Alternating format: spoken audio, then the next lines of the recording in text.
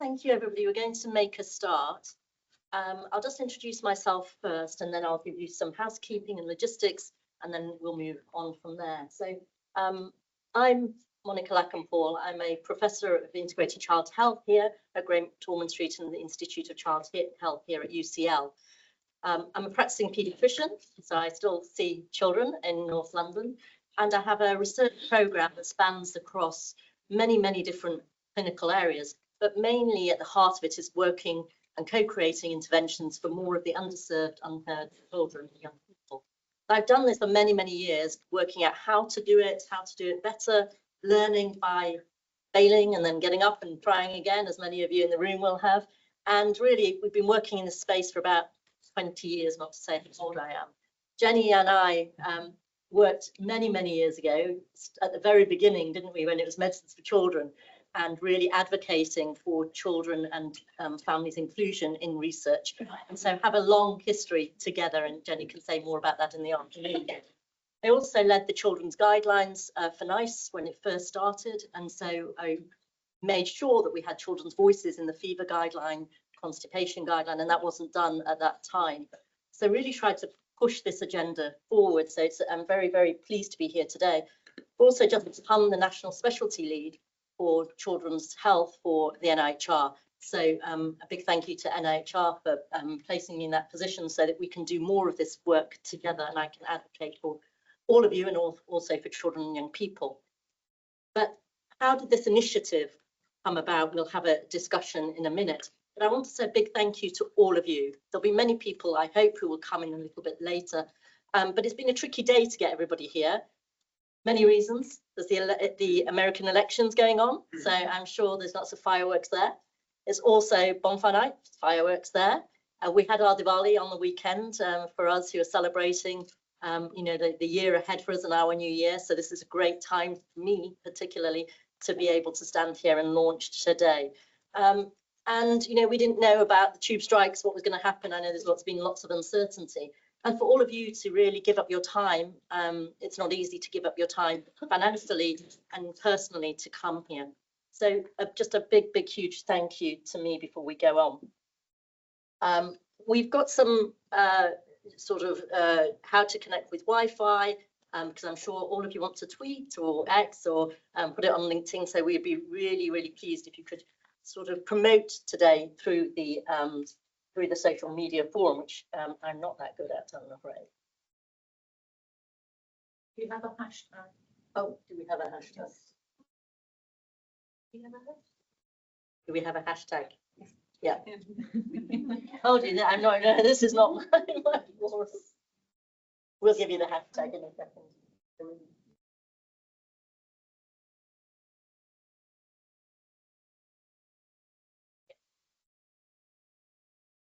Okay. We'll get you the hashtag in a minute. Yeah. So before we go ahead, I have to do all the usual logistics. So let you know where the washrooms are. The washrooms are, come out of here, turn right and right again. There's the washrooms over there. Fire exits. If there is a fire, there should not be a fire today, but if there is a fire, go out of the front door and the meeting area is just out there. So if you could do that. And really, I want to acknowledge our partners. Today, we are hosting this in the ZCR, and we're hosting it for the Great Ormond Street BRC. That's because I have to say thank you to Thomas Boyt and Lynn Chitty for really thinking that it's important to put somebody in a position where we can bring people together as a community of practice, network, share knowledge.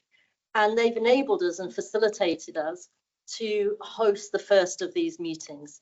But it is the first, it's the inaugural meeting, and I hope that you will all take turns in taking today's agenda to other places. So I want to acknowledge our partners, Sheffield Children's Hospital, Alder Hey, Birmingham, the Health Tech Research Centre as well, Generation R, and also the West Midlands, for giving their support for today's meeting.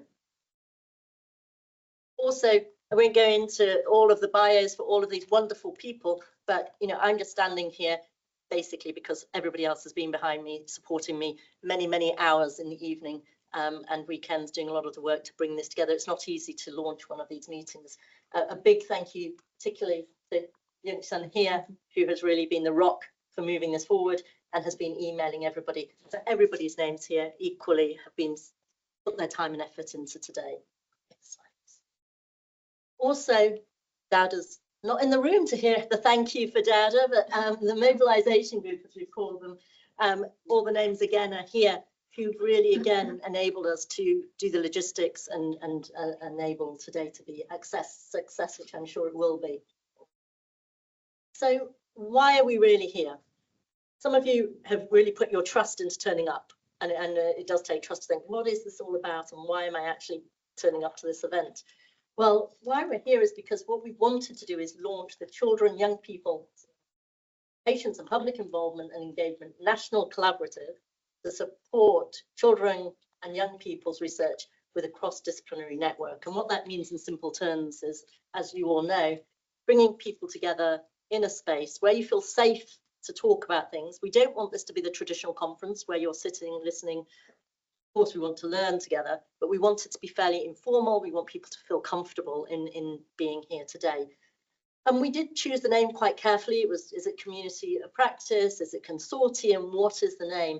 And actually this name has come from all of you. And it was decided that the word collaborative really was how everybody wanted to think of this, and cross-disciplinary, because again, we didn't want this just to be child health. We wanted to not just to be physical health. We want to bring people from all disciplines eventually who are working with children, whether it's social care, whether it's housing. Today there's an inquiry on temporary accommodation and the impact on children as well. So policymakers, so anybody really who are working with children need to hear their voices and their families' voices, bring them together. We also wanted to be mindful that it's not just for researchers, it's also for all of the support staff as well, who will be working with us all to help us promote the research, facilitate the research, and also disseminate it back into policy as well. So please do share the news about this initiative so we can get more people in the room. It's aligned nationally. We know that nationally there is an increasing movement really, which is wonderful, to actually be more inclusive in our research, and inclusive in many, many different ways. And so we want to align this with NIHR's principles, and we know that NIHR are really promoting more and more different ways of not just PPI, the traditional way that we think of PPI, but co-production, engagement as well. So we want to be more innovative. We want to think about different ways and also reflect on why we're doing this. So it shouldn't just be a tick box exercise, but why are we doing it and how to do it in a way that's meaningful as well. So today's event is really about bringing you all, exciting you all. Hopefully, I've already seen upstairs people networking, talking, meeting each other. And my colleague Terence Stevenson, who was always my boss in Nottingham when Medicines for Children started, always said to me, if you can meet one person and that follows on into another conversation after the event has been a success. So please meet somebody that you haven't met, and maybe this will enable us to do better research in the future and more innovative research, and also be advocates. I think in this room, if we can go back to the funders, be advocates as well for our space, that's what we also need to do. A little voice by themselves can't do a lot, but if we all come together, we can actually do a great deal. So what we did was, we at Great Ormond Street and the BRC did not want this to be something that was our agenda. We were very clear that that was not what we wanted. We wanted this to be totally collaborative and co-produced with all of you. And it's something that we want to move across the country. So it's not just London based either, but we all have to start somewhere. So we started at home, but we hope to move elsewhere as well. And what we did was to enable us to do that, we actually, and many of you participated in this, we held a landscaping phase, and we asked 56 plus professionals across 16 NIHR sites about what they would like to get from a collaboration. What were some of the barriers that they were facing, and what were some of the themes that we should think about in these sort of meetings? And also for any resources we wanted to co-develop together and any other initiatives we wanted to do. So today is about creating a platform for sharing experiences, engaging yourselves in insights, building networks across PPIE professionals, and supporting national efforts. And that's why I keep saying national. We want to not just be in our local area, but we want to spread this nationally as well. Learning is always better when we learn from people outside our silos. We then came up with this themes, and this again came from yourselves. What were the themes for today? We know there are many, many things that we want to tackle in the future. Some people have talked about the ethics of research. Some people have talked about financially, how do you get through the systems of paying many of our participants, nitty-gritty things like that. But we wanted today just to be the starting point of giving the underpinning for the event and some theory behind what we're doing, and then we can add on to have future network meetings where we pick up some of the conversations from today and move that further. So overview of the themes that we thought about, which again came from yourselves.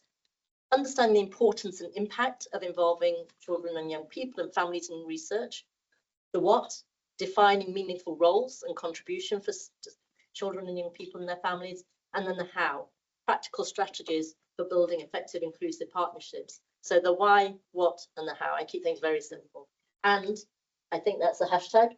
We have got the hashtag up there now. So please do use this hashtag for spreading the news about this event. So I could go on forever, and it's not my day to talk about my research, it's your day, and it's really important that this is your platform. So today, I'm very, very pleased that we've been able to have some amazing, amazing speakers who've kindly joined us. And the first talk is going to be from my wonderful, wonderful friends over here, Ryan.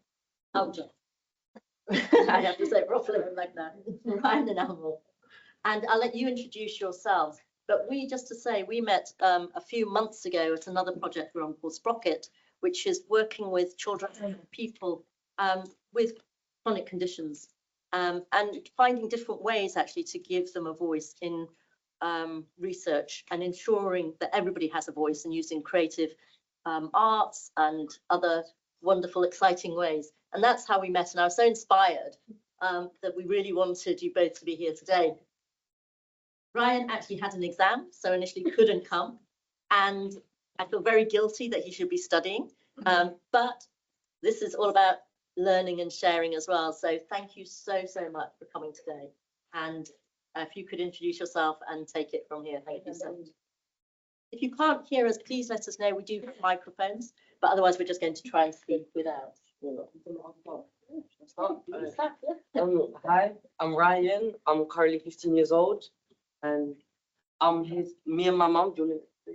I'm Amal. I'm Ryan's mother, and I think I'm a good mother because he's here. And we're here to speak about how empowering young patients through active involvement really impacts a young person. It's really hard to speak when you're speaking about your son, and try not to brag or talk too much. So I have a paper to follow and I will read it. So thank you for the opportunity for inviting us and giving us this space to voice and express the importance of working with research, with the system, to make it more enjoyable or comforting to still go to the doctor appointment and understand the background, what's happening in this system, and by that communicating and responding to all what the doctor offers us, basically. Ryan, what's this? Yeah. I called it Ryan's journey from a boy with eczema to a determined young advocate with agency, vision, and passion for meaningful change and hope. And that's our journey. When Ryan was asked to identify himself at the beginning, when he was very young at primary school, he was constantly referring to himself a boy with eczema. We started our journey with the struggle to understand what's his diagnosis, although it's simple things, but it was complex. So at early age, he was diagnosed with chronic eczema, asthma, and multiple food allergies. But it wasn't this straightforward. We had to struggle, see different doctors, being discharged, and then going back into the diagnosis part, and then having the medication, and then settling in a process kind of thing. That's how I see it. And then from this early childhood, these visible and invisible conditions brought him not only physical discomfort, but also social stigmatization and challenges that tested his resilience. And he was good, actually. He was very strong. Ryan learned to deal with assumptions and misunderstanding around his condition. These experiences led him to see the value of raising awareness and advocating for those with, that's what he says, silent disabilities, like his. He also learned how much a sense of agency could positively shape his life. And that's where he changed and he became the advocate, the one who has voice to talk about things that people he thinks don't see or don't understand or don't get it. So maybe the next. So as I said, the early diagnosis. I wanna stress here that when Ryan was trying to get him diagnosed, I was young mom with the first child, and not from here. I'm originally from Algeria, so the system was completely different. And I struggled so much. Like, I can't tell you how difficult it was to understand how to be referred from doctor to the GP, and then the consultant, and then be discharged, etc. So during that struggle, Ryan was with me all the time and watching. I've never thought that he was observing what was happening. My struggles, my sometimes I would be crying, like I wouldn't find where to go, what to do. And he was not reflecting at that age. He was just following me, and we were going to the doctor, coming back, doing the medication. He was very good when he was when we were given the treatment. He started like doing it by himself. So he was getting involved at early age, and that is 4 or 5 years old. And after that, we started going to the school, and we started. At the beginning, I faced the stigma. I faced those looks because the eczema, the visible part of it, was very, very.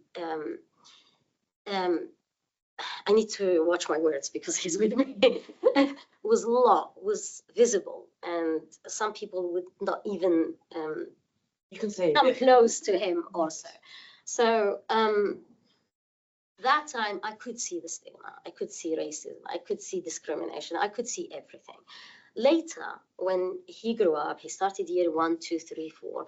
We started dealing with bullying, with the system of education, like the schools, how they don't get it. You know, you're at some situation where you go, do you get it? Is this is how he looks? So can you help? And that is a very painful struggle. He was watching and learning. He was helping still. And at that time, I was like his advocate. I started educating, raising awareness at the school, and asking him to do that. So he started talking at the school assembly, despite being so painful for him to stand and explain to people that actually if you eat something next to me and it comes to me, I will react. I will have anaphylactic shock. And it did happen. It did happen at school. They wouldn't get it. I need to speak to the medical staff at the school. You know, the I don't know their name. Is the officer, isn't it? The health officer. Explain it all over again. Get the protocol. Speak to the. So it was a struggle. Later, Ryan became a patient at Great Ormond Street Hospital, and there we found a space, a platform where he could engage with young people forum. And he started learning how to speak and vocalize his challenges and his frustration and the experience we have been through. All right, so just before I begin with this big changes, I would like to explain how I started at like a young age. I was not referred, but I joined the Young People's Forum at Great Ormond Street, where in the forum, it's a group of children, it's patients and siblings aged between 10 to 21 who help influence decisions within the hospital. So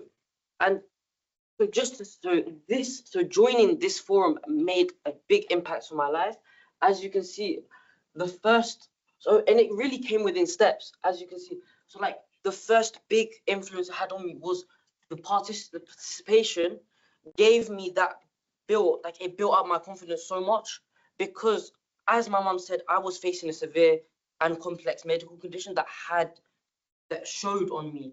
It wasn't like you could see what was happening, and just being able to make that change within the hospital and like feel like being in the know about what's happening really helped me build up my confidence and my knowledge.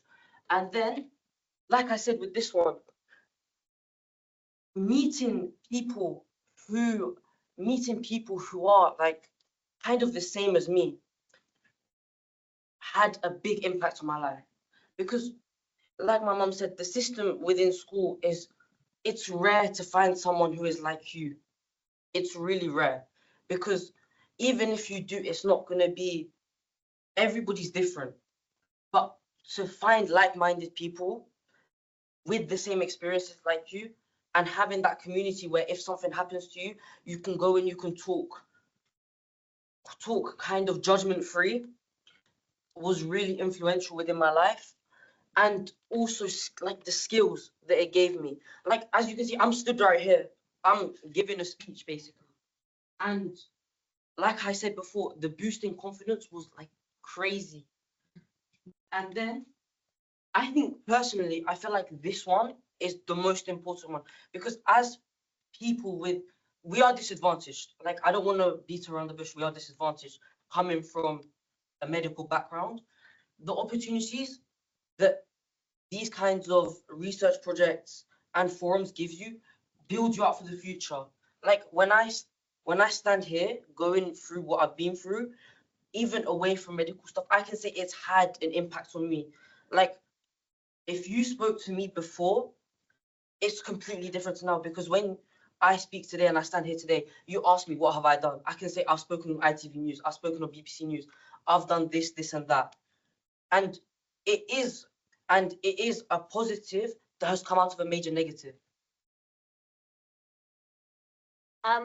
We thought we put this in terms of research involvement in the platforms, and I don't know, you start or who? You can start. What do you want? Do you want to go with the pros? Okay. Because I have start with the pros. You start with the pros. Yeah. Okay. So enhance today's self-esteem. As I said before, Ryan used to identify as eczema boy, and that's it. Now he speaks about it, and he is accepting it in a positive way. He is seeing the benefit that he switched the coin. Like, yes, I have these medical conditions, but I am doing something positive. I am changing, and I have the power to change. And that's because he had the space where he could change. And especially with the YPF is a turning point, because they gave him the access to the research projects. I lost count how many research projects he was involved in. And it gave these research projects gave him hope that he can be in the system and change it to something that he relates to, that works for him, and helps with his needs in general. And now he's talking about systems. Maybe today we're a bit nervous, but in a casual discussion, it's so deep, and I'm so surprised. But then again, I go back to when he was just watching and learning and reflecting later. Yeah, go. I feel like also when you get involved with these kinds of things, you see that your voice has an impact. You see that something has come out of what you said, like, and it brings a deep sense of fulfillment, because in my opinion, I see it, my voice goes to help the person who can't speak up, because I was there at one point, like there, and if I can help change something, then like my job is already done. Like it brings a deep sense of fulfillment. So in the research as well, and these platforms, I see the opportunities coming to him. It's up to him to choose, and he has a choice as well. The cons, I want to talk about the cons. Yes. So the cons is I am very much interested in being a parent, and I have to judge when he can miss school and when he cannot, and have that responsibility. I find that as going to school is important, but these experiences are as important as going to school. What he got out of this is so invaluable. And I was thinking maybe to bring it here to this room is why or is there any cooperation with educational system? Education system, we keep educating them about these situations. And for his mental health, this helped a lot. Like, we had a big hurdle. We had a big problem. Personally, I had a big problem with his mental health. As soon as he started getting involved and feeling that he's heard and feeling that he's doing something, it changed. And he became a different person. He's worth 100 sessions of therapy in one or two involvements. So I think there is a need of some kind of collaboration or push for education system to be involved in this and work together. That's my. Can I add something as well? Can I add something as well? Yes, yes. I feel like also with the education system, it's a tricky one because already within healthcare, you see an already tough like communication with schools and the education system. And I feel like that is the most, in my opinion, that's the biggest like gap in terms of communication. And you see all of these like cons can be overcome. And I think usually they're really easy to overcome, but being able to like have the peace of mind that you're not going to have backlash from what you're doing while also making a change is really, really important. I just want to add something for the education system. Why I'm really upset about it is that sometimes the education staff, they think yes, is great for the school to have a young person doing this, but maybe he's ill. Why is he putting, or are you putting him through this? Maybe he cannot do it. Why are you? And I find that offending. I find it too. I find it is the reason for that is the ignorance, of the benefits that he's getting from this on all aspects, from home, our everyday life. I think we need another session to say how much we benefited from this as a whole family. Yeah, and I will stop here. We chose the good photos. We didn't choose the photos that he was very, very ill there. Yes. Recommendations, that's yours. Okay, so of course I've been through all of these research projects, all of like I know what makes it good. Can you go back, please? Thank you. So I think like young people and our voice really, really needs to be heard because we are the next generation. It's going to be us next, and the opportunity is there. It's such an easy thing to incorporate, and it's so valuable. Yet you don't see it often, and really for researchers, I think it's a win-win. Like, because in my opinion, I believe us young people, we are as valuable as the researchers because our experiences are worth as much as the research being done. And it is, in fact, the research, that is what is happening. And I feel like also, like I said, when you have a young person or young people in your research project, the skills that you give them and the experience that you give them really sets them up for the future. And like I said, we are disadvantaged having come in from that time where we were ill. We went through stuff. So yeah, that's why I think it's really, really important. And also, I see that whenever we have discussion or I ask him after research, I hear thoughts that are courageous, suggestions that are like out of the box. As adults, we are always thinking of, no, what if, but and it does work. You just don't think about it. I don't know, this is a bit personal and I wanted to bring it in here. So as an immigrant mother, as I said before, it was a struggle, and I could see that that it took lots of my time and efforts and strength to carry on with Ryan's challenges. And I think that involving children, Young people. young people, sorry, involving young people in the research or in any initiative like this is the main part of it. Because as I said, he was observing, he was seeing things that later came up and would help.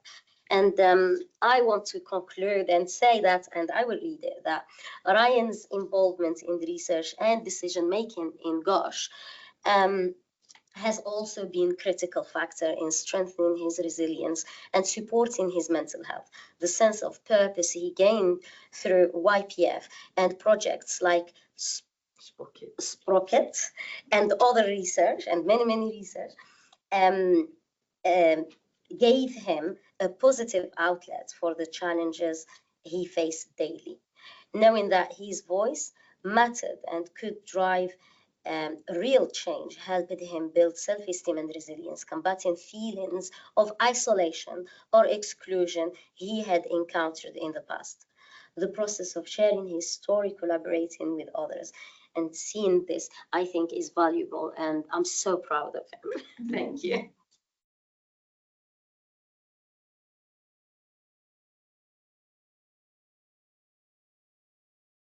Just to let you know, we're going to have a panel at the end of all of the different presentations so that you can ask all your questions. So please do write them down. I'm sure there'll be many more questions. And this is really an introduction by Ryan and his mum to this meeting today, really just to get you thinking from the perspective of the young person, not children, young person, and the family. And you can see how important it has been. You know, Ryan talked about being in the know, building confidence. You're the one who said you're disadvantaged, and how can we make you not feel disadvantaged? That's for us to do. So things we have to own and think about how we can do it better. We talked about breaking some of the silos, how to get different people in this room, and the educational system you mentioned is something really key. So again, you know, I would put it to you all, how do we actually reach out to others to bring them into this space so that they see the importance of what you're doing, and you're also providing for others. You're also an advocate for your peers as well. So and you know, we know that this is really close to your heart, so we will continue fighting for you and with you as well.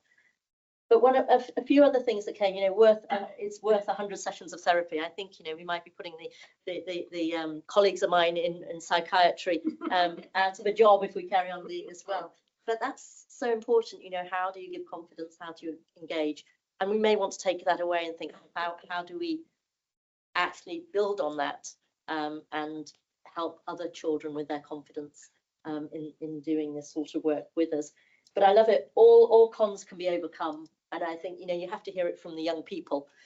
We sit there often in our work and we go into this negative spiral and we say, oh my gosh, everything's so terrible and we can't do this. And actually it does take a young person to go, we're the next generation. We know this can be done. You just have to get on and do it, basically. And something for us to take away, I think. One thing I think we also have to be mindful of is that we can be the gatekeepers for young people, just like Ryan said about others making decisions of when they can be included, when their voice can be heard. We have to be very careful to challenge people, I think, when we or ethics or researchers or whoever it is, school or whatever it is, are the gatekeepers. We have to balance that with responsibility for the young people, but we also have to be mindful that young people have their minds of their own. And you are the next generation, and hopefully I'll be retiring and you'll be able to take over. So that's what today is all about, finding the next generation of people to take it forward. But on that note, I'd just like to transition into really our next speaker. We are very, very, very lucky to have all our speakers here today, but I'm very, very pleased to announce that Professor Laura Lundy has kindly agreed to join us to give the presentation today. Unfortunately, Professor Lundy couldn't be with us in person, and I'm very, very gutted about that, and would have loved to have her in person. But for those who don't know, Professor Lundy is Professor of Law, Children's Rights expert, and co-director of the Centre for Children's Rights, creator of the Lundy model of child participation. And Laura will present the framework to you, which offers essential insights for empowering youth voices in research and ensuring meaningful participation in decision making. So I think, I'm sure you'd agree, this is a great follow-on from the presentation that's just been given. Thank you very much. Yeah, okay, great. Thank you again. Thank you for your patience in waiting. And I'm also really gutted that I can't be with you. It looks like a really interesting day, but I'm in the middle of all sorts of teaching at the minute. Thank you for the opportunity to present to you. I've been asked to talk about the Lundy model, and I'm going to do that really briefly. I think, okay, next slide, please. I thought I was in charge of my slides. I'm not. I think it's going to map really well with what Monica said. I think the three things I'm going to cover are, what is it? What is participation from my perspective? Why participation? What is it? What should it look like? And then how do we make it happen? That's actually really the core of my short talk. Oh, next slide. I keep hitting the button. So my take, of course, is I'm a professor of child rights. My take is the Convention on the Rights of the Child. It's what informs my approach to child and youth participation. I know that you will all be familiar with the Convention. Of course, the UK has ratified it. You mightn't be as familiar with the actual text because it tends to get summarised, which I'll come to. I always present it in two bits. The first bit is about the child's right to express their view, and the second bit is the obligation to give the views due weight. Next slide, please. And I want to start with this, and it was really interesting listening to Ryan. He's such an incredible advocate, just back one slide, please, not just for other children and young people with eczema, but for child participation itself. We know there are so many benefits from child and youth participation. There's a growing body of evidence. I don't personally think it's as strong as it needs to be, and that there are claims made that I don't think we can yet sustain. But there's no question that it gives children, for example, the outcomes for them, self-esteem and self-confidence, as Ryan spoke about in his mum. And there are other benefits and other ways of thinking about it. And I suppose my take is slightly different. While I understand we need to show the benefits, and I'm in a project at the minute with the government of Malta where we're developing tools to capture those very benefits. From a children's human rights perspective, you actually don't have to show any. There don't have to be any other outcomes because it is a human right. It is a human right, so it needs to be done. And I think, again, I was really interested listening to Ryan, because you'd see when he got to that, when he was speaking, his ability to act for to claim his own right to access to healthcare and then to claim it for other children and young people was really inspirational. It is a human right in itself. So again, my frame is human rights. I know that there are other rationales and theories for undertaking citizen participation in any form, including PPI. It can be about democratic participation. It can be about better services. It can be a bit about better outcomes, as I mentioned. But I'm really going to emphasize that, well, they're all really good things and we need evidence of them. See it as a human right, which brings us to the next slide and next question for me. And that is why is this a human right? Because we adults don't have it. We have a right to, obviously, freedom of expression and say what we think, but we don't have the second part of that right. No one is under an obligation to give our views due weight in a human rights treaty. And that gets us to the underpinning principles of a child rights approach. Next slide, please. All human rights are founded in these three concepts: dignity, equality, and autonomy. Dignity, equality, and autonomy. And the reality for children is they're meant to enjoy these things just as we do, that all human rights are based in. But the reality for them is that there is a dependency on adults and other decision makers often to make decisions that affect them, including in their healthcare. That can be big decisions about funding, big decisions about research programs, small decisions about the actual care not small decisions, but decisions that are made at the individual level that affect them. And it's this dependency and this lack of agency sometimes that actually creates the human right. And what it says is that if you are an adult decision maker and you are making a decision that affects a child or children in healthcare and elsewhere, to afford these children dignity, equality, and as much agency as possible, we are under an obligation to seek their views and take them seriously, give them due weight. So that's why we have a right, and that's what underpins everything I'm going to speak to you about. Next slide, please.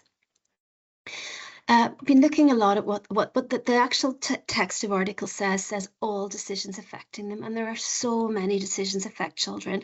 I'm in a project at the minute with UNICEF in Achente, and we're looking at the concept of evolving capacities. That's the obligation to give children more autonomy over their decision making as they mature or get older. And we've created a decision wheel. We're working with our young people's advisory group on this, and the idea will be in these spheres of life, including health, children will be able to sit down and write, these are the decisions that are affecting them. These are the ones that they take themselves. These are decisions affecting them, only them. These affecting other children are decisions that are taken in laws and policies. And what we're finding is they're just so diverse. For every child, the kinds of decisions that are affecting them will be different. Next slide, please. Emphasising here, and it's so important to the work that you do, is that it is not just a right of individual children. Whenever a decision has been made about an individual child's treatment plan, for example, they're entitled to be heard. But it's also a right of groups of children. We call it collective participation. And that means that when we are creating laws, policies, frameworks that affect children's health, access to healthcare and healthcare itself, we also have to include them as a group. And that's really important. And in recent years, I've learned a lot more about the relationship between these.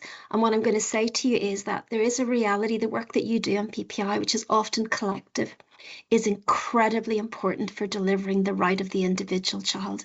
You cannot hear an individual child in healthcare decision making well unless you have engaged in your service, in your research, in whatever it is, with children as a group. The children as a group are directing and informing us about the ways to do it better, whether it affects them generally or it affects them as an individual. Next slide, please. And this, of course, it's well recognised now, I think, in child rights world, that it's a right in itself and a means of realising all other human rights. I have described it as a barometer in contexts where we are genuinely listening to and engaging with children and young people. We're much more likely to be respecting their other rights. And in your case, of course, that's primarily their right to access to healthcare, but it's also right to be safe, their right to privacy, and all those other things that are contained in the Convention on the Rights of the Child. So see it not just as important in itself, but as a way of delivering the child and young person's other human rights. Next slide, please.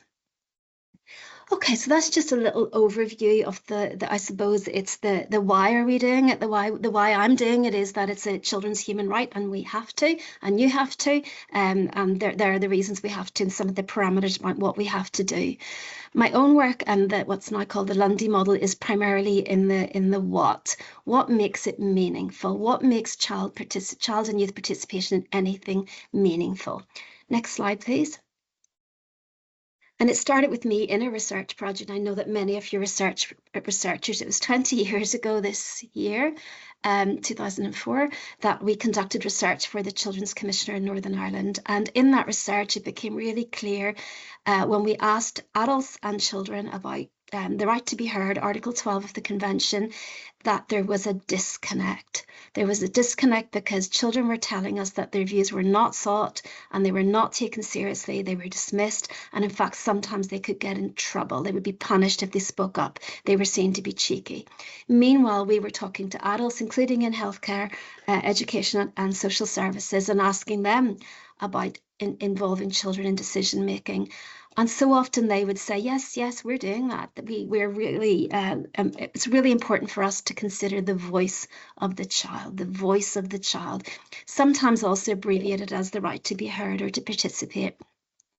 And at that time, after that study, I suppose it just really became clear to me that these types of abbreviations, voice of the child, were potentially undermining the implementation of this most crucial human right, the right of children to be heard. And I started thinking about, well, how can we explain this right without resorting to these abbreviations? Next slide, please.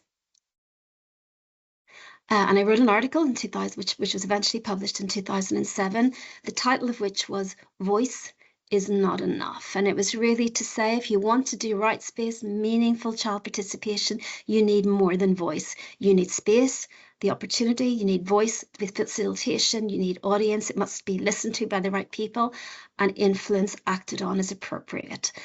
This is what has now become known as the Lundy model. I have to say it every time, but I didn't call it the Lundy model. I didn't want it to be called the Lundy model. It was the Irish government who called it that, and that's what has caught on.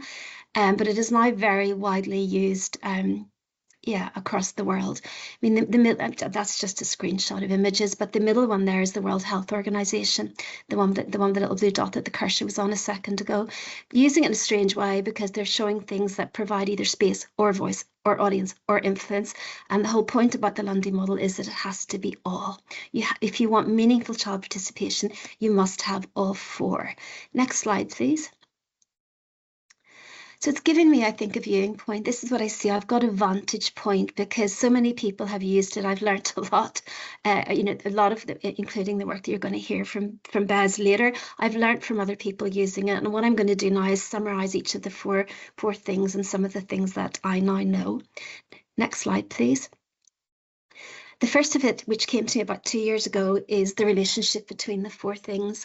There was always a degree of overlap, and I knew it. I said it in the original article, and I didn't quite understand why there was overlap. And 2 years ago or so, I had a light bulb moment where I realized that actually the Lundy model is in two parts. I've said that already. The right to express views is space and voice. The right to have views given due weight is audience and influence. But what became clear 2 or so years ago is that what I now suggest is that creating the right space is what delivers voice, which is the first part, and creating the right audience in the right way is what delivers influence. So our objectives are voice and influence, and space and audience are our road to get there. Next slide, please. So creating space, actively created. I mean, obviously, if children tell you what you think, you've got to listen, but there's also an onus on us who work with and for children to create the spaces, to create the opportunities where we actively seek their views and we bring them into spaces that they want to be and they feel comfortable. So that's why it's so important that this is a safe space. Initially, my take was it has to be a space where they are not worried or concerned or indeed frightened about speaking their mind for fear that they'll be punished or lose out, I imagine even. I mean, I've been in the kind of healthcare context with my own children, and there is that fear of if you complain too much, will someone somehow react to your child in a negative way, particularly when you're not there. So there is a different kind of safety goes on in your space, and I'd be interested to hear more about that. But ultimately, it is about a space of trust, that the child trusts the person that they're talking to, that they trust them in ways that they feel confident they can say what they think, they won't be punished, and that the person will also, listen to them carefully and do something. It has to be an inclusive space, which is still one of the most challenging aspects of child and youth participation. It is a right of all children. And I know that the children we struggle to hear most tend to be children with disabilities, who of course may or may not have health needs, and also very young children. These are the two areas that we still struggle with. And we also struggle in particular with disability with children who have intellectual or learning impairments. Next slide, please. This is just an example that I think is just really interesting to me. It shows the importance of collective participation for individual child participation. It comes from the Barnahus movement in Iceland, and Barnahus is this it's really a massive, kind of program of work across Europe now, where children who are victims or witnesses of crime and have to give evidence in court, go to a house, just a normal house. And in this one house, they get all their services. So they get their medical examination as well as their mental health support, child protection, social services, and they give their testimony once, just once, and they're not cross-examined. You can look it up. But Barnhouse is a lovely example of the Lundy model for individual children. But a number of years back, it became clear that they hadn't worked with children as a group. And I was part of a program that was looking at across Europe the use of the Lundy model in Barnhouse network. And there's a really nice example from Estonia, whenever they started working with children as a group to design and run their Barnhouse to children who had experience of the system. The children, after a day where the advisory group found that the plumbing was broken, it was really smelly in the Barnhouse, and they started talking about smell. And that conversation about smell just changed their practice, because children said, they said, this place smells, and they said, well, how do you want it to smell? And they said, well, we'll tell you how we don't want it to smell. One of the things they didn't want it to smell like was school, but the other was they didn't want us to smell like the doctors or hospital. They didn't want us to smell like disinfectant. That was scary. They wanted it to smell like home, like cookies and nice kind of warm smells. But then they said to the staff, we don't want you to smell. And the staff said, we don't smell. And they said, you do. You smell of really strong perfume. And we don't like that. And that changed everything for them, because what they did then was realize, of course they did, they wore this, they got up, they had a shot of perfume or aftershave. And of course, children have this really sensitive smell, much better than ours that gets dulled. And from then on, the Barnhouse changed their practices. So they now they only wear neutral body products. A really nice example of what children see that adults don't. Next slide, please. Again, I think I talked about young children. This is a lovely example from Scotland. Scotland has incorporated the Convention on the Rights of the Child in law, and there's been massive surge in activity, particularly in child participation. And this comes from their work on infant mental health. And they have created what they call an infant pledge and their infant mental health strategy. It's based on the Lundy model. You can see they have all these questions that they get. They have good practice questions around working with young children. The infant pledge is beautiful. It's a really lovely thing, which is about centering the child, centering the baby, recognizing them as a child of worth, and how all interactions with staff with them. Really, really nice, and I encourage you to look at it. Next slide, please.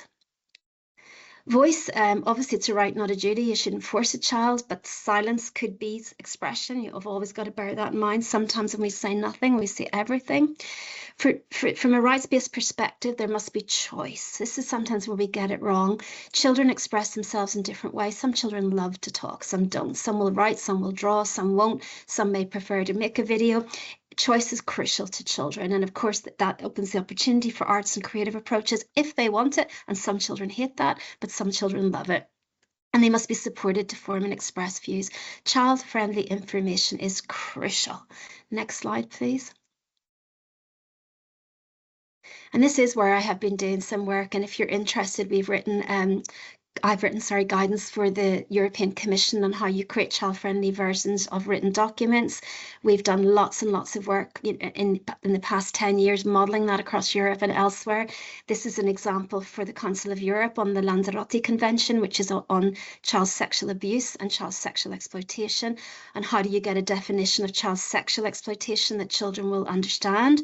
This is one that we co-wrote with children who were 9 to 12 at the time, but it's not even the text of that. What's really important to me there is they said, we won't read it if it frightens us, and we won't read it if it embarrasses us. So you had to find a way of describing it that would not be embarrassing and would not be scary. So they didn't want a whole thing about body parts and touching. They wanted to just have a definition was, how does it make you feel? And then you tell someone you trust. For me, you want to write child-friendly information. I know there's incredible examples there. I know Jenny Preston's there. There's incredible examples, across the health sphere now that are really good for us all. But child-friendly should involve child authorship. You need to know how children read it and receive it, because they do not always speak the same language as us, and we need to know how they understand things. Next slide, please. So audience use, it is about active listening. Of course, it's about taking it seriously. And we have lots of data about what children think is and isn't active listening. And we're, adults are pretty bad at it, let's face it. And often we convey that in our context with children. We're always writing notes or doing things as opposed to actually showing them that we're listening. But for me, the most important thing now is that it gets to the right people, and that is the person who has the power to bring about change. Who is the duty bearer from in a rights-based formulation? Who is the obligation to deliver the right? And it might not be the person the child's speaking to, and then it's really important that their views get to the right people, and that sometimes requires formal channels of communication and sometimes does not. But getting it to the people who can make a difference is the most important dimension here. And actually, someone spoke to me, I read something yesterday about my model, and you used to always argue there's a rational chronological order. That's what I said in the original piece: space and voice, then audience and influence. That is still true, except that I found in my own work and the work that I've observed with others, that sometimes it's really important to get the audience in front at the start. So you have that commitment from the people, the duty bearers, before you go to children, so that you're making sure that there's more likely to be influence. Next slide, please. Just cute little example, the project I mentioned in Malta, they have developed an app. And in this app, any child in Malta has, well, it's going to be launched on their school computers very soon. We're launching November 20th, but they can email into the Department of Children, the Ministry of Children. They can leave an audio recording, upload a video, draw a picture, thoughts, so all of those options that I mentioned about in terms of voice, and they submit their ideas. And then basically it comes into a person whose job it is to make sure the child's views gets to the right department, the right ministry, and crucially, they get a response. There's also emotional support there. And it's really clear when the children go in, if their concern is a child protection concern, there is a different link for them to take their concern to make sure that that is handled in the appropriate way as quickly as possible. Next slide, please. Influence is ultimately what we want. It's really important to be realistic. And again, I know, from a personal experience in a healthcare context with children who are seriously ill, it's really important to be honest and realistic as well. And that can be a really challenging thing, but it's really important to give children, honest information about what is likely to happen and what can't happen, that they can't leave tomorrow, they can't go home, whatever that is. Transparency and feedback are really important as an element of human rights accountability, because that's the critical juncture. That's where you tell children what happened and why. And for me, that is absolutely important. And I've done a lot more work on the idea of what does feedback look like in this critical juncture. Next slide, please. And come up with the Irish government and others this notion of the 4F framework, that whenever we've taken children's views individually or as a group, that when we don't just walk away, we don't do a smash and grab. That's not the nature of child rights participation. That we get back to children as quickly as we can, that we tell them in detail full what has happened, that we explain to them in child-friendly language, so they understand what we're doing, and then follow it up, that we do what we say we're going to do. And in terms of full, next slide, please. These are the kinds of questions that I encourage anyone who takes children's views to respond with, not just thank you so much for your views. Your views are really important to us. They're going to help us shape a better service, research project, whatever. More than that, like a sign of respect is to engage with the substance of what they said. So what did you agree with? Crucially, what surprised you? They will always surprise you. And when they surprise you, that is a learning moment for adults.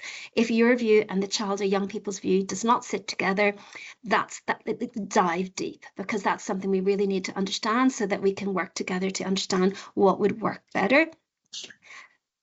Absolutely critical if you disagree, that you tell children why. Why did you disagree? What can't you do and why can't you do it? Again, if you think back to dignity, equality and respect for their own human worth, their ability to shape their lives, that when you can't do that, you're making a decision that they don't want. It's incredibly important that through that process that you explain and are accountable to them. And of course, what's happening and what you've decided. Next slide, please. I'm not going to do this, it's just a recent example, but I can send you a link to that. I think it's a lovely example. I was very involved in it. The Department of Education in Ireland have reviewed their whole work on student participation. They have a student participation unit.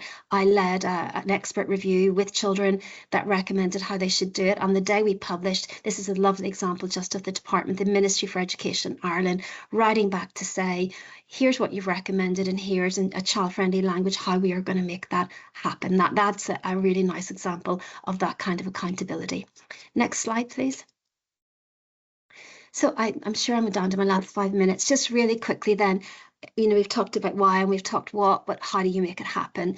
I'm a lawyer, put it in law. It's the first thing is get it into law. You can see it. You can see it happening in Scotland with incorporation. It's everywhere. All of these lovely examples from Scotland are no accident. So we want to get it in law, but we don't currently have it in law strong enough, either in England or in Northern Ireland. It's better in Wales. Next slide, please, though. Policy, there's the best example in the world is Ireland. They have a national strategy in child and youth participation. They have a hub na Nog, which is the National Centre of Excellence in Child and Youth Participation.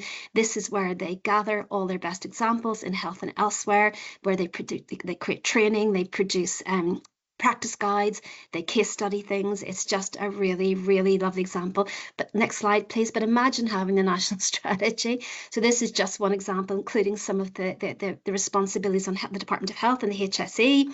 And they're only a sample. So these are the things in the next 4 years, and these are the time scales, and they're actively reviewed. And there'll be a midterm review saying where are they at and what have they done. So, like, for example, the Department of Health with the Mental Health Commission will be developing guidelines on young people with mental illnesses and having a meaningful voice in mental health interventions. That's an action. This is what a national strategy that's properly implemented should look like. Next slide, please. A couple of years ago, they realised that even though we did a really great national strategy, there still wasn't a kind of proper understanding of what child and youth participation was, even though it was based on the Lundy model. So I worked with them to produce a national framework where we call it participation with purpose. That children are not just taking part, they're taking part to influence their own lives and the lives of others, as Ryan spoke so eloquently about. Next slide, please.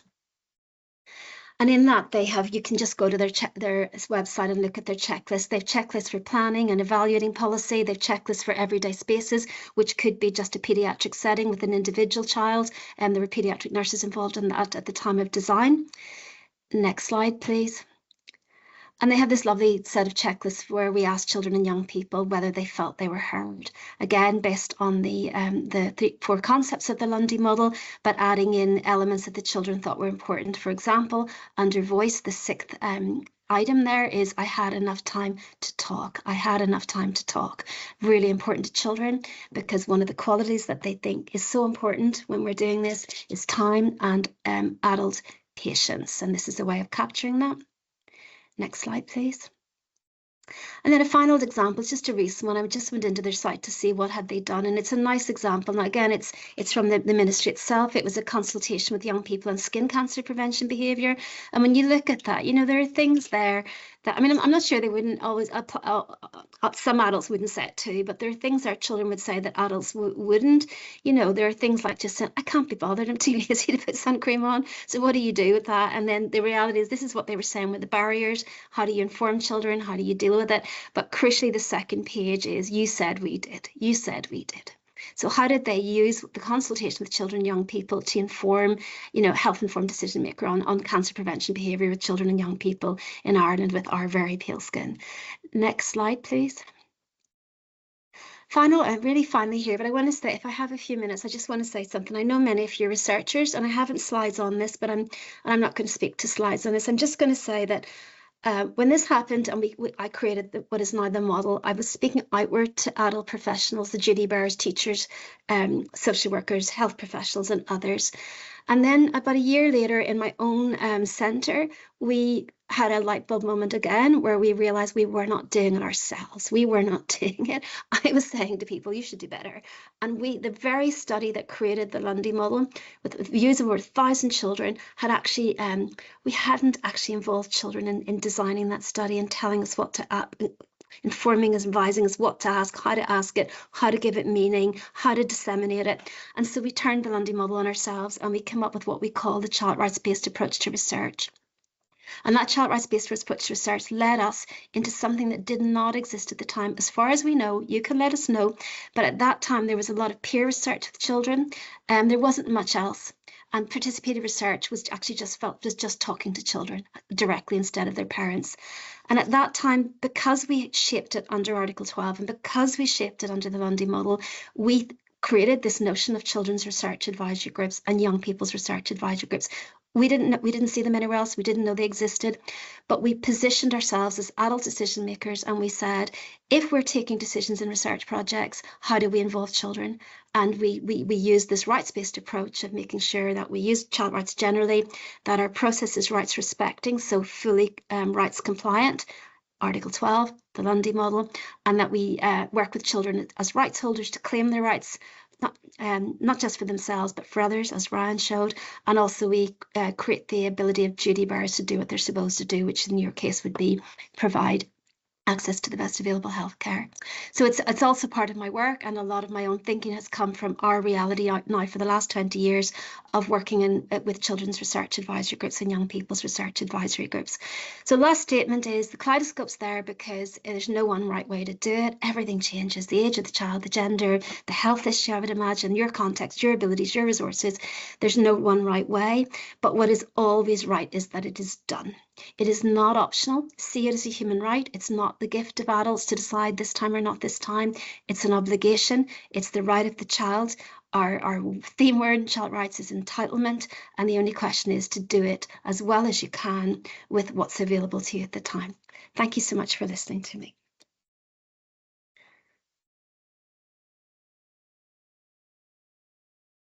Thank you so much, Professor Lundy, and hopefully you can stay with us for the panel discussions later on.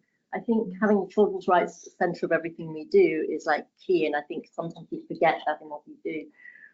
Mum had just, Ryan's mum had said to me earlier, are the funders in the room?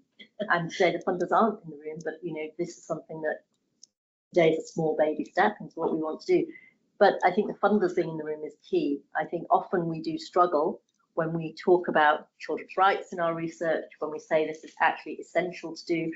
It takes resources, finding a safe space, giving time, having people who understand. We've sometimes worked with young researchers to talk to young people rather than us, where there is a power difference or an age difference. It costs money, and yet we're scrutinised. They want us to do it, but we're scrutinised with how much money they'll give us, and it's not cheap. I think something we can take away as an action point is how do we actually get the funders in the room to hear what we've been talking about today?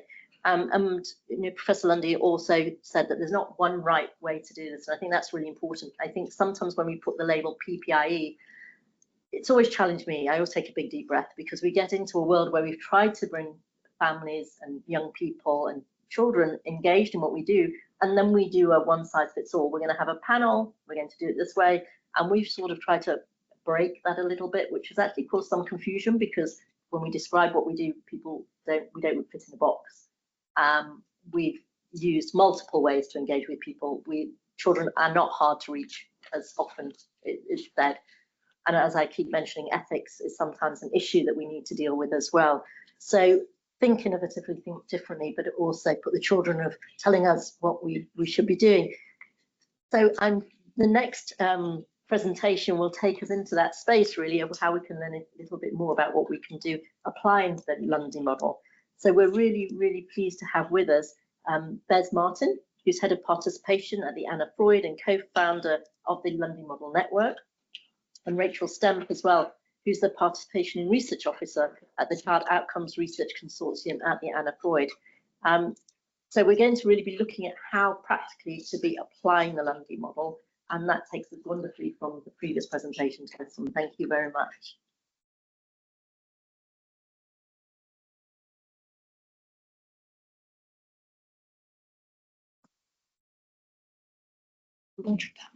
Okay. This way to move. Yeah, brilliant. Morning, everybody. Thank you for the introduction. I'm Bez Martin, head of participation at Anna Freud, as I was introduced. Rachel, quickly say again who she is. Hello, I'm Rachel. I'm a participation and research officer, so I take more of a research role in our participation at Anna Freud. And it's a real privilege to follow Professor Lundy, but also really daunting. So hopefully what we talk about in terms of our practice is diligent to the model. So fingers crossed. We're here today to talk about Anna Freud's adoption of the Lundy model in its organisational participation strategy and the launch of that this year, and some of our learning in terms of some project-based practice where we've truly overlaid Lundy in some of our projects that myself and Rachel will talk about. Anna Freud, as we said in our introductions at the back, is a mental health charity for children, young people and families. We have an office in London and one in Manchester, and we have national reach. So, and the work of the centre is as varied. We do clinical work, and a small bit of clinical work, a lot of research, we do a lot of teaching and training, and we also are commissioned to do a lot of project-based work, particularly participation ones, but also the rollout of family hubs. So it's really varied in terms of the reach of Anna Freud. Fingers crossed this, there we go. So we will talk today about how we at Anna Freud use the Lundy model, a project that Rachel's working on called CALO, project that I'm supporting in my team called Decipher, and how we build our participation approach. And so we'll take you through each of those throughout this presentation. So just really quickly, and it's great that Professor Lundy set the tone for us, so I don't have to go through all the 4 domains and the 4F framework for you. And this is a jumpy PowerPoint, right? It's picking up on my adrenaline, I think that's what it is, the pumping here. But this is taken from our participation strategy document, and you'll see here we've implemented it as a roadmap where we just clearly outline, for Anna Freud's perspective, we are adopting both the Lundy model and adding the 4F framework that Professor Lundy talked about as an additional 5th domain, for want of a better way of putting it. But across every part of what Anna Freud does, we will overlay principles of rights-based participation, which means diligence to the Lundy model, which is the application and the development of space, so opportunities for those that we work with to shape decisions, voice, the facilitation of thoughts, feelings and wishes of those that we work with, audience, that what those that we work with say is heard by the most appropriate audience at the most appropriate time, and as Professor Lundy said, by a person with power to make decisions, and influence. What they hear has to be acted upon. And then the 4F framework, we have a consistent model about how we feed back to those that we work with. Fast, full, friendly, and followed up. And that's our new model. That's our part of our new strategy that we launched in February of this year. Now for us, my role as the strategic lead at Anna Freud is to find a way to make that happen.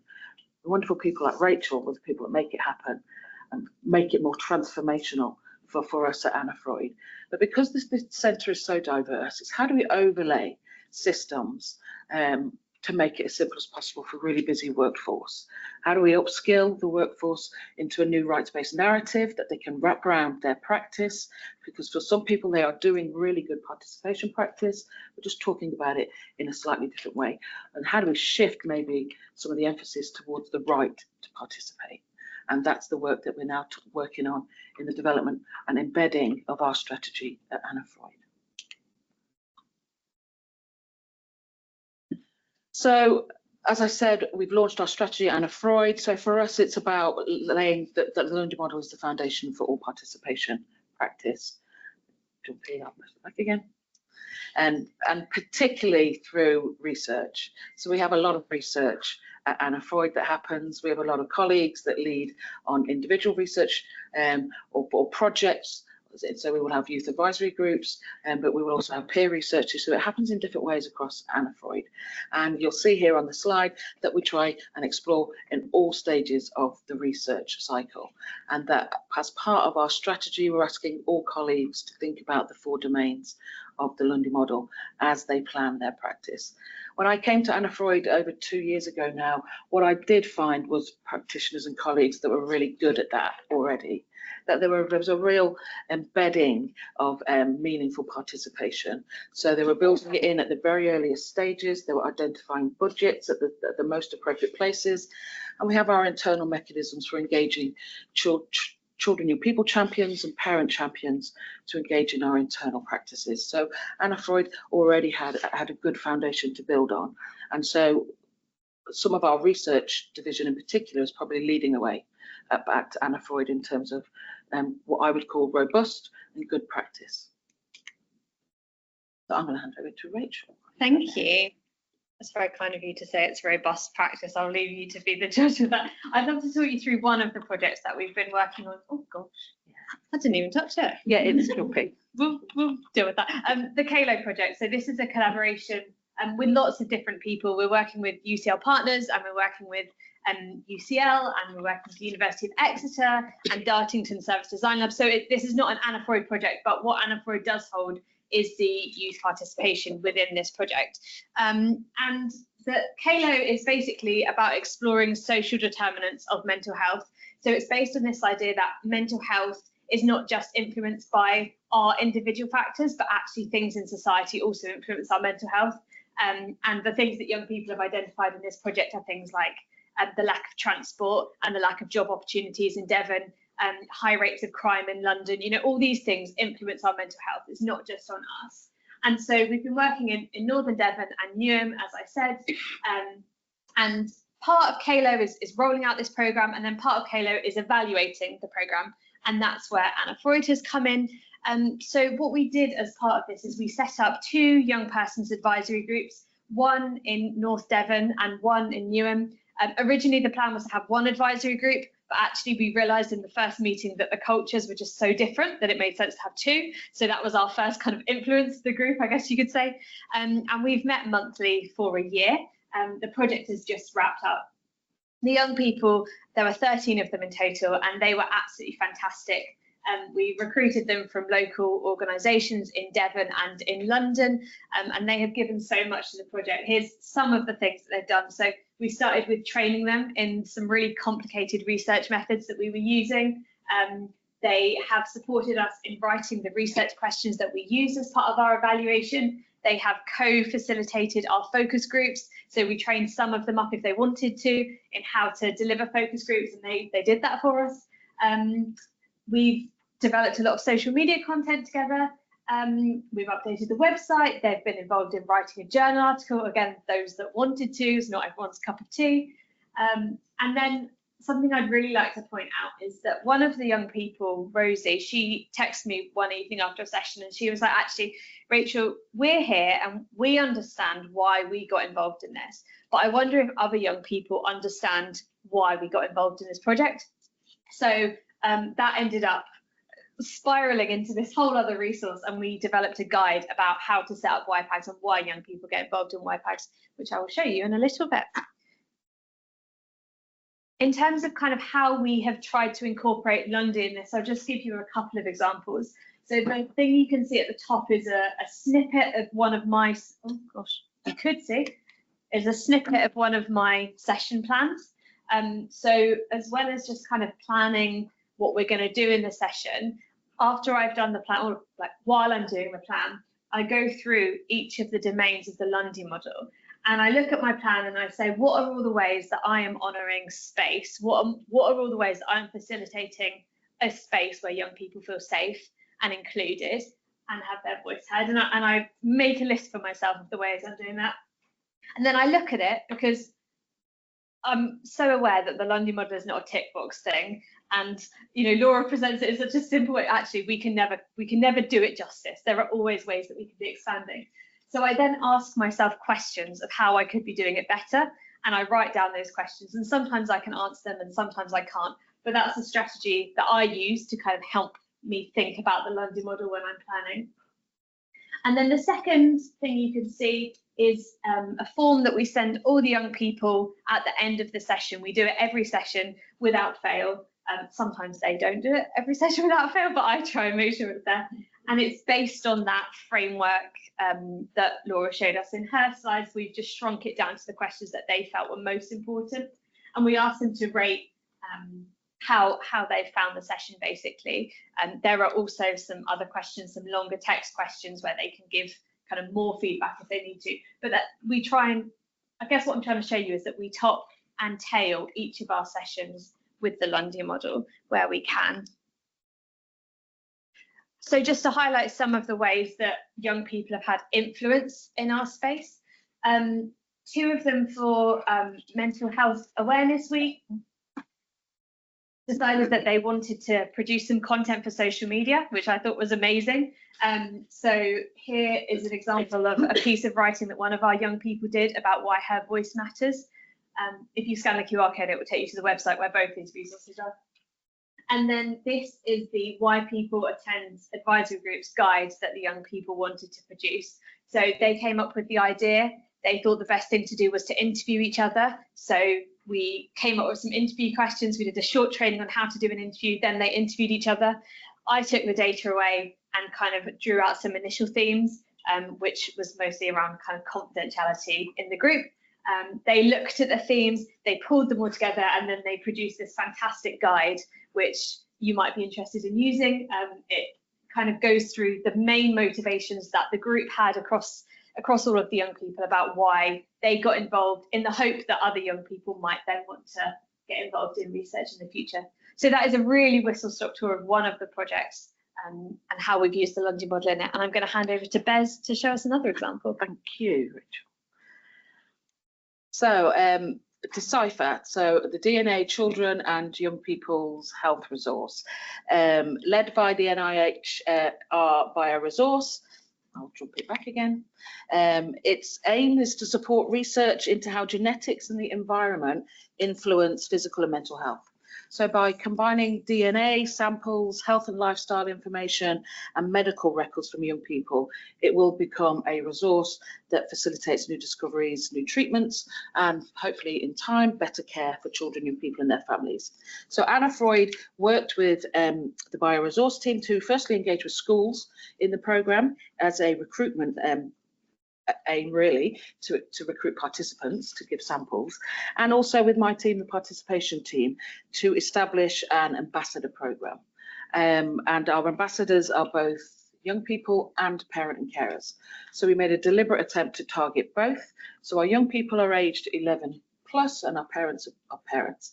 We are moving towards in the new year creating a primary school group as well of ambassadors. And the role of them is to help work alongside Decipher and bioresource decision makers to help shape the programme, rather than as a tool for recruitment for participants. You can see here some of the activities that they've been doing since we recruited and launched the programme last year. So one of the first big parts for the Decipher Young and Parent Ambassadors was to support the national launch of the programme. So worked with internal comms and marketing, with the project team and senior decision makers on the comms and marketing approach, the branding for the programme, and when it launched, including social media posts and social media blogs. They moved on to a film, which is a recruitment tool. So our ambassadors, you can see some of them there, doing a recruitment film that they've also done. You know, I'm not a researcher, so I feel that I should say that out loud in this room, but I'm not a researcher, I'm a youth worker by trade. So what you also see in there is some of the things that we talk about in terms of how we build relationships. So when I talk about space and the Lundy model, it's not just the opportunities we afford to shape decisions, it's what I do in that space. So the Science Museum visit and the pizza is equally as important for us, about building relations with those that we're working with, about adding a little bit of fun. Also, it's an incentive, so it's part of that reward package that we do in terms of good, meaningful participation. So we did a whole, and they're national, so they're from all over the UK. So we brought them down to London and we had a nice Christmas get together. They've also joined the Decipher webinars and supported the Decipher team in terms of promoting to schools and other outreach venues in terms of recruitment. Earlier on this year, we held a rights respecting workshop with 60 young people at a school in Bognor Regis, and our young ambassadors supported us with that. What we also did as part of the participation team is we recruited a participation programme assistant, one who is a younger person and one who is a parent and carer, both of them with lived experience of mental health services and who work within the Anna Freud organisation. So we have a number of lived experience paid posts. So our lived experience consultants were paid to support my team to create, support and deliver the ambassadors programme. One of the key parts to embedding the ambassador programme, however, behind the scenes and internally, would have been the meeting in May. So it's almost a year since we've been working with them, was when we got a chance to really sit down with bio-resource leadership and decipher internal leads. We did a little bit of training on Lundy, and so we started to talk about the real principles of why we're here and what it means for young people to have a right to have a say on services that affect their lives. So we started to agree the principles of practice. And then they met and they started to explore and navigate and negotiate their role as ambassadors with decision makers. And throughout the summer, they've also been able to do some promotion and outreach, both in promotion of the ambassador programme, but equally in promoting the Decipher programme. So just quickly to talk through Lundy in terms of the Decipher programme. Ambassadors, I've got lots written down here, but we've worked with the ambassadors to as I've said, to co-create marketing materials, ensuring that their resources reflect their views, that the tone of the campaign is right, that it hits the right feel, that it's appropriate, that it's inclusive. So we do what we call youth proofing, a lot of materials for Decipher, and they've co-created media assets and also been part of the product, so they've been filmed for assets. You'll see there in voice, they were supported to express themselves through ongoing training and social events. One of the first activities we did with them was equally Rachel did with Kayla, was that we did a lunch training with our ambassadors. So we talked through what are the principles of participation, why they're there, and what is their right to participate. And so we upskilled them in understanding the philosophy, but also understanding why we're inviting them to shape decisions about Decipher. Audience, as you saw in the slide before, they met with the right audience, not necessarily at the right time, but at the time that we could negotiate and get in terms of an evolving programme, they met with the Decipher leadership eventually, and they were able to discuss and negotiate where would they sit and how would they shape decisions, where were the negotiables and the non-negotiables in terms of the broader Decipher programme. And influence, so ambassadors present their work, and we hold, like Kalo, monthly meetings where Decipher leads come and feedback changes that have been made as a result of ambassadors' input. To Rachel. Thank you. I guess just as we're coming to land, something that we really wanted to highlight, both the Kalo and the Decipher project are long-term projects. But it's not always possible to work on a long-term project. And actually, as Professor Lundy said, it's a right that children have to participate. So it's not a question of, oh, well, we can facilitate you in this and not in this. It's about thinking with what we have, what can we do? So we also try and involve young people and parents and carers in shorter term projects. If that's all we can facilitate, if that's the best we can do, then that is what we will do. To put it really bluntly, you know, what is the best we can do with what we have? So just two really quick examples. There was a young person that we'd been working with for a while, and she came to us and said, oh, I'm kind of interested in media. And I was like, great. I'm really sick of making information posters. I don't know if any of you do a lot of that, but it drives me nuts. Let's make a video together. So we did a really short project. It was basically like a month or 2 months. And we, instead of having the information sheet, we used this animation software, and we co-designed this animation. If you don't know Animaker, it's incredible. And you can also get a free version. So I'd really recommend looking at it. But we like audio recorded the voiceovers for the animation, and it was a really fun way for us to be able to say, look, you have this skill that you want to learn, media, we have this thing we want to address, which is that no one looks at our posters anymore, so let's work together and see actually how we can make some influence of this. And then this is just a picture of, we were developing a bid for a new project, so we couldn't promise to the young people that they could be involved in long term because we didn't know if we were going to get the funding or not. But we did say to them, look, we've got this idea. In this case, it was this app that was being developed, and we want the app to look appropriate for you. And the app is all about monitoring young people's mental health. What should the app include? So we had a one-off session where we co-designed the app together. The follow-up from that is that the bid is currently in the process. So I've been emailing them to say thank you. I sent them a copy of the bid so that they could see what it looked like. I've been keeping them up to date as timelines shift. And then there will also be that feedback when we hopefully get the bid or when we don't, and we'll explain that. It's all about that transparency. Just a couple of reflections. I am really bad at remembering to do things, so I find the feedback is the thing that I often forget about. So what I do is I put it in my diary. 2 weeks after a session, I have a reminder in my diary that says email the young people or WhatsApp the young people, depending on what they prefer. And then 3 months later, I have another reminder in my diary being like, make sure that you've done the follow-up on your follow-up. I find that really helpful. I've also found it really helpful to learn to ask other young people for help, even if they're not involved in that project. So it might be that you're working on one project and you haven't set up a YPAG yet. Just ask the other young people you work with. You know, you've got this whole network available to you.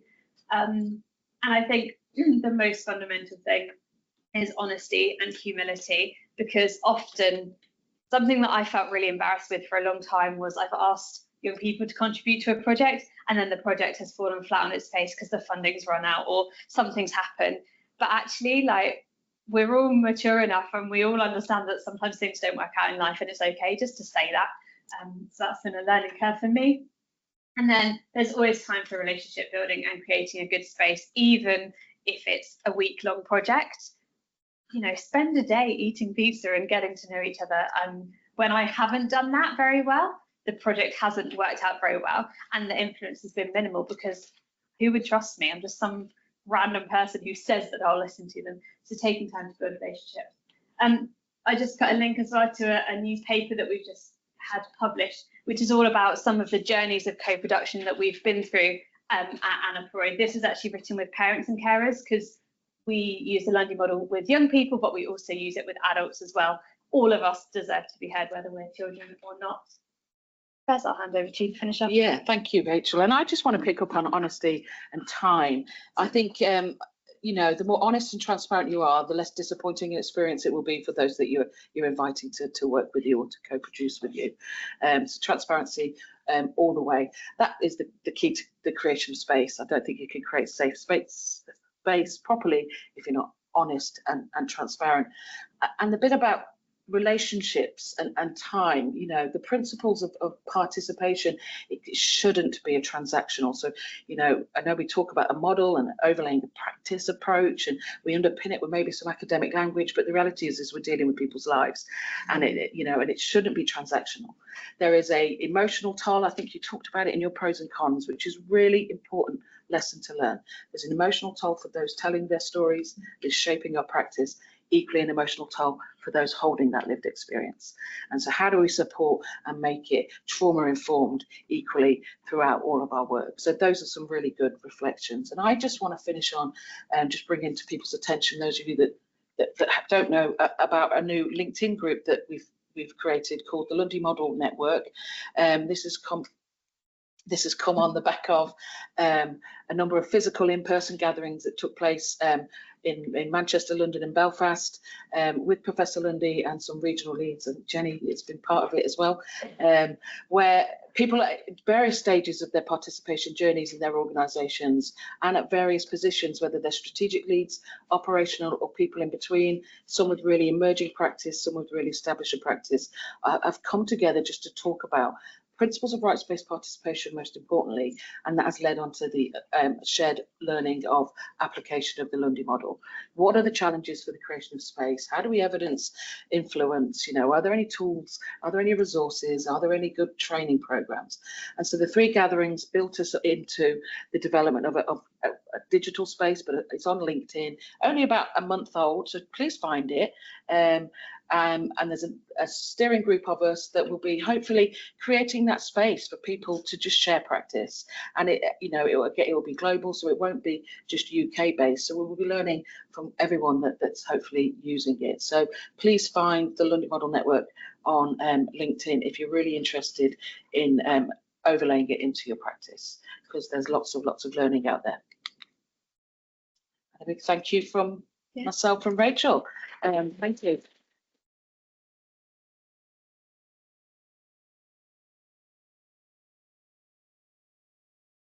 Little bit late, but we gave ourselves extra time for lunch because I know what it's like.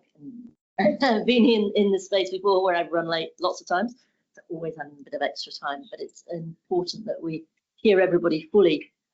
Just so you know, the jumping machine isn't actually a jumping machine. I think what we had done was we had the slides on the timer so that they ran and they could just run by themselves without people having to click. So that's why they're jumping ahead. It also means it keeps meter time, but actually we've changed things a little bit. So apologies for the jumping machine, but that's why it's happening. Just to pick up on a few other things in the presentation we just had, pizza. Definitely agree that pizza is the best thing. We had pizza in our sprocket one, didn't we? And talking about, you know, who does what and roles changing, I was the pizza carrier. That was my grounding. That was my job for the day, was to carry the pizzas and make sure the boxes didn't fall. That was, yeah, I was being tested a lot. So building trust through food, I think, is something. And I know Lily will be talking about building trust, and we'll have a theme about how to build relationships and trust through this whole conversation that we're having today. Dealing with people's expectations, I think, is something we'll have to come back to, and it may be, again, a theme for another time. Our expectations, people's expectations, where does it land when you leave people? So we've also had experience of working with, like I said, underserved communities, and you're taking up people's time, and people are sharing their most deepest emotional feelings with you, and you come into a room and then you disappear. So we have brought in, we now have a model where we have counsellors. We enable people to have sessions with counsellors. We enable the research team to have sessions with counsellors, because we're also listening to some very, very emotional stories that we need to think through as well. And this has been really important as part of our trauma-informed care for our research projects as well. So something to think about that. And again, you know, when we're thinking about funding and follow-on projects, something I grapple with and my team grapple with is this thing about, you have a program development bid or you have another bid, you take all of this information from somebody and then you don't get the money later on for the next bid. Where is responsibility with involving people, taking so much from them? And I say taking because it is taking in one sort of way, when you can't give the next stage back to people. And that troubles me a lot. We did a project over in India with the tribal communities, 3-year project, wonderful, designed the whole intervention, XYZ, spent a lot of time building trust with people. You don't normally trust people from the outside coming in. You get the program, you go for the funding, you're like the one just before the person who got the bid. You know, you're just below, so you don't get the money. How do you go back to tell people that? You know, what does that do? And I think there's a whole issue we as researchers have to think about the ethics of, and with the funders, about doing this work. And you talked about not being a researcher. You know, I think today all labels are gone. Like we're all in this together, and we're all here to do the best job. And researchers can't do their job properly without all of you supporting us. So everybody in every space, in every little part of this very complex system, we're all equal, and that's hopefully another thing that we can get across today. So thank you for raising that, but I hope nobody feels that in the room today. So moving on to theme 2, we have, as I said, we're trying to theme things a little bit. What does meaningful children and young people's involvement mean? What does that, when we say that, it's very easy to have a tick box exercise, but what does that mean? So what does meaningful patient public mean to children and young people? And really pleased to invite Ellie, is it Ellie or Elle? Yeah, is that how I say your name? I just want to get it right. Yeah, wonderful, Lappin, who's actually a young person herself, who's going to kindly speak to us about being an active member of NIHR Generation R in Liverpool, supported by Jenny Preston, who everybody knows very well, who's the policy manager at NIHR Alderhay Clinical Research Facility and co-founder of the European Young Persons Network. So thank you so much for both of you for speaking to us today.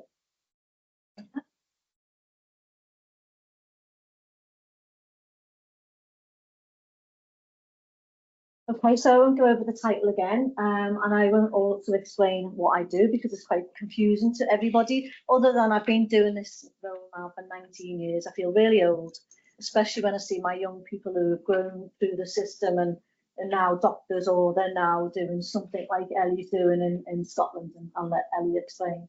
But I'm also, for my sins, doing a part-time PhD on this very notion of what does meaningful PPI mean to children and young people, because unfortunately nobody really bothers to ask. And so just to give you some context, so this nice little picture in the corner here is our, well, it's not brand new anymore, but it's a picture of Alderhay Children's Hospital, which was designed by young people based in Liverpool. Predominantly my work and my research is from the University of Liverpool. Our work is renowned in Liverpool for the Generation R. So Generation R stands for research for involving young people. And we facilitate and coordinate the Generation R Alliance, which is made up of some people in the room, of about 27 young persons advisory groups now across the UK. We started in Liverpool in 2006 as the very first pilot young persons advisory group to see how we could involve young people in our decision-making processes. That's grown from strength to strength, but we've still got a long way, in my opinion, to embed young people's involvement in the system. Do you want to just briefly explain who you are? Yeah, hi, I'm Ellie. I've been involved in the Generation R Liverpool Young Person Advisory Group for the past 5 years. And Ellie's going to talk more. I'm hopefully just going to be quick, and Ellie's going to talk more about what meaningful involvement means to you and others. So the aims really is, I won't go into too much detail in what is young people's involvement. I think we all know in the room. But I'm really driven by these 9 basic principles and requirements for ethical and meaningful involvement. And my personal experience or my personal interest is around how do we know it's meaningful. And I'll just briefly touch on some of my research that I've been doing as part of the PhD with some interesting findings. And then Ellie's going to just talk about her little journey over the last 5 years. So in the world of the NIHR, in the world of the NHS, we're all driven by this notion that our clinical research should be patient-centred. And so we've been driven by that for all these years. This is driving me nuts. It's being driven by this notion that young people, families, lay members should be at the centre of everything that we do, and it should be designed by them because actually they're the ones who are ultimately going to benefit from the outputs from that research. So when I came on board 19 years ago, it was very much driven by what adults said, so what parents and carers had to say, and not young people, hence why we established the Young Persons Advisory Group, just to pilot how we could meaningfully involve young people in those discussions. And it's been a steep learning curve, I have to say. So when we talk about research, we're talking about research with children and by children, not on or about them. And this has been sort of like our motto, and it's been driven by the likes of Mary Kellett, who really believe that young people should be at the centre of the decision-making process. And so all of our activities are driven around this as young people. It's research with young people and not about them or on them. So as I mentioned, so we try to do all our activities based on this ethical and meaningful 9 basic requirements, which aligns to the Lundy model and a rights-based approach to research. So in everything that we do, regardless of the methods, the models that we involve our young people, we try to make sure that we do this in an ethical and a meaningful manner. And some of these have been our challenges over the years, like for example, how do we be more accountable to young people, and how do researchers be more accountable to young people, which is more important. So over the years, I won't go into too much detail in terms of the methods that we've used, but here's just some of them. So we've obviously got our long-term advisory groups like Generation R and other groups linked to disease-specific studies, which are great. But obviously that takes a resource, time and everything, and it's only just one model or method to involve young people. The middle example is, this is one of a study that I led on a few years back. It was a co-created project that was driven by young people who wrote a play about antibiotic resistance. So they wrote the script, they performed the script in front of live audiences of primary school children. So you can imagine how difficult it was for them, but they actually developed that, and it was based on one of our studies that we were working on. And we had the team are really keen to get some involvement and engagement in the community going. So this was a fantastic project. There is information on the Generation R website about this project. But they wrote the play, they performed the play, they evaluated the play, and actually the impact of that was quite big. And they you know, spoke to hundreds and hundreds of primary school children. And then most recently, Sammy and I have set up a science club in a deprived area of Liverpool, again as another way to target young people who are not usually involved in the likes of these YPAD groups. They don't normally have a voice, so we go to them. We don't necessarily take off them in terms of, we don't go with an activity, we just go to do sciencey stuff. And Gemma's here as well, and we've done loads of things with health tech and stuff like that. They do hands-on stuff. We meet every month, but it takes us out of our comfort zone. It takes the researchers out of their comfort zone, because they've got to go to the kids. They've got to go to the community groups, and it's working fantastically, but it's a challenge. It really is a challenge. It's a big challenge for researchers to take off their suits. Not saying that you all wear suits, by the way, but to take off your suits and to go into a community youth group and be challenged by young people as young as 3 and 4. I think the most recent example is a 5-year-old saying that challenged the doctor for his kidneys. He only had one, and he crossed out his kidney. And he said to the doctor, well, I've only got one. And he just challenged anybody. He really got the conversation because of the activities we were doing. So it can be done, but that just takes a whole lot of resource and skill from, you know, the facilitator side and everything. So I was introduced to Laura's model quite a few years ago now, at the beginning, very beginning of my PhD. But my supervisor is a child rights lawyer based at the University of Liverpool. So this opened up a whole new world. So I think we've been trying to do this framework and in practice for all these years, but without realising that we're trying to do it. And now it just gives us a framework to not only plan patient involvement with young people and families, but also to be able to assess it so that we understand that it's meaningful.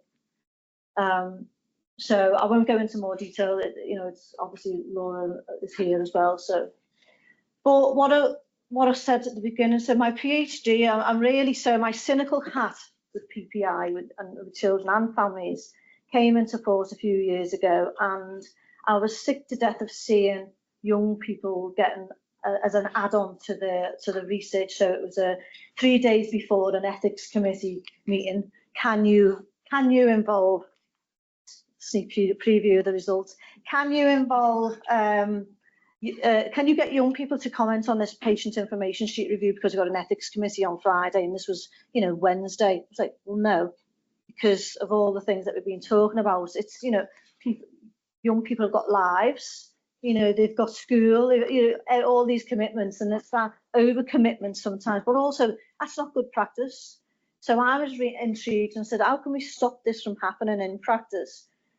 So in the literature, it talks about young people's involvement throughout the different phases of the research process, but actually doesn't say how or what model is the best or things like that anyway. So first part of my PhD, phase 1, was adapting this matrix from Harry Shire. For those who know Harry Shire, he's done a lot of work on children's rights and children's involvement. And I adapted this just to look at what the NIHR report against PPI with children and young people. So for those who know, the NIHR, when you get funded by the NIHR, you have to write a report at the end of the project. And within that report, it's mandatory to include a section about PPI. So I thought, I'm going to learn loads of stuff here, and I'm going to learn absolutely everything about what you can do with young people's involvement. So I reviewed the NIHR Journals Library, for those who know that. I think I narrowed it down from about 200 and odd studies to 32 eventually, and used this matrix really to assess how young people's involvement was reported. So at the top, the horizontal line is where it indicates children are not involved, they're consulted, they collaborate with adults, or it's child-led. And then this vertical line was about the different research phases that young people are encouraged to be a part of, but actually there's no evidence to say that they are. And what the research found was that there is pockets of good practice, but the reporting of PPI is really, really poor.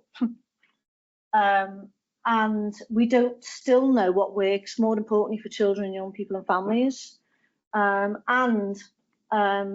The most crucial point, in my opinion, is that nobody bothers to ask the young people within these reports whether what they got from that involvement. So, as you can see from the chart that we've completed, so in the red indicates that actually no reports reported against these levels of involvement, so they weren't involved according to the reports. Now, whether they didn't report or they just didn't do it is two different things. But in the orange, it was they mentioned it at these stages, but it was still quite vague. And I'll give you an example. So, in fact, in the design and the research, most people mentioned that they were consulted. Young people were consulted in the design phase, but actually, it didn't really go into too much detail. It'd say we accessed a young person's advisory to review a patient's information sheet. Well, so what? My opinion. So I was like, okay, so that doesn't really tell us anything other than that they were involved at that stage, at a one-off stage. So it was really quite poor, basically, what I found. So I'm now looking at using the Lundy model as a framework to assess what's going on across our NIHR funded research centres, so the CRS, BRCs, and some experimental cancer medicine centres. And unfortunately, I'm finding quite a negative response there as well. So although good pockets of good practice, it's still quite poor. So what I loved about this matrix, and again, this is from Harry Shire, is that it's a perfect example of how to use it to plan PPI. So to plan young people's involvement and parent involvement. It's a useful tool to review and evaluate your own practice, but also others. It's a checklist to follow, where are young people involved? But what it isn't is to make judgments about how to, what particular model works in what particular context, because we're all different. So that's really important. And we've started to use that model quite a bit in terms of how we describe our practice. And so we've started to do that a little bit more. It's all on our website, but we explain it. So we go into what was the aim of the PPI activity, what were the methods we used. This is an example of working with the MHRA and the Yellow Card Scheme. I'm sure you've all heard of the Yellow Card Scheme, but they didn't have any resources aimed at young people. And this project worked with over 3,000 young people, led by Liverpool and Gen R, but in schools and so on, to look at what information needs young people need to report adverse drug reactions in children. But more importantly, what we've done here was that we made sure that young people are around the table as well, and we actually created that case study of practice to get their reflections on how they were part of the process. So, Ellie, over to you. Do you want me to do it, or do you want to write it through?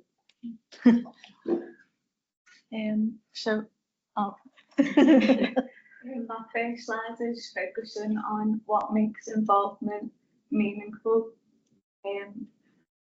As we've discussed a lot today, it's really important that young people feel valued and listened to, and the importance of communication,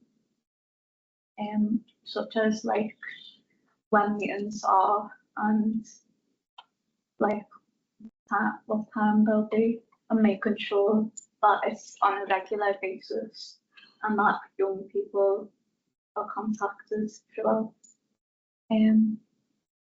Empowerment is a really important factor in being part of youth advisory groups.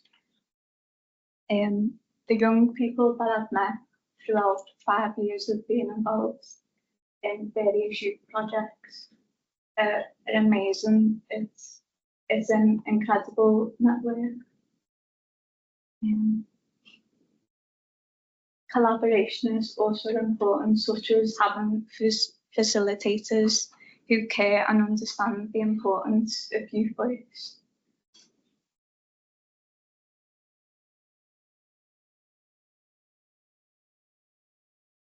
With being involved in various youth projects, you do gain a lot of skills. Yeah. Recently, I've worked with 3 young people and Sammy and Jenny on a book chapter. Yeah. And in our book chapter, we spoke about the importance of research and how it can be meaningful. Such as quotes as "You put our voice at the centre. It's made me feel valued and listened to." As long as we are involved properly and supported, it is a good thing and empowers us patients. All that I've gone through has to matter. I'm not a number. This is my life. I feel that being involved in this research has made it clear that people care. I think this shows like the importance of youth projects and how impacts and what the impact it can make on people's lives. There are many challenges of being involved, such as a lack of awareness. A lot of my classmates are not aware at all of the amount of youth projects that they could be involved in. It sort of feels a bit hidden, but once you're like involved in one youth organisation, that like creates a whole new network, and you start to realise the amount of youth projects that are available. And there's also challenges such as the capacity to consent, assent and dissent, ethical issues, mistrust. I think mistrust can happen when like the communication is bad, and safeguarding concerns. I think it's interesting in Liverpool, I'm part of the Liverpool Safeguarding Children Partnership as a young advisor, and we get commissioned by organisations to hold focus groups with young people. And as young people, as the facilitators, we create and plan how the focus groups will be. And I feel like that has meant the young people that we're talking to in the groups do feel really listened to and feel more comfortable to share their opinions with us. And tokenism as well is a major factor that can happen.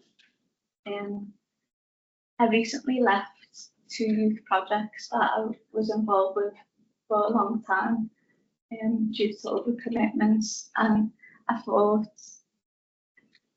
it was sort of interesting to see how one organisation, I said to them, I'm sorry, like I will be leaving due to other commitments, and I just didn't hear anything back, whereas another organisation that I was involved with a lot, and I did feel like my voice really was mattered and heard, and they did give really good feedback and thanked me for my experience, and that really meant a lot and really stayed with me. My next slide is focusing on my journey. So for the past 5 years, I've been involved in various youth projects, focusing on health research, law research, youth politics, fundraising, safeguarding and bereavement. And being part of these opportunities, you understand the impact that you're having and how it's positively changed the lives of young people and has positively shaped our knowledge and helped our communities. Being part of many youth projects for the past 5 years has been an amazing part of my life, and it really helped me during COVID-19.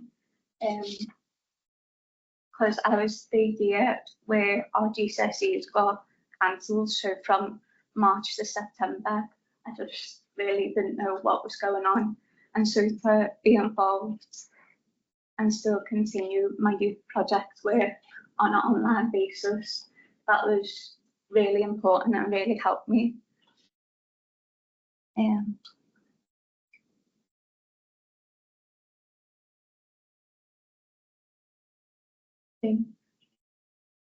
It was interesting to hear in the first presentation on how important impact is, and I'm really looking forward to the presentation later on about the participation of neurodivergent young people in research, as personally I am autistic and I don't think it's spoken enough about in research, and so I'm really looking forward to that discussion.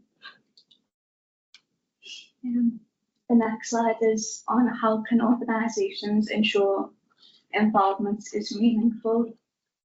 I think understanding is an important factor, such as understanding and respecting children and young people's voices, such as providing a safe space where young people feel like they can share.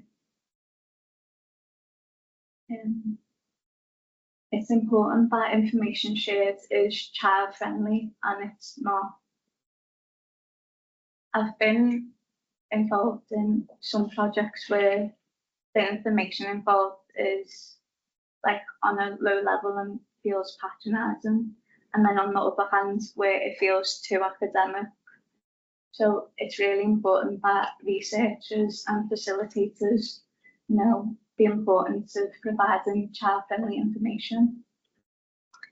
I think evaluating impact and feedback ties in together, and feedback is not often delivered in youth projects, such as like being involved with Liverpool Young Advisors will get commissioned by the organisation to find out young people's thoughts on certain issues, and then we give the feedback to the organisation, but then sometimes or most of the time the organisation doesn't tell us how the research that we've realised has made an impact on their organisation.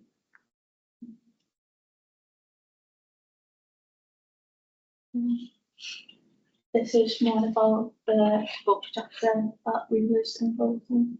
Yeah. Just a little bit of a plug for anyone who's interested. Thanks, Ellie. So yeah, this is basically just the end of our slide, but this is a book recently published about meaningful and safe patient and public involvement with all different types of populations. We're just so fortunate we got invited to write a chapter about children and young people's involvement in health. So that code there, if you want to, there's a 33% discount on it, and I'm not commissioned. I've got no commission on this, but we had to buy the book as well ourselves. But it's a fabulous practical book about how to deliver meaningful patient and public involvement. But so I think that's us. Thank you.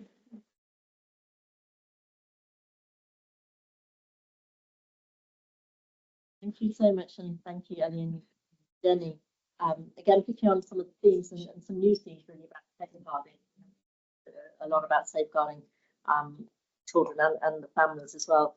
And I think the feedback is a big issue. I think we do our research and then we get so busy in everything else we're going to do that we completely forget often to actually give something back and tell people what have actually gone on.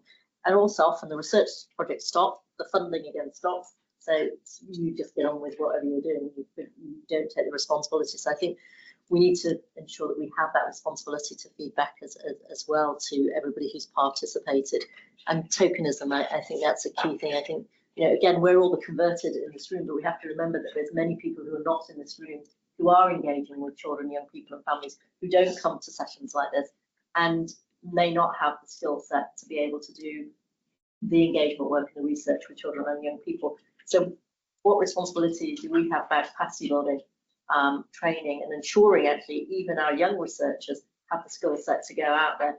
So we grapple with this quite a lot in our own work, and we've been talking about it a lot recently, that we want young people and career researchers to develop skills, but actually we can't just send them out there and say, oh, here, you go and do that interview, or you go and set up that PPI group, because they don't have the skill set to do it. So they do need a buddying system and a mentorship where people who have a skill set to do it accompany new people into that space as well. I think we need to think a little bit about that and our ethical responsibility of who we send to do some of these engagement pieces of work. We would really love it for you to ask some questions, have a bit of a more free and open discussion now with all of the individuals who've been presenting this morning. So I'd invite everybody back to the front, and we'll just organise some chairs. Yeah. That's great. And is Professor Lundy still on the board? Yes, we just messaged her. Perfect. And so we'll be also able to ask the questions to Professor Lundy as well. So if you could all come around, Mum. What do you, Mum? I know you have your own identity. Yeah, but today I'm the mum. Thank you.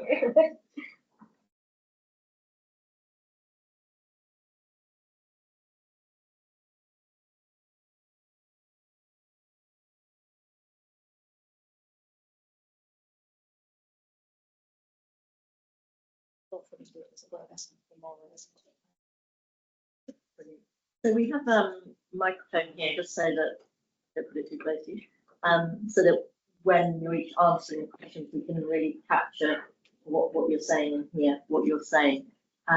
But really grateful to have some questions from the room. But just as a starter, I'll just start with a question for Professor Lundy. Just wanted to ask you, who is the most seldom heard in your context, and what can be done about that? What's your word to look at? We use the phrase seldom heard, definitely, and I mean it's so hard because you can have it can be different in different contexts, but it's hard to get away from young children, and it's hard to get away from children with learning disabilities. And then when you combine that, young children with learning disabilities, there's very, very little work with that group of children and young people. So I think those are two of the biggest challenges. Also, anyone who doesn't communicate in typical ways. So that can be young children, children with learning disabilities, children who don't speak the language. So it's really often about if communication is hard, adults give up. I think what you've just said about adults give up, I think we do see that in research often. It's the exclusion criteria. It's exclude this group, exclude that group, and you end up with like, well, okay, who was actually included at the end of this, because it's a tricky thing to tackle. Just because of time, and rather than me asking all the questions again, I think my voice has been heard a lot today. Are there any questions from the floor that you see? I've got one for Ryan. Mum, it was lovely to hear you. So 10 years ago, I was the mum of a young person who was diagnosed with lupus. My daughter, she's 25 now, and that led to a complete career change for me. So I sort of know where you're coming.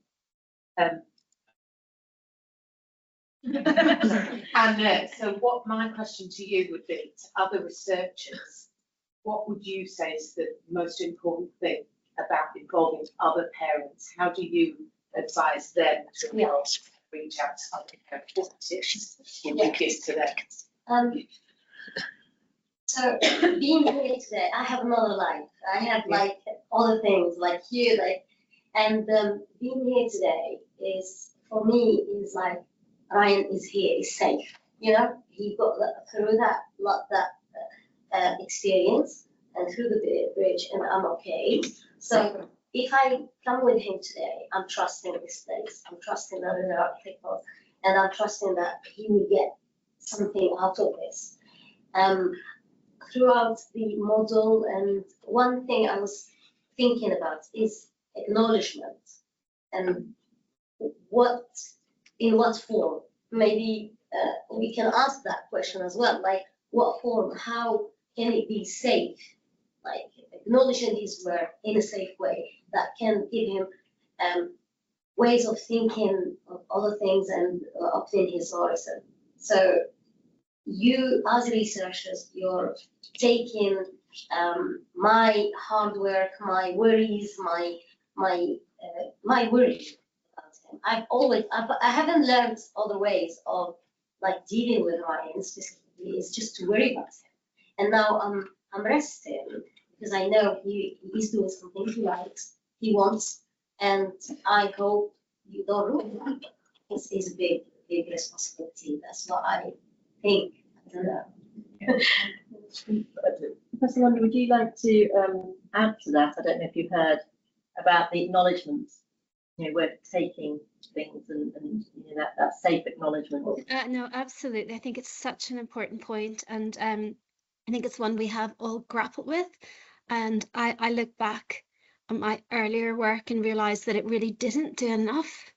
And for example, so now we always talk, again, the answer to every dilemma here is ask children and young people themselves. So at the start of every project, we start and we have a conversation. What's recognition look like for you? What's acknowledgement look like for you? What does reward look like for you? I mean, last night late, I'm working on a research project, an HRC funded study, large study, lots of, well, not lots of money, but you know, on the concept of respect. What does respect mean to children and young people? And one of our groups are a group of scouts, you know, young scouts, and for them, their recognition is different. And they wanted us to design a scout badge for participation because that's what they do. And they want to do their activities in a scout-based way. And, you know, we've had to really adapt to that. But there was reward, you know, we were giving them Amazon vouchers because it was their time. They are getting, you know, what they need, certificates of participation. They were getting residentials because they want to go camping, you know. So in a project where you have money, there's possibility, but I think the important thing is say, what does recognition look like for you? What do you want out of this? What can you get out of that? And then do your best to make sure that you can do that. Anybody else have any questions?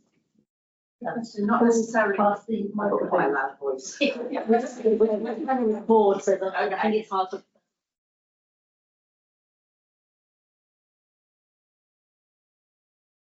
This isn't really necessary to everybody. It's actually to everybody in the room and wider than that. And we raised it earlier, and it's around funding. Because I think and co-production, because I think one of my greatest barriers is we want to co-produce work, but if you don't have funding or access to young people and setting, as you said, the relationships, the time, the money that takes to really get proper engagement, proper involvement, we need it really early on and before we've got the money for the projects. And I think I run a group in Exeter, and I've had to cobble together money through little bits here and there and trying to get a voice within my university to say, this needs to be a core thing that we do. We do a lot of work with children and young people, we do a lot of research projects, but we need that core funding so that we can create the relationships and take the time. And that's a big question, I know, but it is, I think, fundamental to a lot of the work that we all do, is how we get, the funders like NIHR, but there are lots of others as well, actually. It's not just NIHR. So yeah, sorry. No, I think I think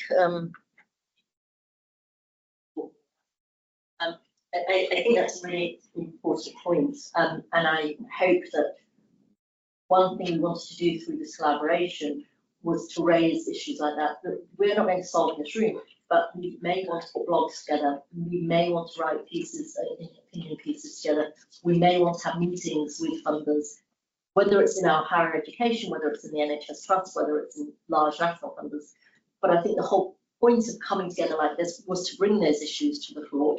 And whether we have a sort of a different approach for one of our meetings where we throw in all of these things that we learned from today, we take away all of the issues that we're bringing up, so that we can have those conversations. We are a collaboration of experts, and one thing that hasn't happened is that PPI hasn't been seen as an area of expertise as such yet. We're getting there, but it's not yet. If you had a group of asthma experts or epilepsy experts or whatever it is, you know, they would be ways that they advocate in their forums. because we're so diverse, we haven't got a forum where we come together and advocate for what we need in a way. So I hope this is a step towards that. We can take those issues. I'm sure people will share their experience of how they've got money internally, and I think we've all cobbled together and done things on weekends and evenings because we believe in it, but it's not the right way to do it. But see if anybody else has had any experience. No, you touched on a really good point there in terms of, so my PhD now is going on to, how to embed PPI in an organisational level, not just on the phases of the research process and that one-off type of approach. But I think the organisation, I think you mentioned on your slide about organisations need to do, but they also need to see the value of it, and that's about pushing it down. I mean, I'm in the Faculty of Health and Life Sciences in the University of Liverpool, trying to embed a strategy across the whole faculty, which is really, but there's no funds. And then you've got all, the funding that's dropped pre-award from the Research Support Service and things like that, which isn't good. But there is a sustainability model that you can build in. We're fortunate in Liverpool because we had it always in the core budget for the clinical research facilities, for example. Or you can bring money in from outside, like for example, working with industry and being able to provide have a pot of money for industry-sponsored studies that fund PPIE activities, but it's not ideal. You have to have that core funding to begin with. And so there's no easy answers really in terms when it comes to funding. But the likes of the NIHR should put the money where the mouth is and address that early involvement as much as possible. Otherwise, you're still going to see that tokenism running through those pathways in the next 19 years. Thank you. I agree with all of the points, and I more importantly agree with the point around a forum of advocacy where you start to really challenge your own systems and infrastructures and funders and powers that be to maybe with a massive change. That's exactly what you need. However, we do offer one-off opportunities that sit alongside more systemic embedded approaches. So we have volunteers, young people and parents who would just do a one-off workshop. We have a group of long distance, we call it our Include network, that we would offer flash opportunities to. They don't have the commitment or the time to have a relational, engagement with us. They don't meet monthly, but they might want to do a fill-out questionnaire, or they might want to attend a workshop once a year. So we do have that infrastructure. We have volunteers that it's very clearly established in our strategy that for our volunteers, if you want to meet with them, it can be one-off standalone. But for a more systemic, embedded, long-term approach, you need to be building in a budget and a resource allocation. So we offer that scope because actually it needs to reflect the situation in which professionals are working in also equally right now. Because if it doesn't, then we run the risk of excluding children and new people because we can't do it perfectly. And that's not the best place either necessarily. It's rock and hard. The point I'm trying to make there is there's a risk, for example, with what we've seen with the young person diplomacy, which, for example, research parachuting in and parachuting out, and that feedback loop isn't there. Things like that. And I totally agree. We do exactly the same. And the young people are given the opportunity to just have one application of involvement, and we get that. But I think there's a risk with what we've seen with the life packs is that researchers think that's the only method model. And I'm just going to follow up on that. Sorry, because I totally agree, and it goes back to the point that it should be transactional. That it shouldn't feel exploitative to the child and person and family. It needs to feel meaningful, whether it's a one-off conversation, a questionnaire that they're filling in online, or a 3-month project where they're going to be upskilled and trained. All of it needs to feel exactly the same and as meaningful as any offer.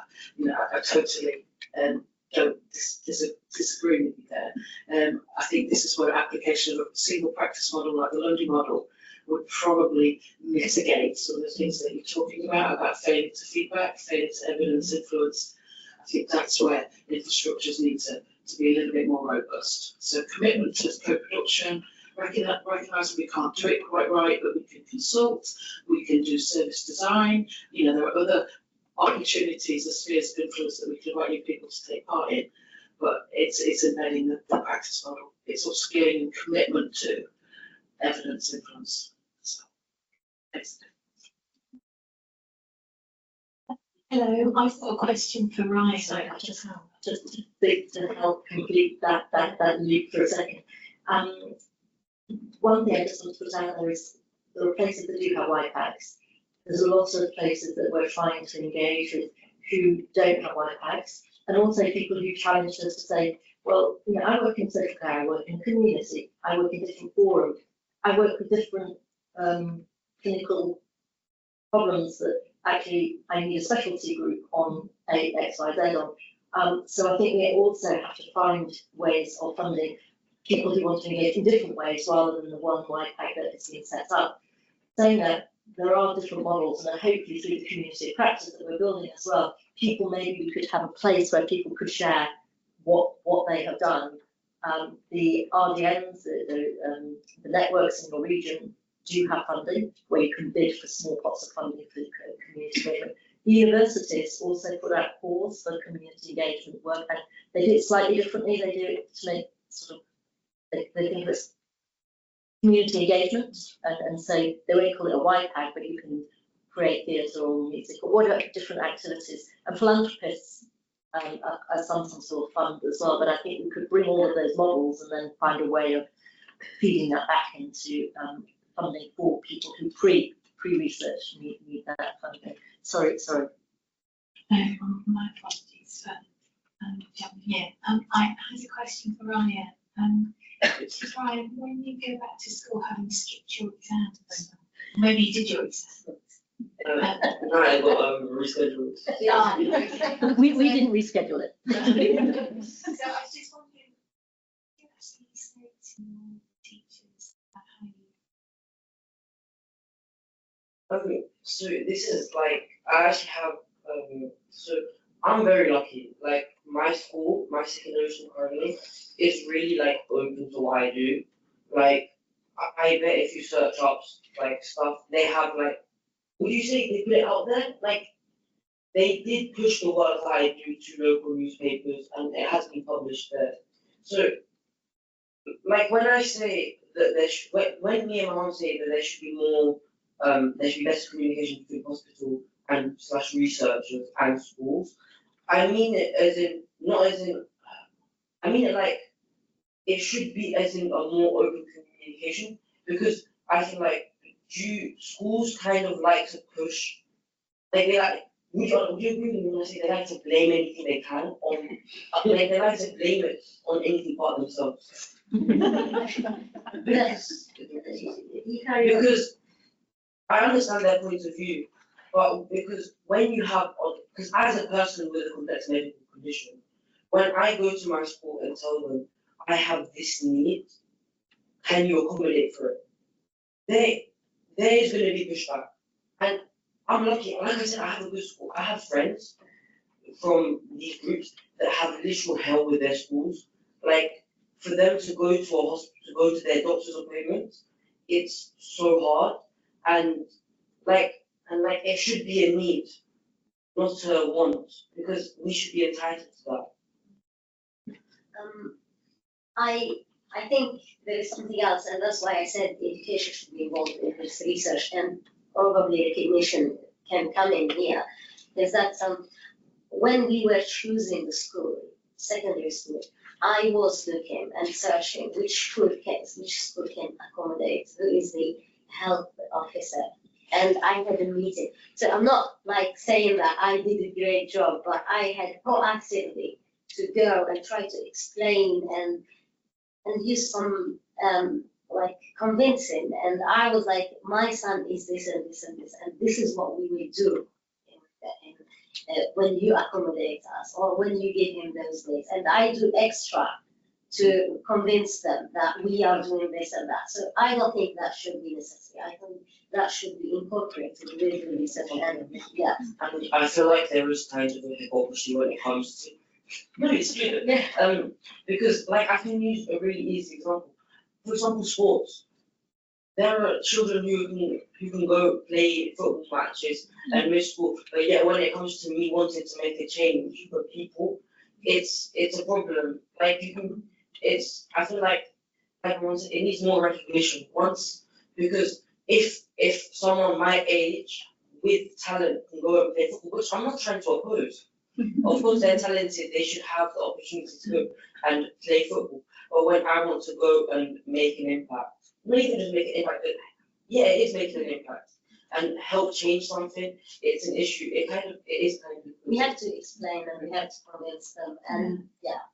No, so I'm interested to just follow up on that. Say what would need to happen in your view to make it easier for both you and Brian.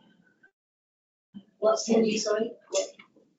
Yeah. Oh, so it needs to. what in your view Yeah. would make it easier for you, or would have made it easier at the start? So Ryan has still vitamin D deficiency, so he's tired, and he's tired all the time. So I was speaking with the year group head of year, and I was discussing with her, what can I do, what is it, and this is what's happening, I want you to know about it. One of the things that came up is maybe he's doing too much outside of the school, you know. And I was like, actually, that's not the case. This is working on other things. I know his mental health is way much better. And I don't want to go back to that. It's just the vitamin D and the fact if he misses or something, I want to be working with him. So I think in terms of research, I think if there is an official collaboration with the education system, because I think they get so much from this. I'm sure it's add more, but I can also what my mother said about that point. I know it's kind of weird that I'm sat here when I'm supposed to be in school, but it wasn't even like that bad. The last time I took a day of school to do something like this was back in May. And it was back in May. And like I said, the school's trying to do anything but take accountability and take action. And the thing that we were asking for wasn't even a lot. It was just like that extra help. But yet it's easy to just blame it on the stuff that you're doing outside of school when it's literally once every few months. Can I just pick up on that? I think we have a role to play in that as far as special needs. I think it's our job to also build a relationship with the external support networks of young people and families we're working with. So if I was securing authorised license, I would make contact on behalf of the young person. I would write a letter explaining the transferable skills, the impact that event is going to take place. A favour, me asking us a favour. Now, it would be a formal agreed relationship, and I would explain that. So I think it should be built into our risk management and due diligence processes that we would do that as part of, just good practice. Would you like to add to that? What would anything make it easier for you to be able to participate that we could do? Yeah, I completely agree with contacting and building a relationship with the school and external organisations. I think that is really needed. We've always done that. We've always sent a letter to say, look, the young person's attending this very, very important event, and they have to be there. They are central to the event, and we've never really had a problem with that. To be fair, That's because you're not a parent. So we can obviously send a letter on behalf of the parents with parents. So I think there's one thing again. We are mobilisers in this room. Yeah. And the question is how do we share what we do as people who have done this for a while and interested parties with others out there who may not be getting the support. Can I add small detail or not? So quickly, in terms of, yes, you would get the letters. I have built kind of a special relationship with the safeguarding team, and yes, things will go. But in terms of thinking of it as a schoolwork or catching up on the lessons, also is on his responsibility. It's his responsibility and my responsibility. So that's what I just wanted to.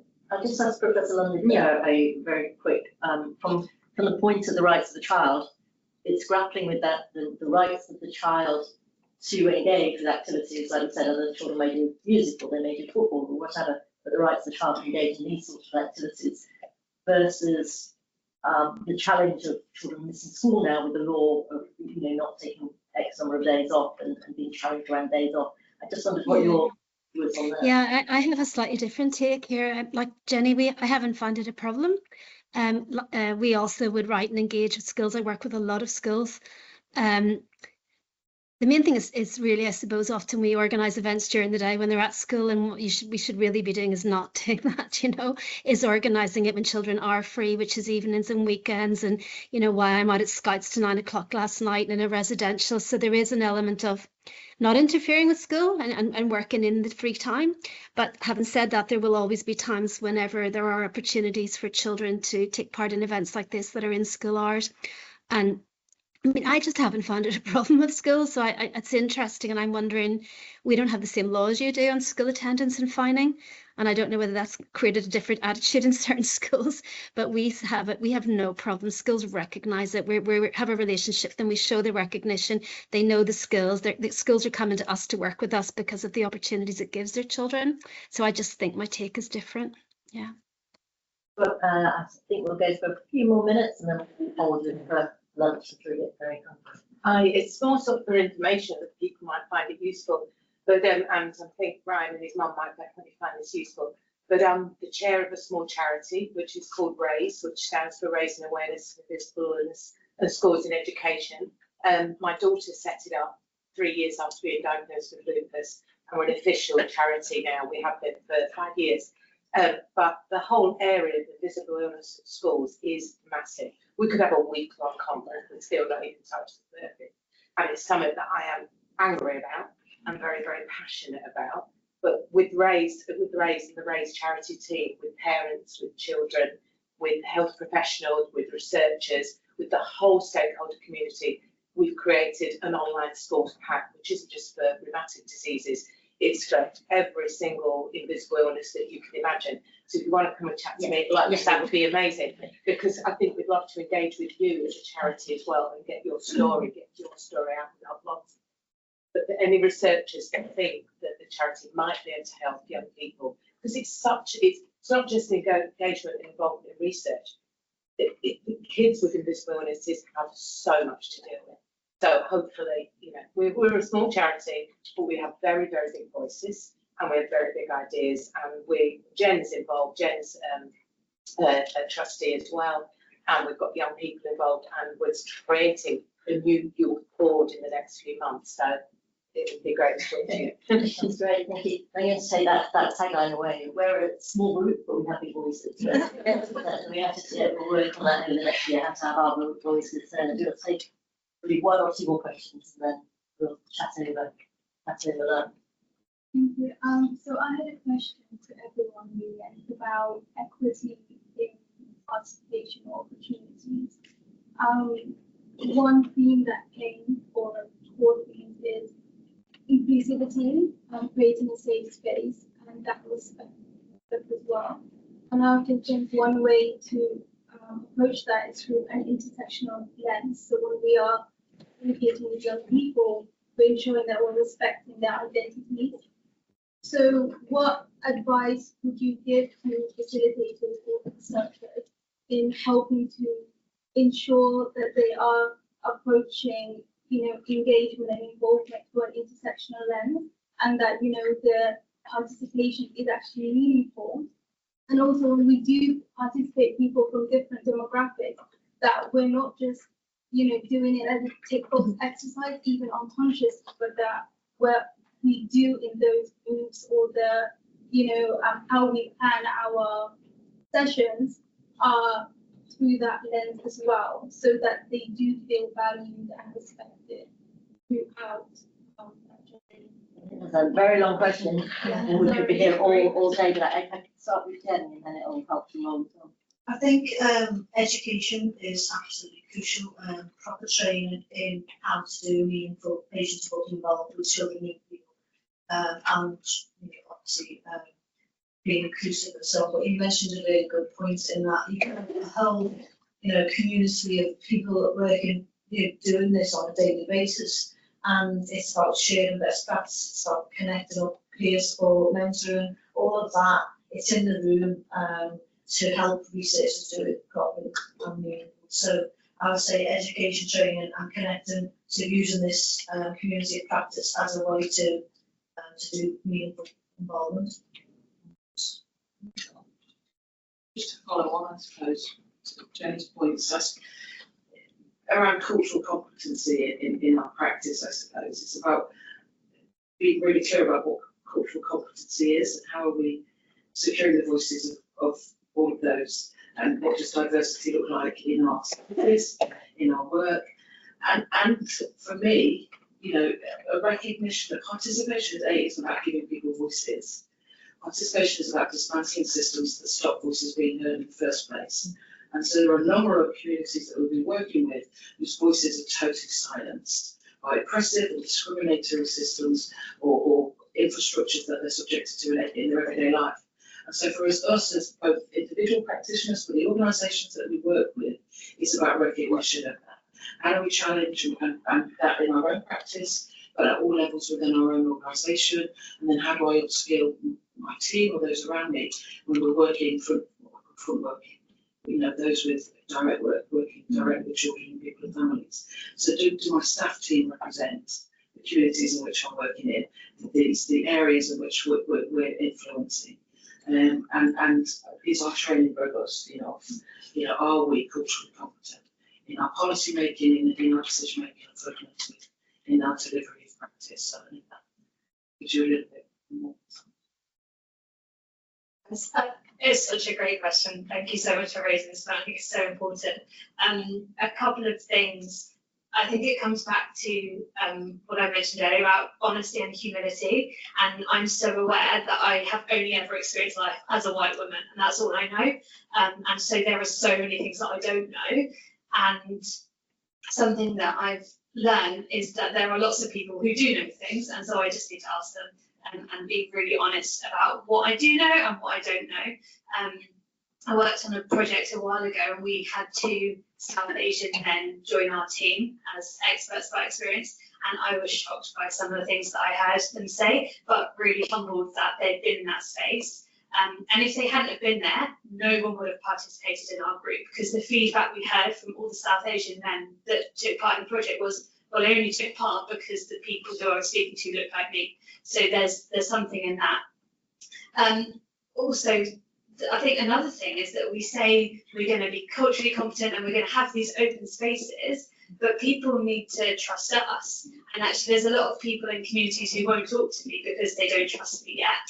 And that's really hard, and I don't have all the answers to that. But one thing that I have found helpful is collaborating with communities who are already in those spaces. So going to my local mosque and saying, actually, I need you to help me with this. I know that we haven't worked together before, but let's get to know each other. Or going to local charities, like whoever is already in that space, whoever already has trust, using them as kind of a way to build networks as well.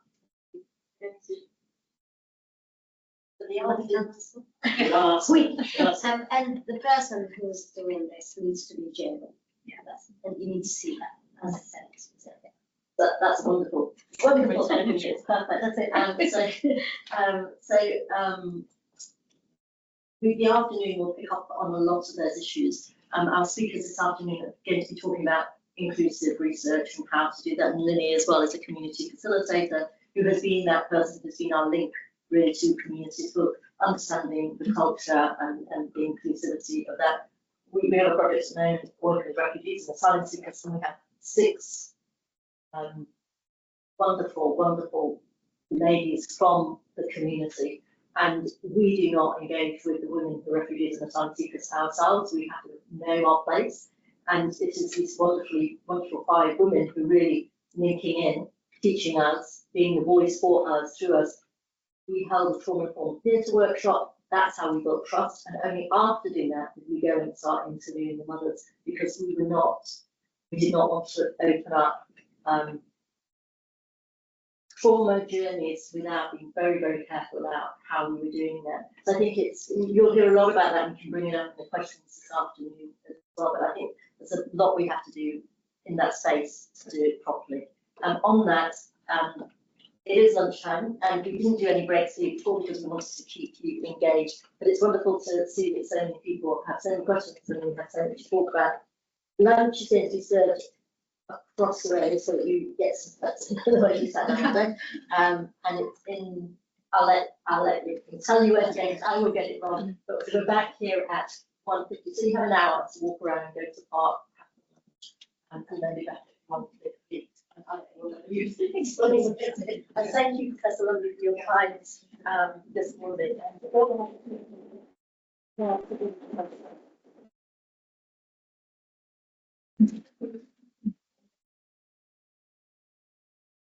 So welcome back, everybody. Thank you. Unfortunately, you've got me for the rest of the afternoon.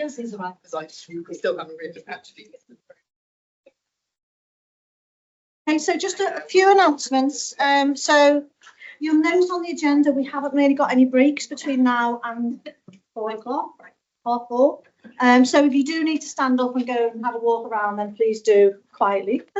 And at 4:30, when we do finish, we have a drinks reception till 6 o'clock. So if anything, that's an enticement to stay at least till the end. Clever move on Monica's part there. So I'm going to chair this afternoon's session. So first of all, we're going to introduce, it's a pleasure to introduce Professor Helen Beckett, who's Professor of Social Policy and Social Work at the University of Central Lancashire, with 25 years of experience involving children and young people in research, including 15 years focused on abuse-related topics. Helen will discuss the approach to safety and ethically engaging young people in sensitive research areas, emphasising the importance of upholding participation rights, especially where vulnerability is a concern. So thank you, Helen. Thank you very much. I'm going to assume you can probably hear me okay because I've got a loud voice. Yeah. If I do the Northern Irish thing of talking too quick, somebody wave at me to slow down. I've also just realised I've left my notes in my bag. Off to a good start. I'm a little flustered today because I started the morning by spilling a cup of tea for my laptop and now it doesn't work. Thank you, that's the right one. So I'm across multiple devices now instead. But yeah, it's really nice to be here with you today. It's lovely to be in a room of people who are passionate about this. I'm passionate about thinking about this for children and young people because we far too often wait and only think about it when we turn adults. And I'm really excited to hear about kind of the collaboration that's developing and I think kind of all the potential that comes alongside that. I'm very apologetic to those of you who presented this morning because I had an online teaching slot from 12 to 10 or 12 to 10, 10 to 12 that I had to do. So I only got in for the end of Ellie's presentation, which was wonderful, thank you, and to hear the discussions. But I do apologise if I repeat things that have been said this morning with not having heard it. So I've been asked, and I now understand why, because I was at the University of Liverpool involved in an event on this, to think a little bit about using a trauma-informed lens and how that can help us think about safely, meaningfully, ethically engaging children and young people. I am going to be drawing on my own experience is around researching around children's experiences of abuse, but just to give a reassurance that I'm not going to be sharing any detail around that today. We're just going to think about the learning around it. And it was really interesting because when I was prepping this and I was thinking, oh, how do I, broaden out the relevance of this beyond my field? I suddenly remembered that I did my first participatory research project with children 20 years ago that I had totally forgotten about. So way back then, I was working for the Northern Ireland Children's Commissioner and we had a youth advisory panel. And we involved them at different elements of different research projects. But the one I loved the most was when they came up with their own idea of what they wanted to research, and we got to play the supportive role around that. So hopefully some of that generic experience will kind of speak to the broader learning of what I want to think about today. Thank you. So I want to start with children and young people's voices because I'm a little bit old to talk about why we should involve children and young people. That is a dim and distant memory for me. But what I'm drawing on today is what I've learned from children and young people and what they say. And this is a visual created from a project that still a live project at the minute, which was where we've been funded to run a project to support researchers to think about how they safely and ethically engage children in research around abuse. But as part of that, it felt a little ironic to do that and us just decide as professionals what we thought was important rather than hearing from children and young people about what safe and ethical means for them. And so 2 groups of young people, one in the United Kingdom and one in Albania, took part in a series of workshops and identified things that were important for them. And that has been created into this booklet. And this is a visual, and it was then reviewed by different people elsewhere in the world to think about relevance. This is a visual from them, where this is what they want you to know as researchers or practitioners supporting involvement in research. They want to feel welcome, included, valued, understood, like they matter. I'm not going to go through it all. Heard, appreciated, like they've made a difference. These don't feel like unreasonable requests to me, and yet somehow we get particularly anxious about them when it is with a group of young people who we perceive to be particularly vulnerable, or when it's around topics that we perceive to be particularly sensitive. So what I want to think about is there a clicker on here? So what I want to think about now is what gets in the way of this, and actually how might trauma-informed approaches help us to think about this.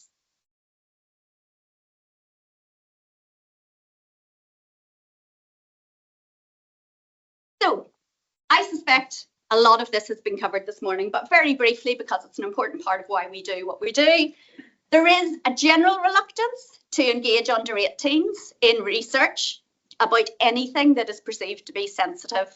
And particularly in our field, there's a real reluctance to engage them in research that thinks about abuse or other forms of harm. And so we end up kind of with very adult-centered understandings. And retrospective accounts from adults are a really important part of our learning, but they're not the same as hearing from a child or young person about their needs, their experiences, what they want at that point of their life. And the kind of avoidance of it, this isn't going to work very well because, well, A, I've done animations, and B, there's something very strange going on with the text, but we'll work around it. We assume that the topic is too sensitive, and we assume that they're too vulnerable. Now, I do not in any way today want to suggest that we should do this lightly and that there aren't risks to consider. But what I want to do is push back on the assumption that this is too sensitive and that they are too vulnerable, because they are just broad assumptions about the issue and about children and young people that are very deficit based. And they really kind of our reluctance around this, if we unpack it and if we're honest about it, they're driven by adults' understandings, adults' fears around risks, and narrow understandings about the risks of taking part that fail to think about the risks of excluding. The question was asked earlier about excluding people, and actually the benefits that can come from taking part in it. And for me, really kind of the core of this is that this approach, this risk-averse approach to involving children and young people on so-called sensitive issues, fails to recognise the protective power of participation. That participation in and of itself can be protective. And if the visual works, thankfully it does, this is a lovely resource. I realise I didn't explain who I am. So as we said, I'm now working at the University of Central Lancashire, but until a year ago, I ran a research centre at the University of Bedfordshire for 12 years. And a lot of what I develop today is thinking that I developed there with colleagues, including our young researchers advisory panel, who we actually employed as staff on our projects to think about it. And they were so fed up with these simplistic understandings of participation and protection, and you can't do the two together in this field, that they created this lovely visual about the protective power of participation, and the link to that is there. Now, again, you've probably done some of this, but why does this matter? Why am I very kind of exercised about the fact that this feels wrong? Well, it denies children's Article 12 right to have a say about matters that affect them. You've thought about that this morning. It denies them the potential benefits of involvement. And actually, when we get feedback from children and young people who do take part, even where parts of that process have been challenging or difficult, they really reflect on the benefits. And just a few months ago, I was in the lovely position of being able to write a reference for one of our young researchers advisory panel, who, because of his experiences in advisory groups and in becoming a peer researcher, is now training to become a professional researcher in this field and will be an amazing researcher in this field. So there are lots of benefits that come, personal, career-wise, but also particularly in this field, the ability to know you're not alone. You're not the only one that this has happened to. It denies us the opportunity to understand and respond to their needs, and it reinforces our priorities as adults and not actually their needs.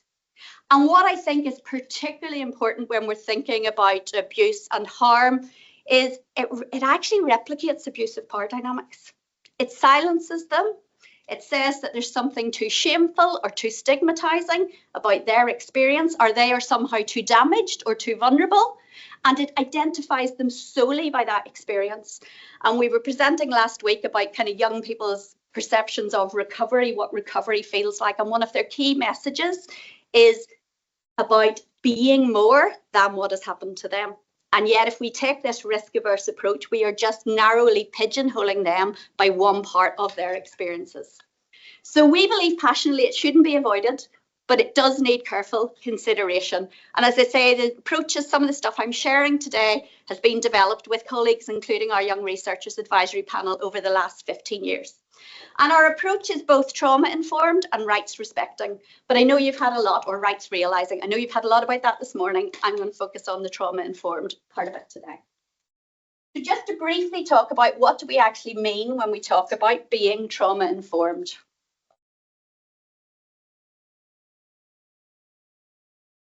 Language of trauma-informed, people have mixed views on it. Some think it's great, it seems to have got everywhere. Other people think it's a bit dangerous because it can locate the issue in the person who has experienced trauma. I use it as a working framework in the absence of something better at the minute, but on the belief that this is not about individualizing the problem of experiencing trauma. So being trauma-informed means there's 4 R's that are kind of frequently cited when we think about what it is to be trauma-informed. We realise the widespread impact of trauma and understand potential paths for recovery. We recognise the signs and symptoms of trauma in our engagements. I would add to that, in our engagements ourselves, how we experience it, not just with those we're interacting with. It responds by integrating this knowledge into our policies, procedures and practices, how we are, and it seeks to actively resist re-traumatisation. So where I talked about research having the potential to replicate abusive power dynamics, about it's all what we want, we're going to take what we want, then throw you away, it gives us a chance to actively counter those. And I guess I do just want to kind of recognise too that there are lots of different forms and multiple forms of trauma. Individual trauma, so something that's experienced as an individual. There is no kind of set of these are the circumstances that count as trauma and these ones don't, because it's about how it impacts us individually and has lasting impacts. Structural trauma recognises the importance of actually inequity, prejudice, racism, discrimination, and sees that as a form of trauma as well, how growing up within those systems. Collective or community trauma. I grew up in Northern Ireland in the 1970s and 80s through the Troubles. So kind of growing up in those situations, community loss. And then also, and this is really important, one of my other strands of work, if anyone is interested, is in supporting researcher wellbeing for people researching topics that may be potentially distressing, is also the potential for secondary and vicarious trauma for us, or re-traumatization, if actually what we're engaging with kind of triggers something in our own histories of trauma. So what we get from the exposure to others' pain. There are 6 principles of trauma-informed practice. They're all slightly worded differently depending where you look at them, but sorry, I don't know what has happened, but the settings of the slides have all gone completely amiss. I needed a young person who knew how to do something better. Yours were lovely and interactive compared to mine. 6 principles, I've taken them from kind of how the UK government defines them. That's the context in which we're working today. The first thing to say is this is not pick and choose. These are all 6 things need to be considered together.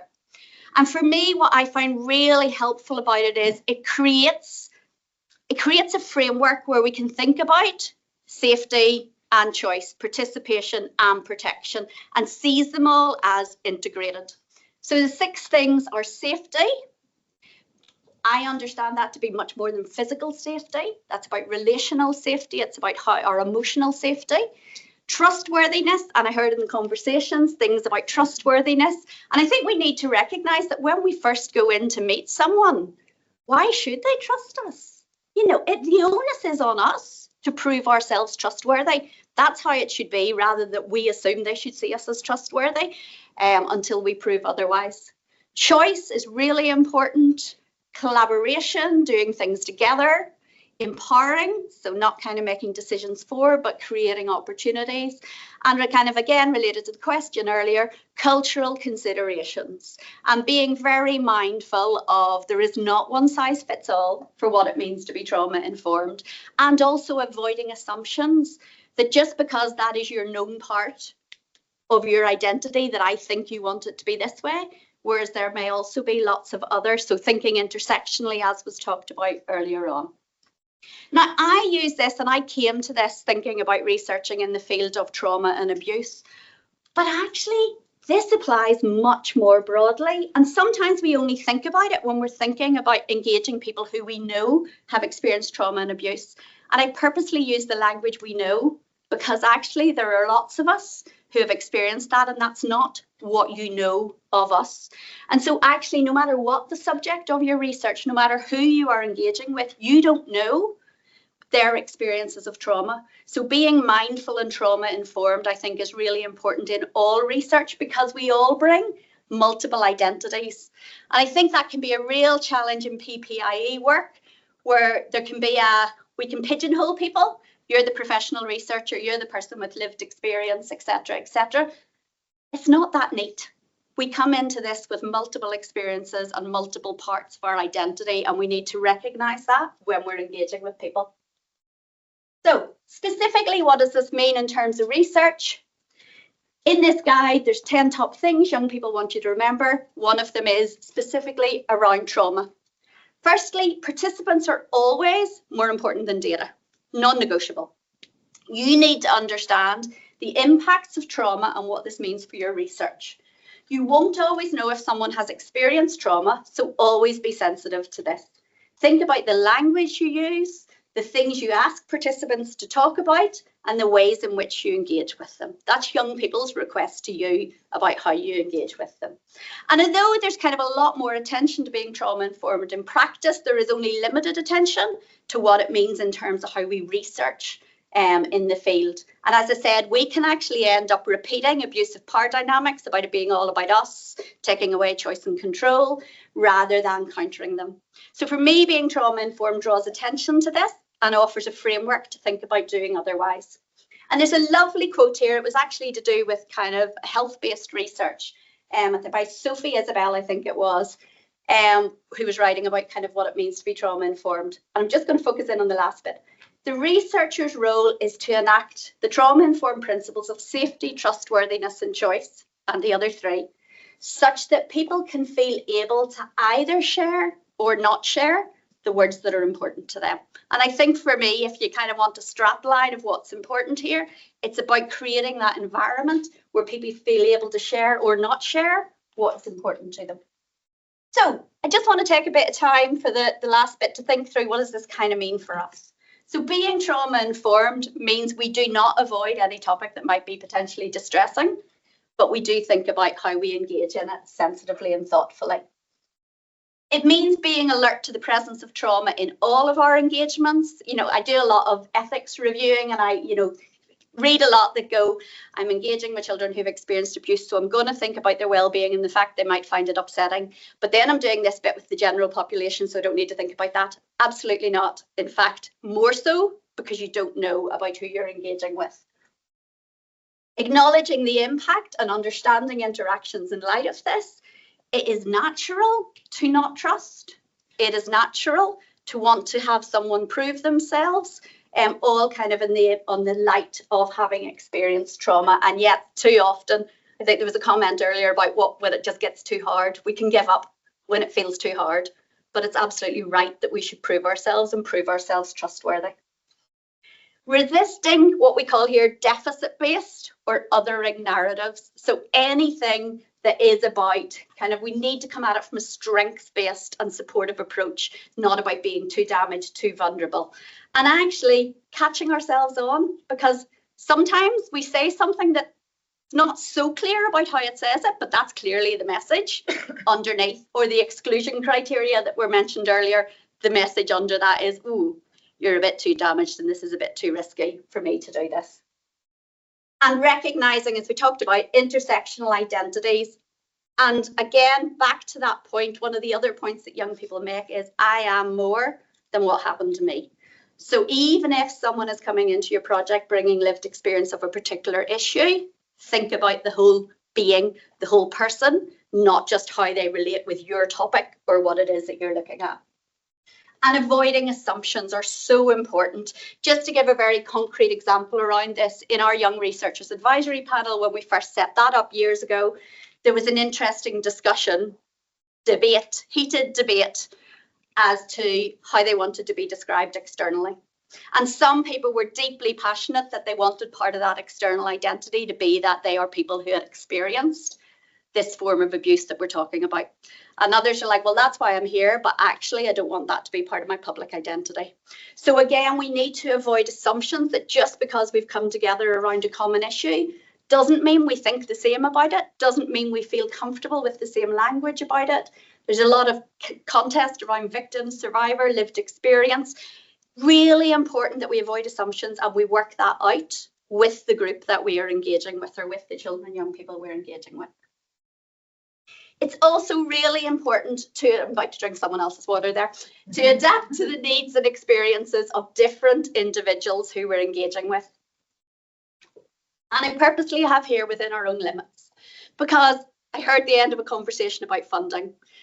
Not all of my work is participatory in nature. Some funders fund it, and I love it when I get to do it.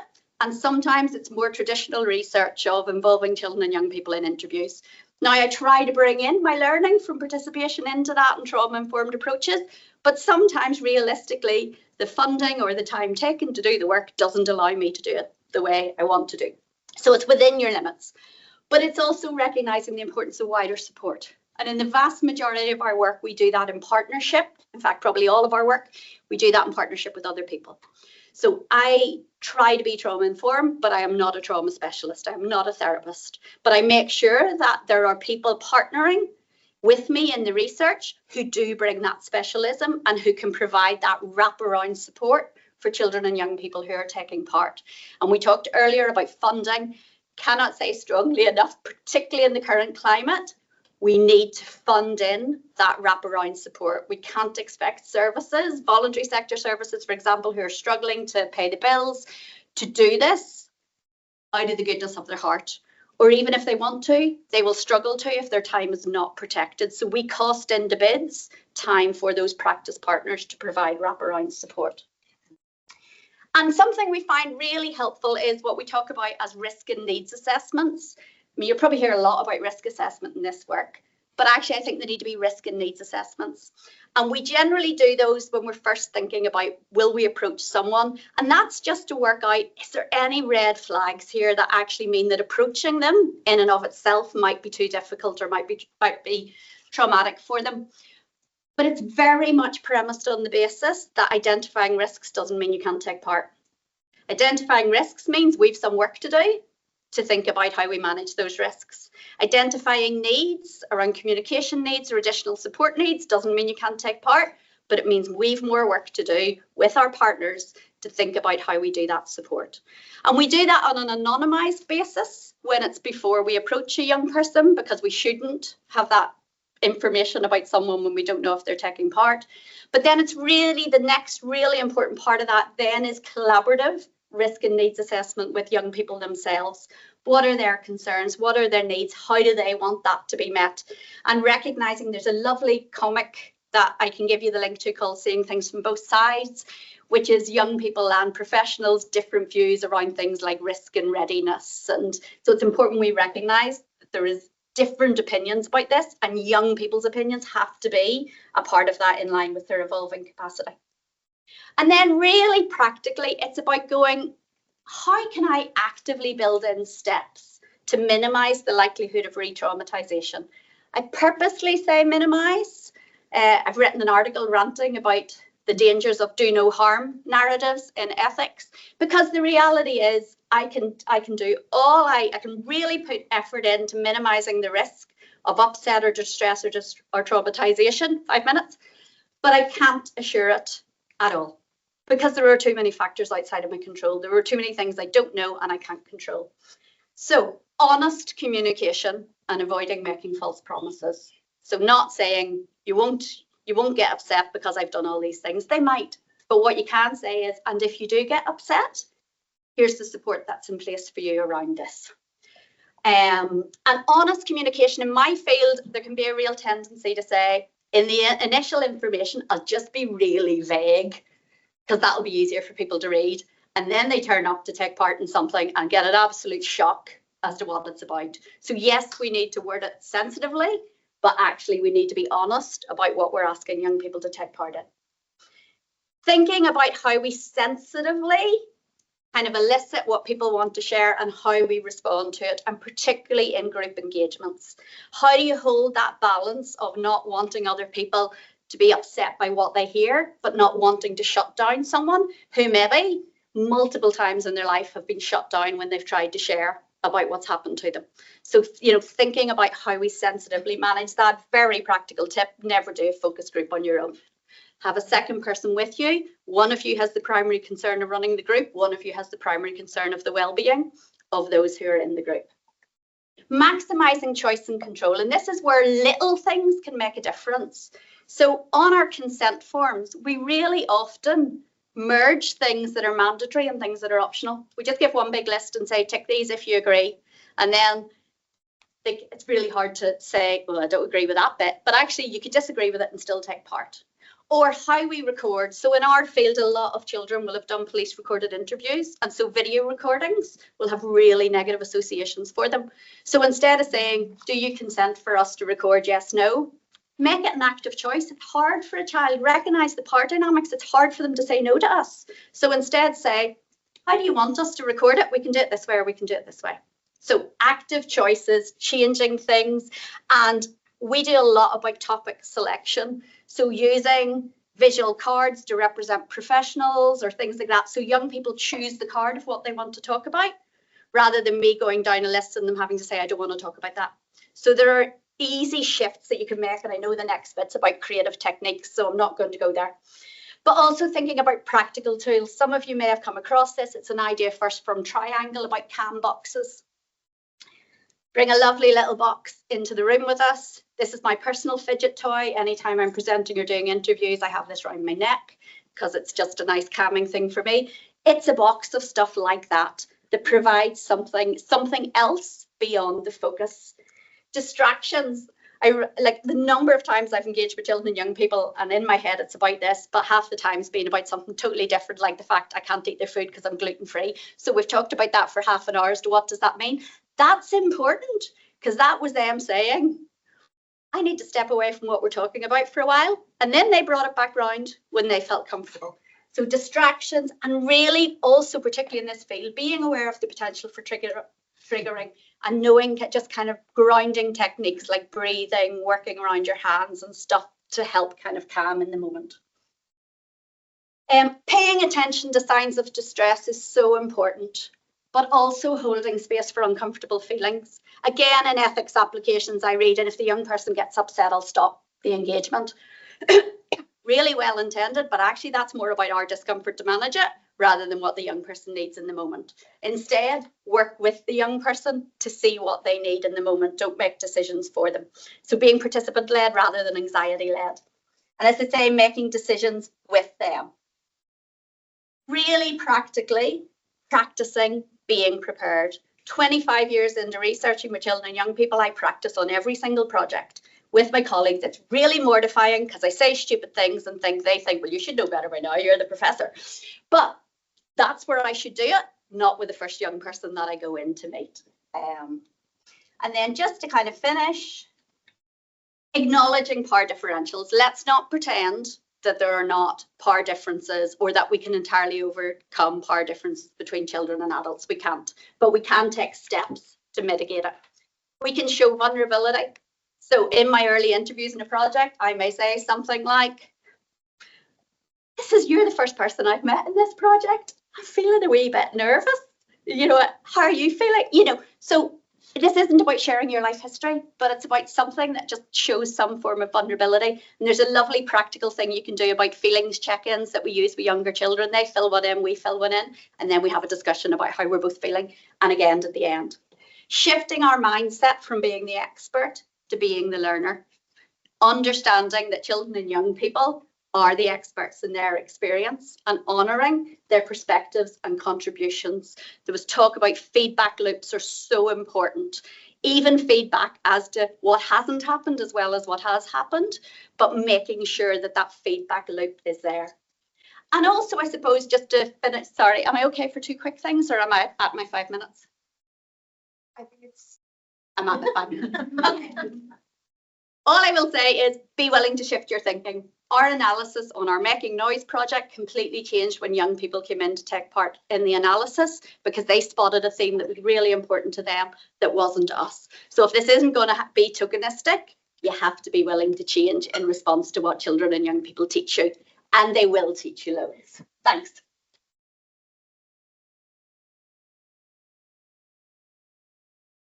Thanks, Helen. It's been really helpful. So we heard a lot this morning about a rights informed approach to PPI. So that was lovely to have that as a complementary framework. I particularly like the being alert to the potential presence of trauma, known and unknown, because you don't know what you're actually going into when you do go out to work with young people and families. So thank you, brilliant. So the next speaker, I should know this off by heart because she's my colleague from Sheffield. So this is Dr. Gemma Wheeler. She's a senior project manager at the NIHR Health Tech Research Centre in Paediatrics and Child Health, in Sheffield Children's Hospital. So Gemma focuses on creative approaches to PPIE with children and young people, enhancing diverse knowledge, inclusion and addressing power imbalances in healthcare research. She also supports PPI initiatives at the annual Child Health Technology Conference. I hope you've got a slide on that, Gemma. I do, yeah. And they are also one of our donors for actually this event and one of our partners for this event. Awesome, thank you. I feel like equally welcomed and also kind of equally intimidated because there's so much amazing expertise in the room.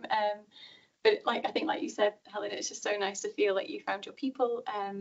But also to be in a conference that's acknowledging the messiness of the world that we're doing this in, and I don't feel too worried about sharing what I'm going to share now, so that's good.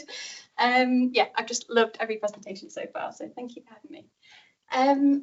So like Jen said, I'm from one of the NIHR Health Tech Research Centres, so I'll tell you a little bit about who we are, what that means, why it's such a big long title, and why we've called it such a big name.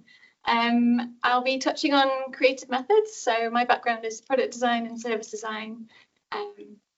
Came into patient participation at my PhD, learned a lot of hard lessons about being the only art school person in an NHS context, but I've really enjoyed kind of learning about both worlds, and I think we have a lot to learn from so I'll talk about some of the methods that we've used in some of our projects. I'll try and be as honest as I can, reflecting on those projects with you in terms of how well or not we've kind of addressed some of the 4 domains of Lindy's model. And then I will touch on the conference that Jen kindly kind of foreshadowed. Thank you for that. So our group. So we are one of 14 health tech research centres that are based across the UK. We are well, some of them have paediatric themes, but we are the only one that's fully dedicated to child health. Yay. Our role is to bring together these 4 important groups in kind of promoting and accelerating research and development into medical technologies for children and young people, with a very specific focus on getting that into the NHS. So not just lots of early stage fun stuff, which is really fun, but actually getting it out there. We have been working in this space since 2014. We've had a few different names, so you might have heard of the TITCH network, which is a lovely acronym. Technology and Innovation Transforming Child Health. There we go. I always get that the wrong way around. And then we got NIHR funding in 2018. We were the Children and Young People MedTech Cooperative. And then since April, we've been known by this name. We're the same group. We're doing the same stuff. We're just focusing a bit more into implementation now. That's kind of what we're doing. We have a few key themes. So we look across the entire early life course. So from birth to 25 years is how we're defining that. I would love it if early life was still kind of 34, but unfortunately it's not. So we look at early life. So we have a really strong neonatal theme. We look at long-term conditions in childhood, transition into adult services as well. And then cutting across all of that, we have our mind-body integration theme, which sounds a bit flowery, but it just kind of acknowledges mental health and physical health are not completely separate things. They are integrated. We had the Child Health AI Network, CHAIN, another nice acronym. We're really good at these. So we have a new focus within this iteration of us on AI. And of course, embodying all of that is our focus on EDI, equality, diversity and inclusion, and patient and public involvement. As Jen said, I'm one of the project managers within the group. I don't focus on a specific theme. Instead, I kind of support all the PPI work that we do. As well as our focus on education. So I do a lot of PhD support and training in co-design for those that are interested in that. Our group is based in Sheffield Children's Hospital, but we have theme leads across the UK. I thought that was me then. So yeah, we're based in Sheffield, and the reason I bring that up is within the next year and a half, we are building the National Centre for Child Health Technology, which is really, really exciting. So hopefully that means that we'll be able to host some events like this, and you can all come and taste Henderson's relish and the stuff that Sheffield is famous for, and things like that. But importantly, underpinning everything that we do, and this has been the case since we started. I say we, I've been there for kind of 3 or 4 years, but since the inception of this work, has been putting children at the centre of everything that we do. We already know about all of this stuff, so I don't have to recap a lot of this, but I am very, very lucky to work with Jen. Jen is our PPI. One of those things being the Lundy model. So it's been brilliant that we've had this refunding, because it means we can very strategically and deliberately work that into our PPI strategy. So it's not just, hey, this is a really fun model, we think you should do this. It's something that we are holding ourselves accountable to. Jen is kind of supporting us and setting up a young person's executive board, hopefully in the next year or two, to also hold us to account. So I am equally excited and a little bit nervous about that as well. So yeah, just kind of underpinning a lot of the work that we do. Within the next 5 years of our funding, we'll be kind of delivering the DMED programme, which is the development methodologies and equality, diversity and inclusion programme. We have a really strong need to really focus on health inequalities in Sheffield. It's a really big issue. I think we're maybe the 4th highest kind of child poverty county, I think, in Sheffield. I should be stronger on that, but I know it's recently changed. So it's, again, we have been working participation into as a very specific element of our equality, diversity and inclusion strategy, which is all on our website if you're interested. So as part of this, we'll be looking at kind of co-creating and developing new tools and methodological frameworks. This idea of working with children and young people to think about how they want to reflect on their experiences and what they've got from this and how we can be doing that better. And we'll be running some workshops on this in the not too distant future. So please do keep in touch if you're interested in any of this. So like I say, my background is in design, and I would just like to talk a little bit about co-design and how that impacts and is linked and is sometimes the same thing as PPI, is it? It's not, it's different. So we'll kind of just talk about that a little bit more and how that affects our work. So Jen and I and some of our colleagues at the HRC, we've been dancing around these different terms, and even within the design field, co-design means different things for different people. I'm sure you're all aware of that as well. So we wrote a paper recently for JMET, just looking at what we mean by PPI or PPIE and co-design and experience-based co-design. not to say that one is better than the other, and I'm really dubious of kind of frameworks that suggest that one way of participation is the best way, because as we all know, people's preferences will change across the project. So I'm not saying that one is better than the other, but they might be better for different things at different stages for different people. So that's kind of what we mean by that. Generally, the paper suggests that PPIE is kind of thinking about how we do the research. Co-design might be more about designers and non-designers coming together and doing the design work and the testing and implementation together. And then EBCD is design-like rather than design-led, in the sense that it's kind of a nice repeatable method of doing co-design, which designers might get grumpy about because it might not be specifically context-driven.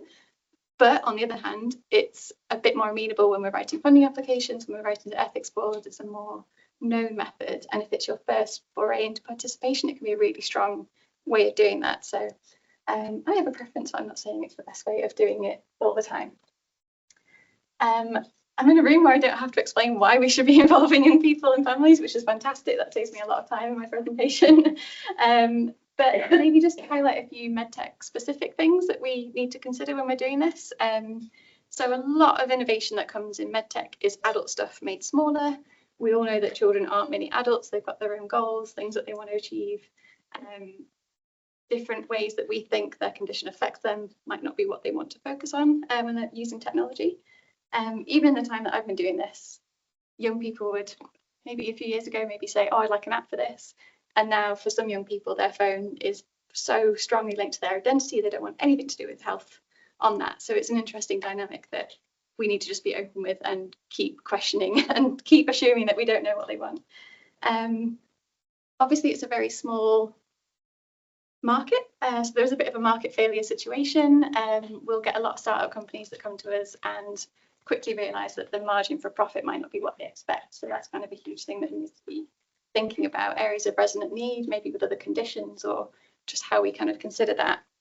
And of course, we're dealing with technology, so we don't want to perpetuate the risk of a two-tier healthcare system. We don't want to make it even better for those that already have a lot, or even cut off opportunities for those that might not have unlimited data on their phones or things like that.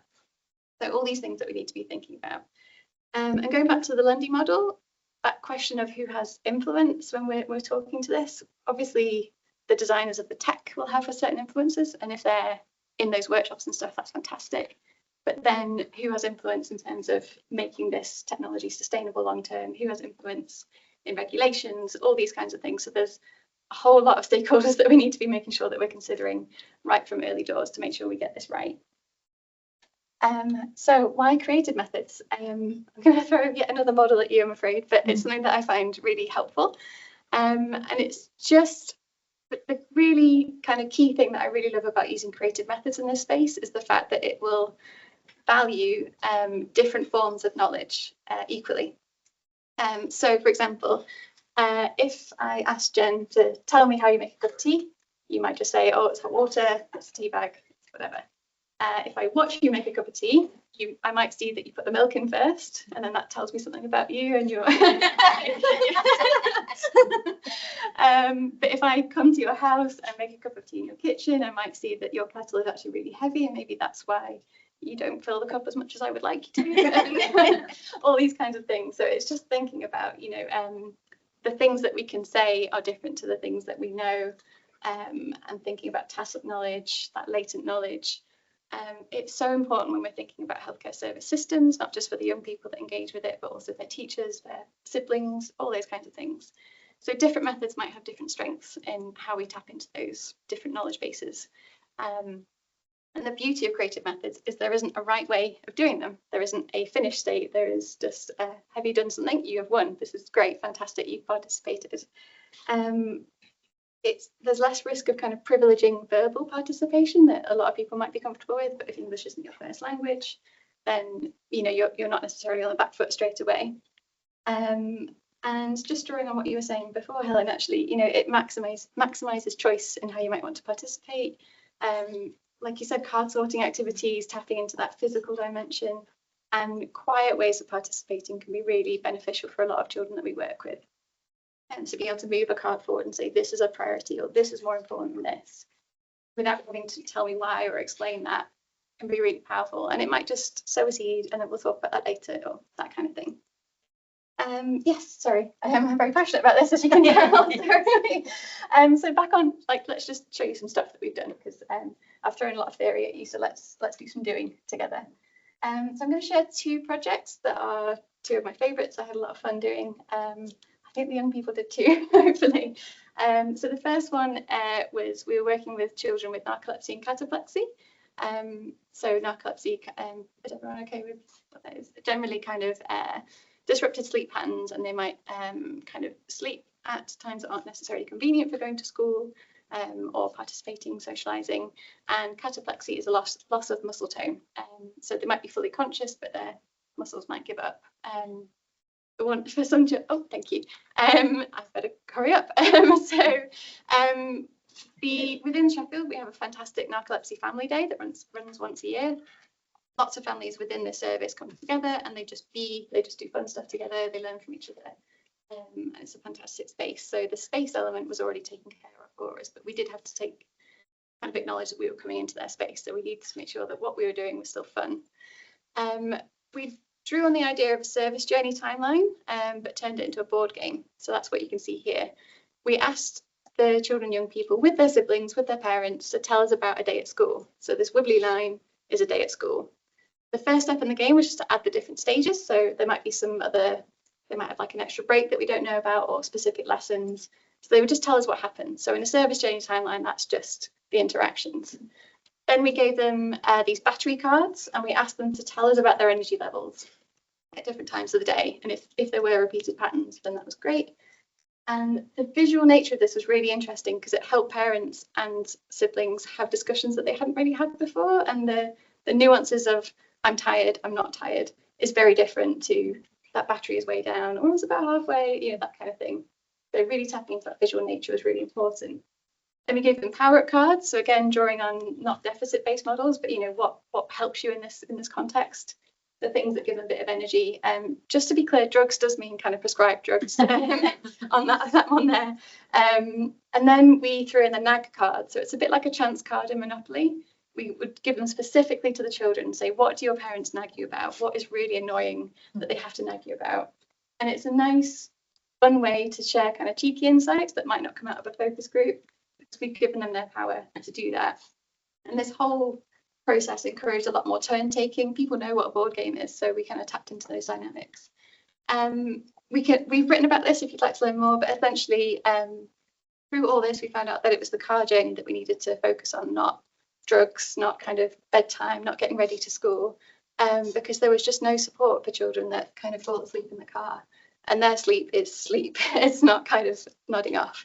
So parents were kind of driving and trying to hold them up. And so that's where we focused that project on. And then finally, I've only got a couple of minutes, I'm aware, so I'll just kind of whiz through this one. I'm very happy to talk about this afterwards and why we did certain things. But essentially, we were looking at paediatric incontinence. Over the course of about a year and a half, we ended up developing an app to support young children, primary school children, on a smartwatch while they were at school, because that's when they wanted that support. But we did that through a really long process of lots of little activities that built upon each other, that focused on self-expression and the things that they are alongside their incontinence or continence challenges. Again, we've written about this, but one of the things that we started with was tell us what you like, what you don't like. That's all we want to know. Happy face, sad face. It's a quick win. Everyone can engage with it, and siblings could as well. Then we drew on superheroes and sidekicks. So we said, okay, everyone, you are superheroes. You have to deal with these challenges every day. Tell us about the ways that you already do these, like deal with these challenges. What do you already do? Really empowering them and kind of giving them credit for the work that they do. And then rather than saying, so what do you need help with? What do you want? We then said, okay, everyone has a sidekick. Batman has a sidekick. All these superheroes do. If you had a sidekick, what powers would they have? What kind of special tools would they have? What would you like? And that's kind of how we narrowed down on the kind of areas that we wanted to focus on. And then when I grew up, was really thinking about, okay, we know where we are now. Where do you want to go? Let's talk about how we get there. What kind of inventions do you want in the future? Again, not just for the sake of it, but created methods to support that kind of in the moment participant validation, you might want to call it. was really powerful. You can see some of the kids coming up and correcting the illustrator, like, that is not what you want. We want more underpants, we want this. But we used that as a way of tracking how we were getting on in the day. So we started on Challenge Swamp. We moved across this island to Solution Forest, and then we got the ferry to Idea Island, I think. I can't really remember now. But it was a way of showing that we're valuing what they're saying to us. The fun ideas are as equally valued as the quite serious ideas. We then turned that into a comic with them and handed it out at the International Engineering Conference, you know, across the way down in that London, which was really nice that, you know, their voices were being heard and the engineers were being challenged to think about things in a slightly different way. But the comics were great to give to schools, just kind of drawing on the schools discussion that we were mentioning earlier. It was a very real kind of output for their participation. Yeah, lots more fun things that we did. Again, drawing on those visual methods, giving choices but spaces for them to, thank you, kind of lead the way. And this is a working app that we're trying to find the right watch to go for. So we've done all this amazing work, but the technology has changed in the meantime, and it's actually really hard to get a smartwatch that's small enough for the people that we've designed it for. So that's kind of why I've blocked out influence at the end, because being quite honest, this is the work that we're living in, so we need to be aware of that. Finally, please come to the conference. It's a lot of fun. And I might be kind of speaking to some of you to come and speak at the conference because I've just been inspired today. So thank you so much. Please come and grab me at the end. I won't drink any wine. I'll be fully ready to your questions then. But thank you so much.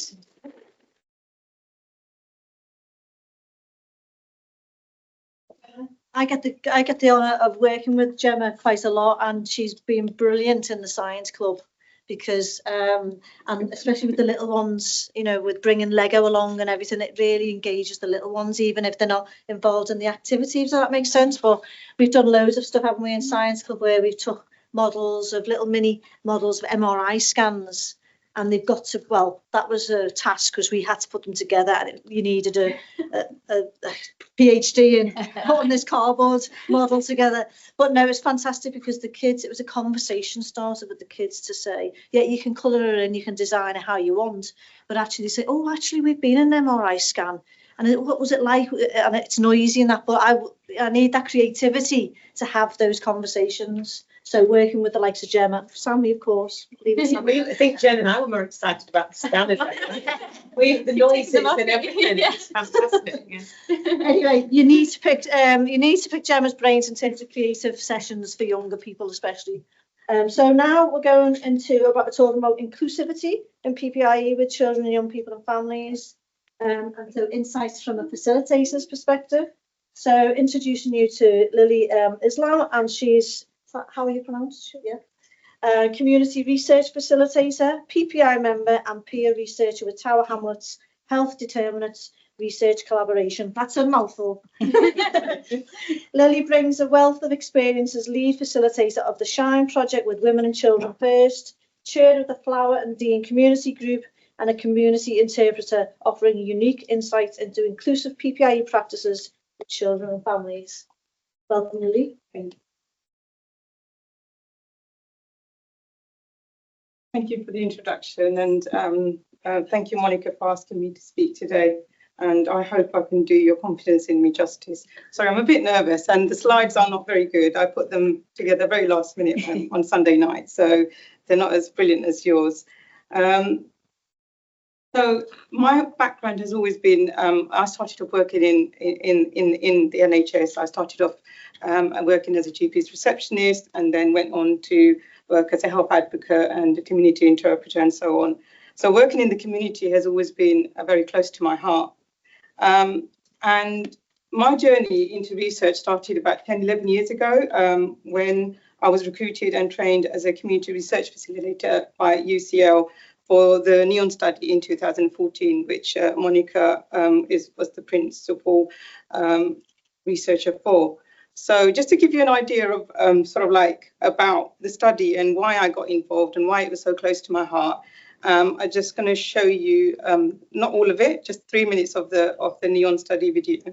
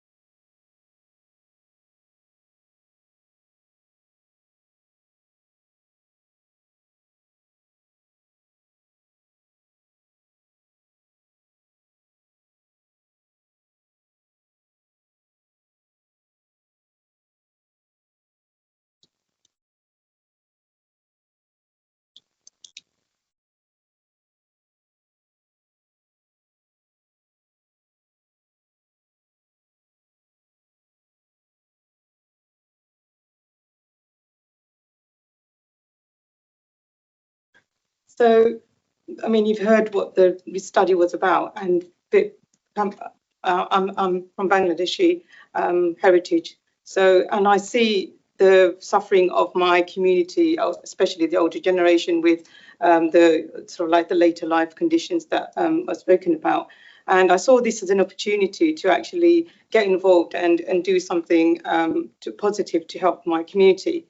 And as Lorna said, Lorna, who you met and saw in the video, I was involved in the recruitment stages, and I was asked to actually recruit, if it was possible to recruit somebody from the mosque, like the local imam or somebody like that who was influential in the community. And it was seen as these people are quite hard to reach, because, you know, how do you approach somebody like that? But I managed to recruit our local imam and interviewed him. And I also did. Well, I was recruited as a community facilitator, but then I was asked, can I do transcribing? Can I do translating? Which I happily did, because I really enjoy all of that. I stayed on with the NEON study, and I later went on to co-designing and facilitating the intervention that followed the result of that study. I didn't think I was capable of any of these roles, but Monica and Lorna and Shireen from the NEON team were extremely supportive and encouraged my involvement, and that made me feel valued and empowered me to stay on board for all of those stages. But I have to say, the first time I met Monica in person, I was a little scared. She's not scary, by the way. But she was so approachable. I didn't know what to expect. And I felt so inspired by Monica's presentation and attendance when she came to meet the participants of the study and explain the findings of the research and how it would be used going forward to design intervention to benefit the community, to improve the community's health.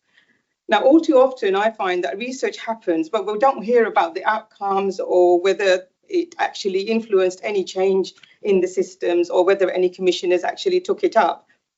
And the reason I say I felt scared about Monica, I would just like to explain that, because in our community, we see professors or people with those kinds of titles as people that we don't interact with, lay people don't interact with. And they're almost put on a pedestal of respect and class, and only like-minded people or people of that caliber rub shoulders with them. So you're a bit like celebrities in here. So you can imagine, having said that, when Monica came to meet the community and how it made them feel, they felt really valued. Their participation was valued, that their views matters, and that they can play a part in influencing some change in the services that they use.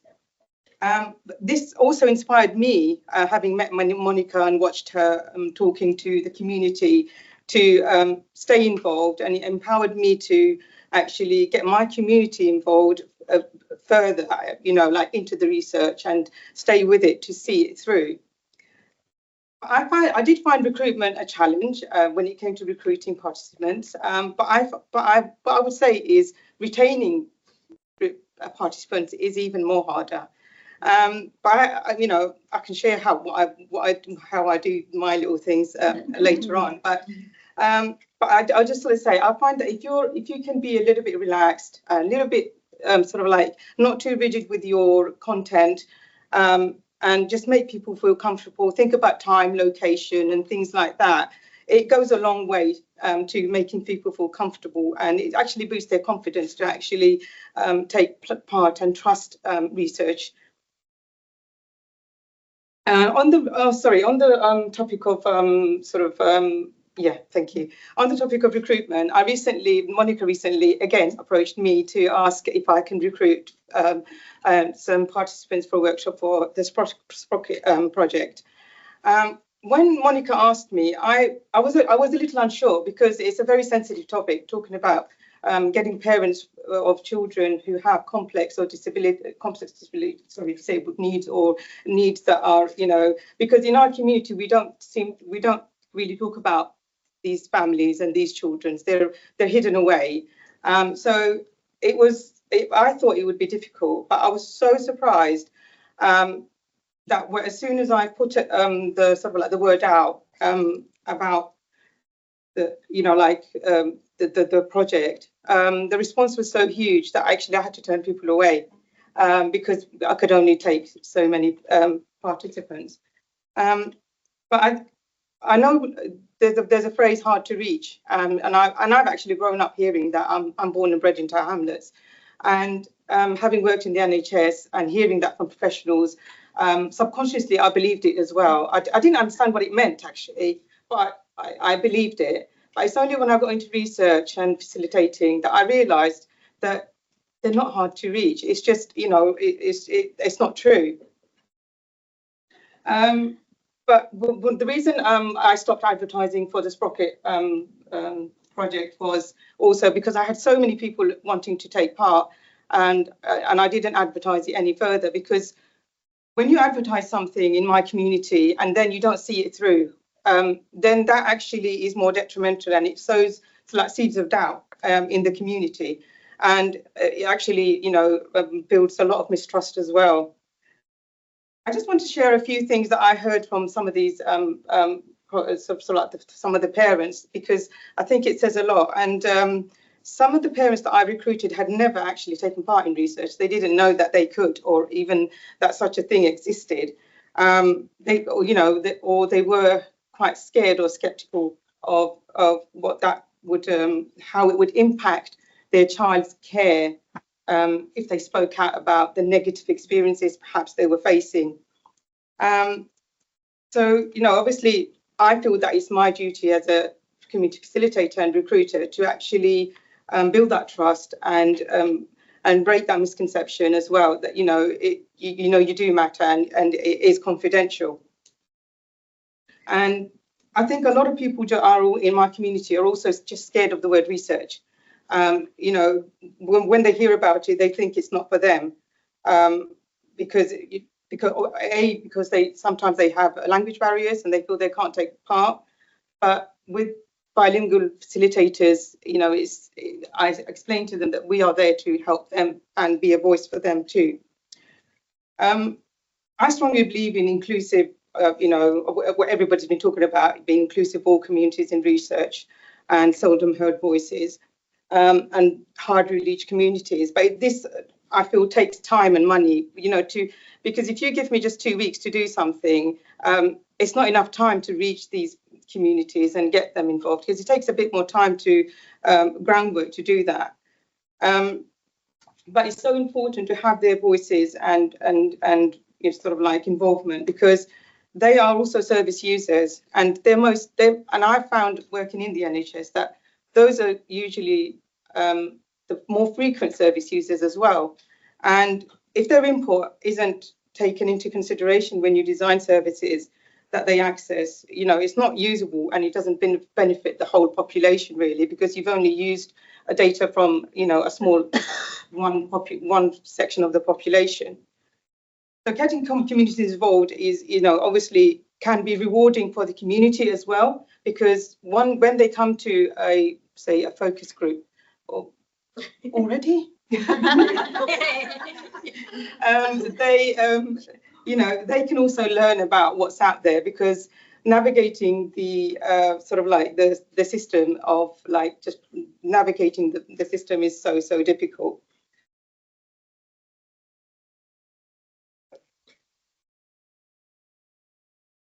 I have so much to share, but I have to move on, I think. Yeah. You can have extra little bit. Yeah. Okay, I'm so sorry. I just wanted to say that one parent in the Sprocket workshop, just talking about obviously sorry, I've lost my track of thought now.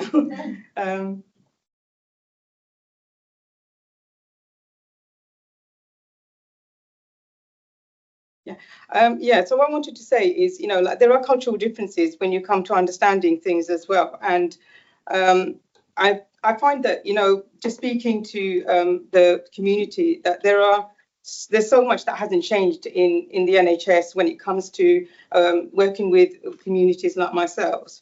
There's a lot of preconceptions and culture, and and cultural and the lack of understanding of like cultural ways and beliefs of doing things. For example, it's believed that you like the Asian or the Muslim community will always have to have like separate men and women groups to feel comfortable.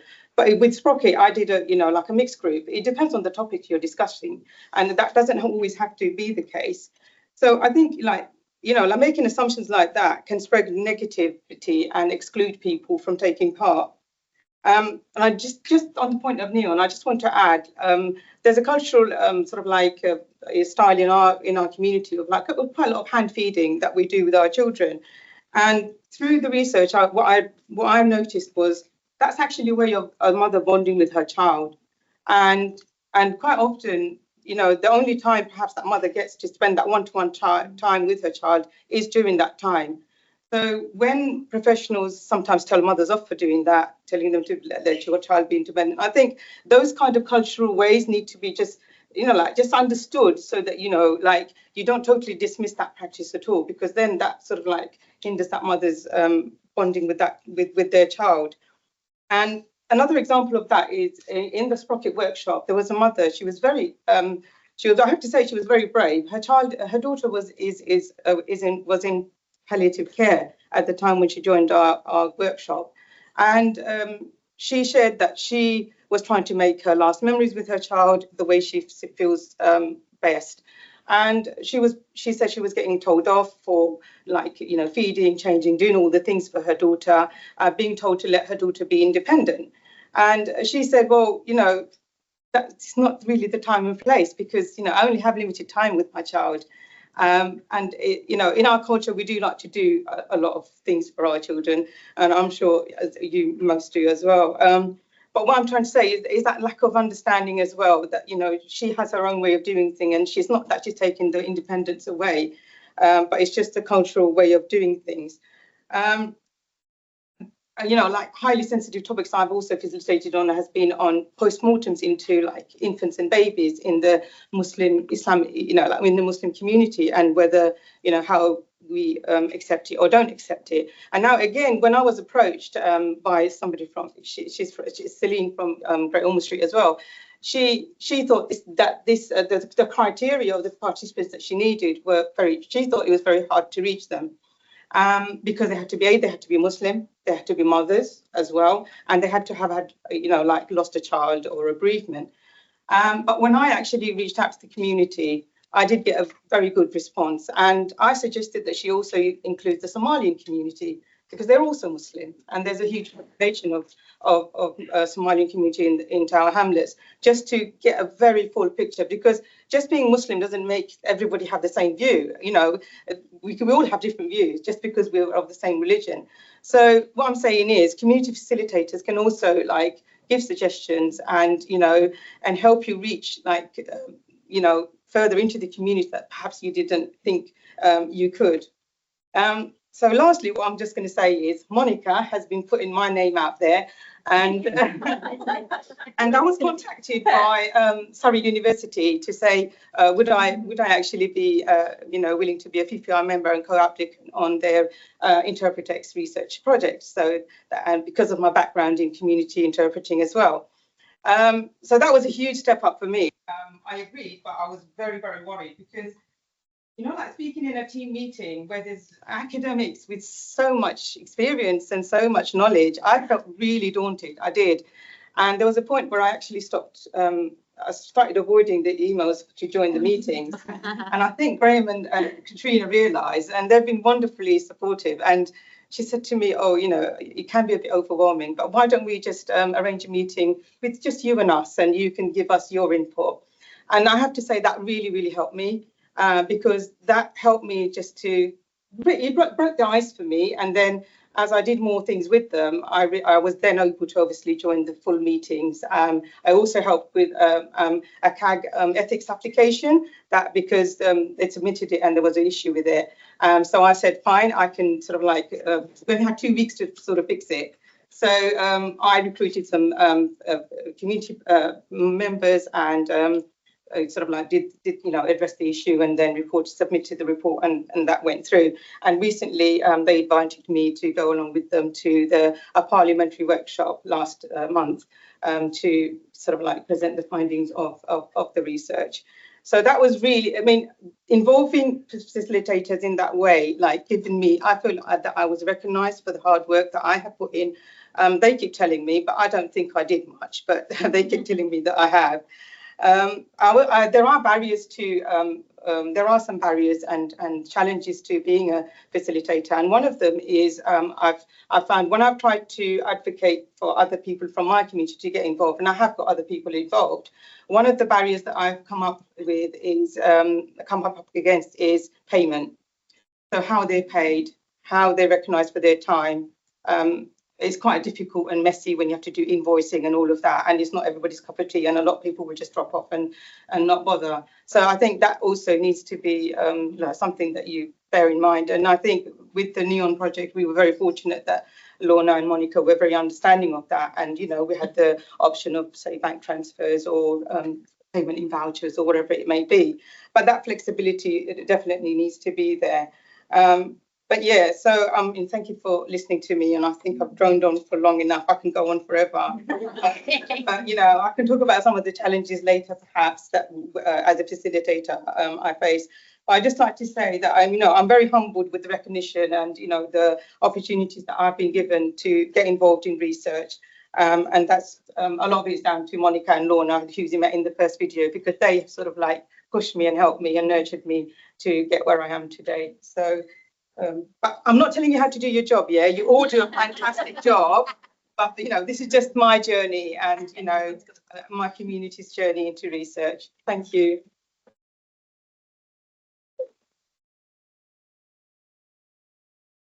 Thank you so much, Lily. I think you raised quite a few challenges that we're actually trying to grapple with on a daily basis. You mentioned things like mentioning the word research scares people off, and if you mention the word research to young people or clinical trials, they just automatically go to animal testing and so on, and it takes you down a big different roads that you want to go down. So and things like terminology that you use, you talked about tailored information, yeah, and reach out to communities. But I think what I was intrigued about as well was that the lack of awareness out there about research opportunities. But once you're in, and I've found this with our young people, once they come to you and once you go to them, you open up many doors for them, and they just get involved in so many things. And Ryan and his mum, we were talking about that over lunch, about once you're in, you've got an opportunity to influence quite a lot of other projects as well. So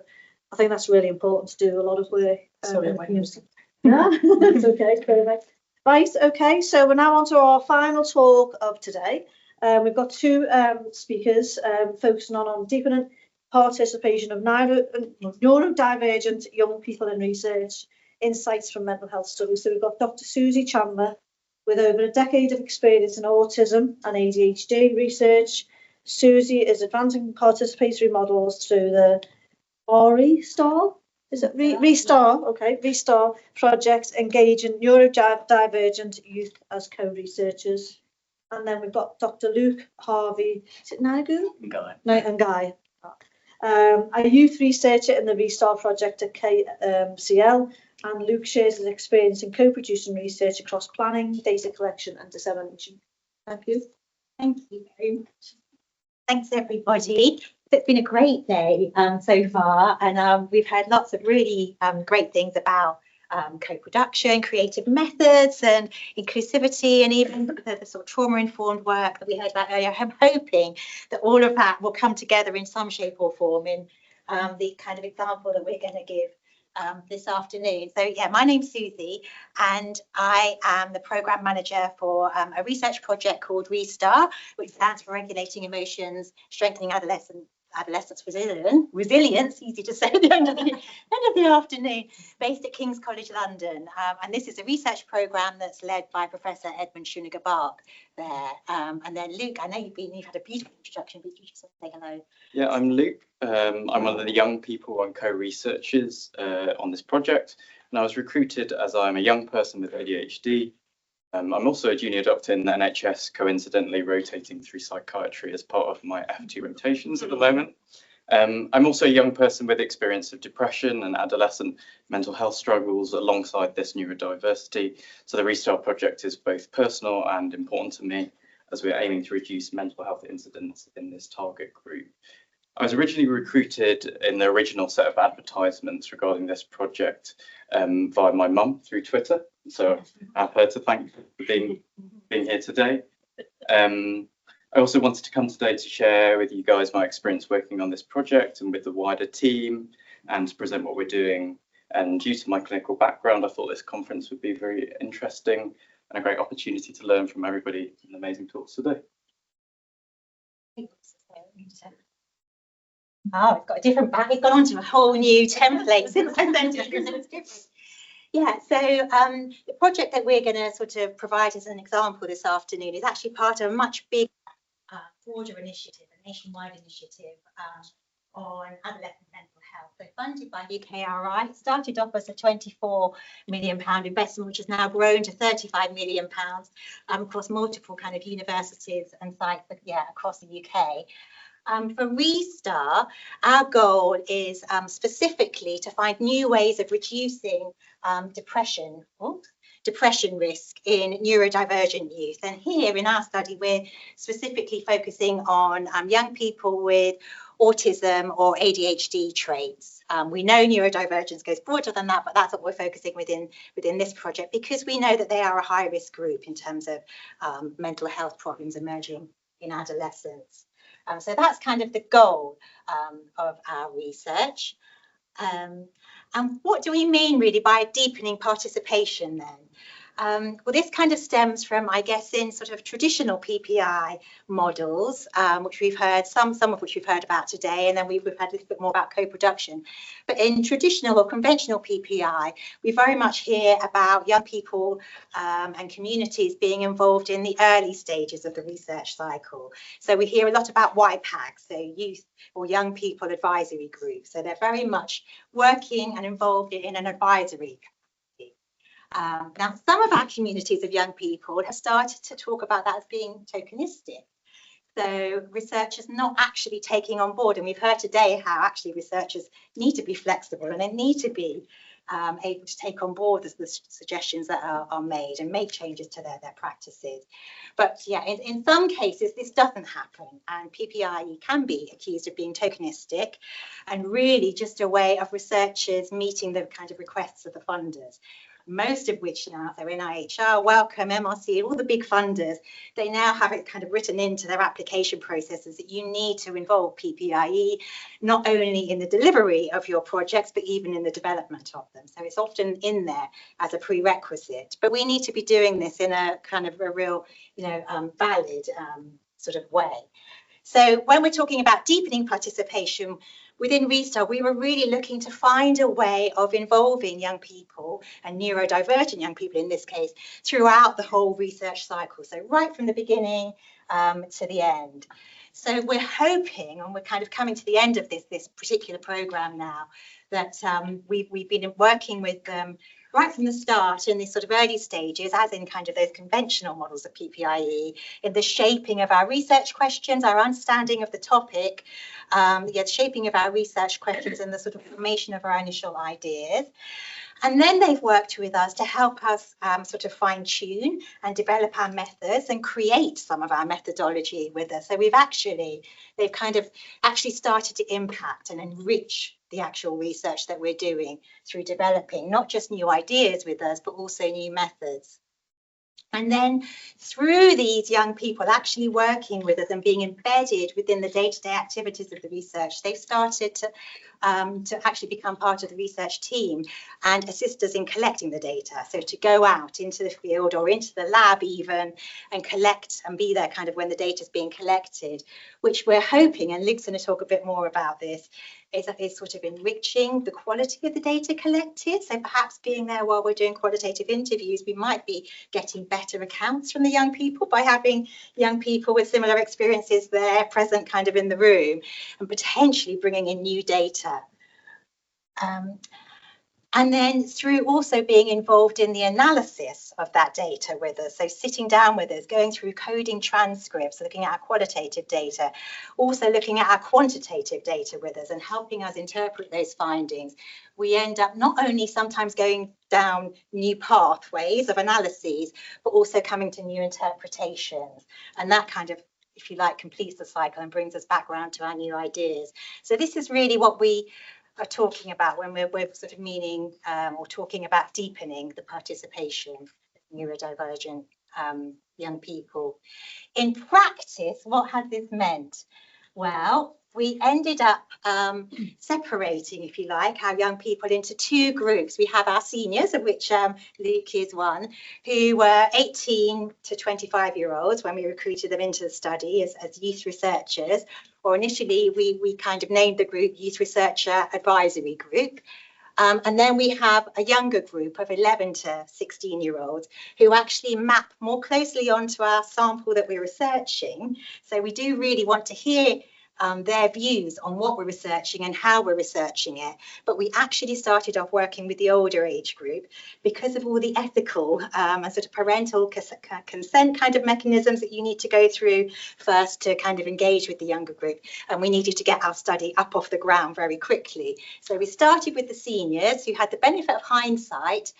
And I guess this is where the neurodivergent bit comes in a little bit, because our study was focused on mental health. So a lot of our stuff was asking young people about emotions and mental health assessments. We knew that this would be a challenge for the younger folk, partly because of the developmental stage they were at, but also perhaps because of their neurodevelopmental condition, their autism or their ADHD would make it harder for them to kind of access their internal states and talk about them. So we started with the seniors and then moved over to work with a junior group. And then really we've kind of chunked their activities into falling into these three domains, and Luke's going to give some real examples of these. But yeah, we started as in sort of most traditional PPI models, working with both groups on sort of understanding the topic, so mental health in autism and ADHD. What is it? How do we separate it from the autism and the ADHD? Where does one thing start on the other end? What sorts of language do they use to talk about it? How do they talk about it? What words don't they like? What words do they like? What are the sort of frameworks and ideas they have around it? So we sort of started shaping our research questions and then moved on to our methods. And then we involved them in collecting and analysing the data, and then they've been involved very much in kind of dissemination, knowledge exchange and public engagement. So those are kind of how we've ended up compartmentalising the actual activities that they've been involved with. I've mentioned a little bit about sort of shaping research questions and understanding the topic. We learned very quickly, and I think you were talking about how with young people, you need to kind of bring in all the tools that you have for engaging and working with them, and lots of those might be creative methods. We learned very quickly with our younger group, our juniors, that they hate focus group style activities. So it worked really well with our seniors on Zoom, because we had just come out of COVID, so everything was online. And we had some really rich discussions in the early evening, on Zoom with them. We tried it with the younger group. All their cameras got switched off because they hated having their cameras on. They'd been through online learning, through school, through COVID, where they all just hated it and had their cameras off. So we had no idea whether they were engaging or not, whether they were actually there. They definitely preferred doing than they do talking. And I think, again, partly because of their age, but also perhaps their neurodevelopmental condition. So when we're talking about inclusivity and engaging different groups in this kind of PPIE work, you need to think about tailoring your way of working to that particular group and what tricks you have for engaging them. So we did a lot more kind of in-person stuff. So we had what we called Be a Researcher Day or Be a Scientist Day, where they got to actually have some hands-on experience of some of our methods. So they got to see what an EEG looks like, how we set it up. And then they'd say, oh, that would be horrible. I'd hate all the sensory things of having something on their head, having the wet kind of gel put on. How we could actually make it better, and then even understanding what it's doing. So they both kind of piloted and tried out our methods, but also gave us tips on how to make them better. This was another kind of activity where we were interested in the role of schools on kids' emotions and actually how the school environment impacts kids' emotional states. So rather than just talking about it, they did a big build your perfect school kind of workshop activity where they had big sheets of paper on the floor and would just map out their perfect school. So again, I think like you were saying, and likewise yourself, so rather than asking them the question, we get them to do something, and they might draw something that was actually quite a bit whimsical or fantastical and not very realistic, but it would tell us a lot about what they really didn't like about the school by what they drew in terms of their perfect school. So that was just a little bit of sort of how we got around the difficulties of working with a younger group who perhaps, you know, challenged with some of the communication kind of issues, especially talking around emotions and internal states. And I think Luke is going to now talk a little bit about the sort of second type of activity, which was the data collection. Yeah, here we get some good examples of data collection. Here we've got the shared experience interviewing. So we've got the senior researcher there, we've got the young person, and then what would be kind of my role in the co-researching. And then on the other side there, we've got examples of the EEG collection, somebody in person, which I'll speak about in a second. Yeah, Dan, hands on. So in terms of the shared experience interviews, as I said, we had the three people here. We have the young participants, we have the youth researcher, which would be me or one of my peers, and then the academic co-interviewer. And the goal of this shared experience interview was to improve the quality of research and qualitative data gathered. The thought is that if the participants are more comfortable, i.e. when potentially sharing personal information about the neurodivergence and experience, they're likely to feel more understood, which may lead to better quality or more authentic accounts, along with a holistically better experience for the young person. In practice, when interviewing, we had a template we went through. This was practice prior, and we had extensive training on co-interviewing prior. We split this about 50-50 throughout the interview. In my experience, this works really fluidly, and it felt equal between the junior and senior researchers. And I felt that the young people responded well to it. They weren't overwhelmed or confused by the three people or whom to respond to. And this was reflected in some of the feedback we got, demonstrated by some of the quotes on the screen. You know, it makes it easier to chat about some of the stuff if you know if someone has the same diagnosis. It's good because they understand a little bit more, which leads to further questions, which is a good thing. So in terms of another project that we did, this EEG study, here's an example of how we integrated young people into the EEG Work Package 2 project, and you can see the timeline outlined in the slide. So it started off originally with some professional teaching from the senior members and kind of a general background to the quantitative research methods. And I must say this was delivered to a really high standard due to the expertise of some of the senior members and how engaged they were with us and the project. And then together we all decided on the aims, formulated the hypothesis and designed the study together before getting ready for the data collection itself and analysis. And what impressed me throughout all of this personally was, despite no expectation from the senior members about kind of outcome or the quality of the research, kind of on the junior side at least, all the work was carried out to a really high standard and kind of reminded me of kind of the standard that was expected at undergrad level. So it was really good, to be honest. And kind of the senior academic researchers were open to all questions and found that perfect balance between not oversimplifying stuff and making it just about academic that we'd want to engage and feel represented. So yeah, again, this is an example of EEG practice out in our lab. So what we did with the EEG data collection is an example of what we can meaningfully add in terms of participation.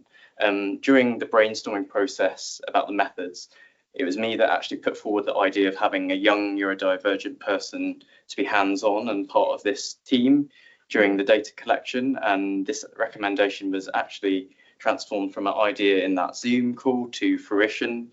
There's a picture of Tegan, who did things like present the briefing, help put the EEG cap on the participant and conduct feedback interviews, as well as take part in controlling some of the computer programs.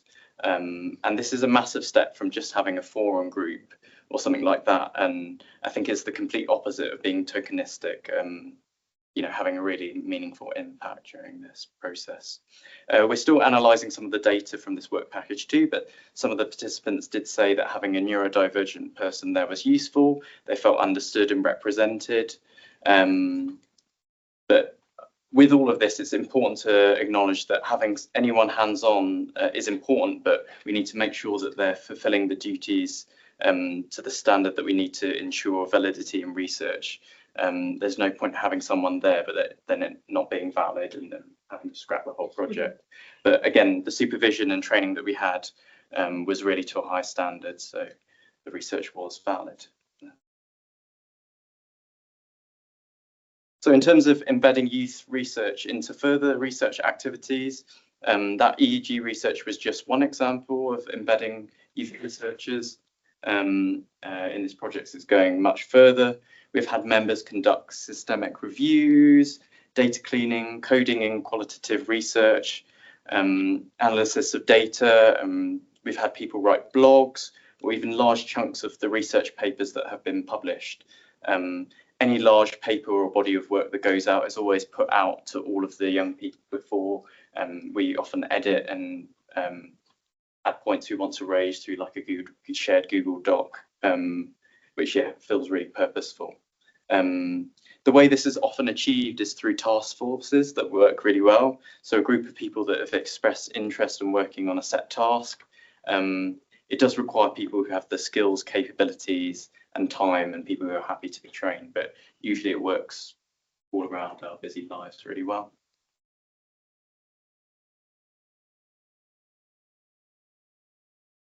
So then there's, the last little bit was really just on around dissemination, and just to give you some examples, and we've been hearing earlier today about some of the sort of dissemination that's been done by some of the other youth panels.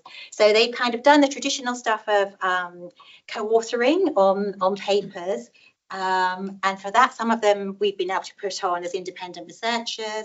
In other cases, we have affiliated our young people with our own institution, and that's not been too much of a tricky process. It's also meant that they can access training that our institution provides, and it's also then meant that once they do their GDPR training, they can access some of our shared files, and we can actually produce stuff, you know, in an authentic way. So they've co-produced papers with us, but they've also presented at scientific conferences with us, which has been great. So sharing the findings with the sort of scientific research communities, but also with the public. So kind of at the top here, we've got some illustrations from a public engagement event that we co-hosted with our youth researchers at the Science Gallery London. And they came up with some really innovative and creative ways of sort of sharing the news with the public. So Matty, who is actually up here, I think it was his idea. He read about it in some other research papers on marginalised groups. He suggested the living library kind of activity as a way of people with lived experience of something just wandering around this public space, which was the gallery, but they had T-shirts on that on the front would say, ask me about my neurodivergence, or they could put a question of their choice on. And that just invited members of the public to come up and start a conversation with them about the topic of which they were an expert on. So they all had slightly varying perhaps questions and maybe their sort of tagline of choice on the back. So this was actually part of a big national festival called Being Human, which is it was an annual humanities festival that some of you might know about. So I think Matty on the back of his said, being different is being human was his kind of strap line. But that was a really nice way and something that we hadn't thought of, that they kind of introduced into this event. The other thing that we had going on was another creative practice called verbatim formula, whereby we were able to share the data from our qualitative interviews with our research participants, who were the 11 to 16-year-olds. These were recorded by our youth researchers, so they listened to them. No, they saw the transcripts. They then narrated them and had their own recordings. And we had these played both through silent disco kind of headphones that people could walk around the gallery space. But rather than listening to our participants' voices, which could identify them potentially to people, we kind of bypassed that by having our youth researchers make the recordings. We also had people perform the transcripts in the public engagement space, kind of as a dramatic applied theatre performance, if you like. So that was just another kind of way that they really enriched what we were doing as bog standard researchers who didn't know much about these sorts of practices. They've also co-produced podcasts and so on with us. So yeah, lots going on. And then to top it all off, at the beginning of this year, they were awarded the King's Engaged Research Award January. So we're really, really grateful to them and do feel that they've actually added value across the research cycle, not just at the beginning or at the end, but kind of right the way throughout. And sorry, this has gone all weird on the formatting. It should be on a white background. But this is really just to illustrate that it has been very much a developmental process. So this is what we call our YRAC roadmap. So starting at the top from when we recruited our seniors, and we just started co-developing research materials, so our interview schedules and all the usual bump like information sheets with them. And then we actually started training them on the methodology as co-researchers, and they got really stuck in. And at that point, we decided to drop the A in their acronym. So it was YRAP for Youth Research Advisory Panel. We then thought, actually, they're researchers now, they're co-researchers. So we just dropped the A. And then we brought in the younger group, and we've kind of brought them together at various points, and we're kind of hoping that the seniors will take a slightly sort of more mentoring role towards our junior group as we continue kind of on this journey with them.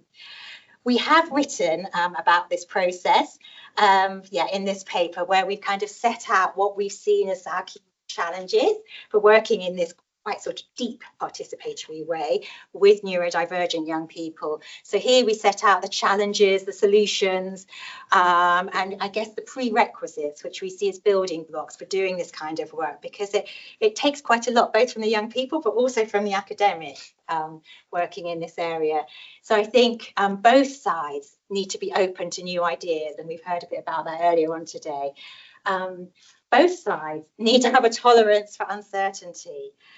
So I think that some of the youth researchers would have struggled with that, where things could change a little bit, but also some of the academics who think they know what PPIE is. And this is how we're going to do it. We're going to apply this model. We've got this timeline to get this grant done by, and this is what the roadmap's going to be like, going to look like.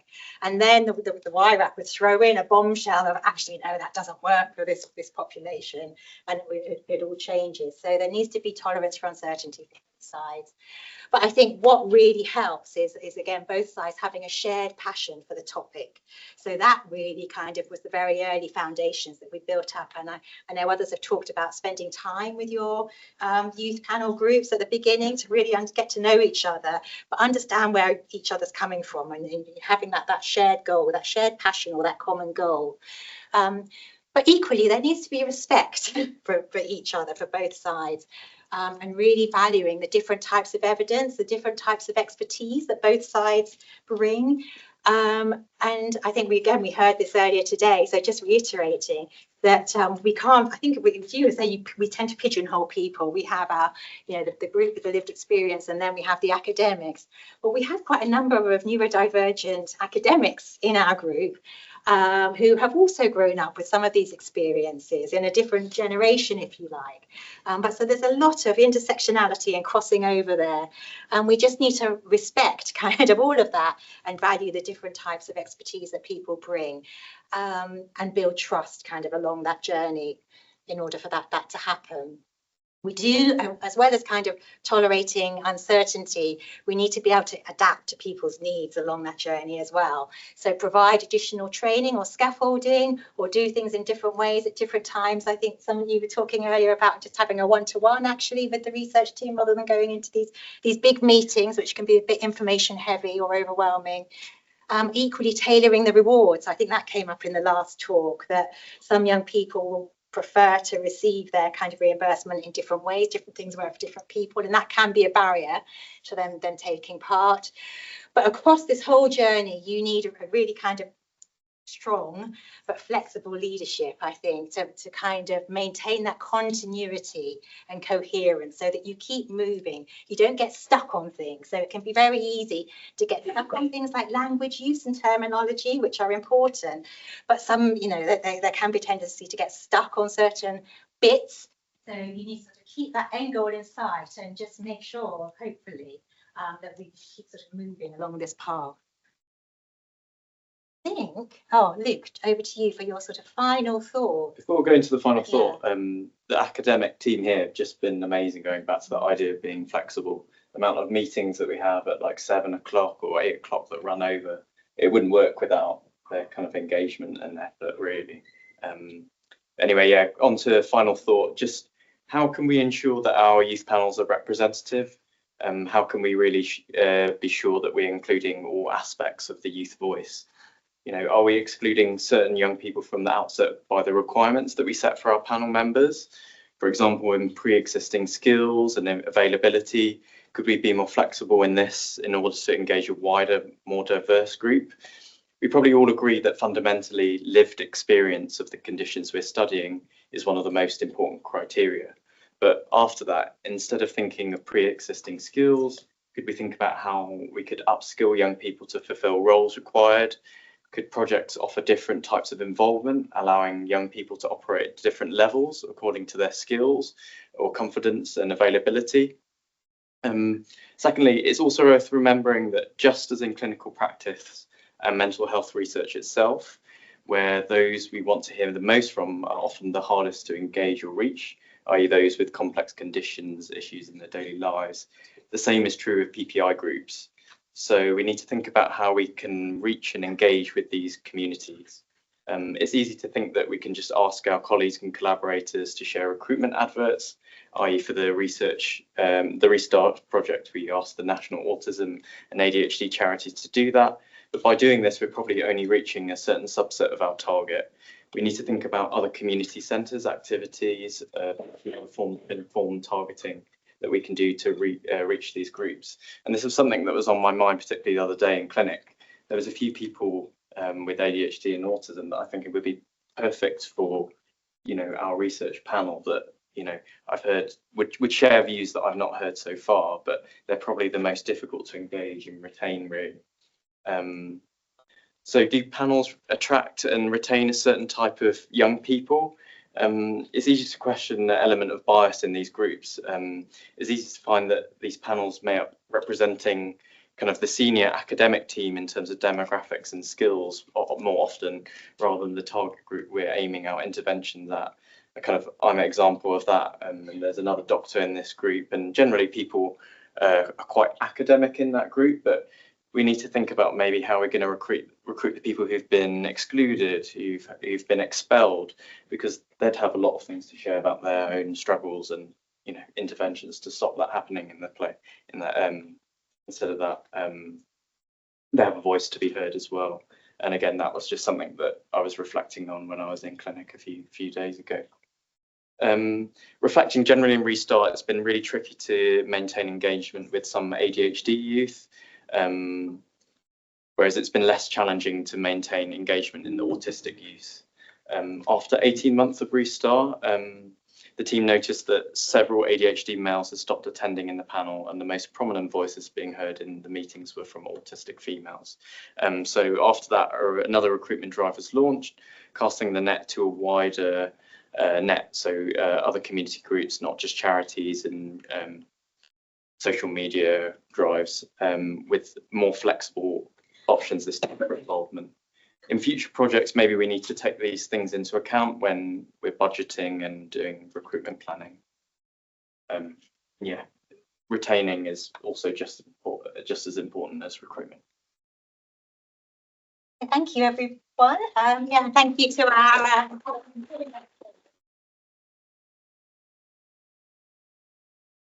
Say up here. Thank you, Susie and Luke. I thought that was a really nice example of, you know, a long-term project with young people on, you know, one particular study, which is completely different to if you do tap into you know, a YPAG for maybe one or two occasions, but also brilliant ideas for dissemination and also how to keep people motivated. I was interested in when you mentioned GDPR training for young people, and I thought, oh my goodness, how do young people, you know, feel? Well, they were 18 plus. We didn't do it with our very young ones. I remember. I've got no medical background, and I remember actually going on that trainer myself. I was thinking, would it be rude if I just fell asleep? So I just didn't read. Right. So can I invite the rest of the speakers up from afternoon, please? Do you have that list of questions? Or, have we got the mics at all? Does anyone actually want to ask any questions? We've got a list. Oh yeah, there's a question here.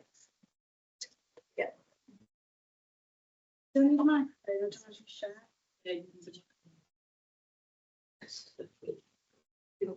You got a microwave? Microwave. You can tell it's time for a drink.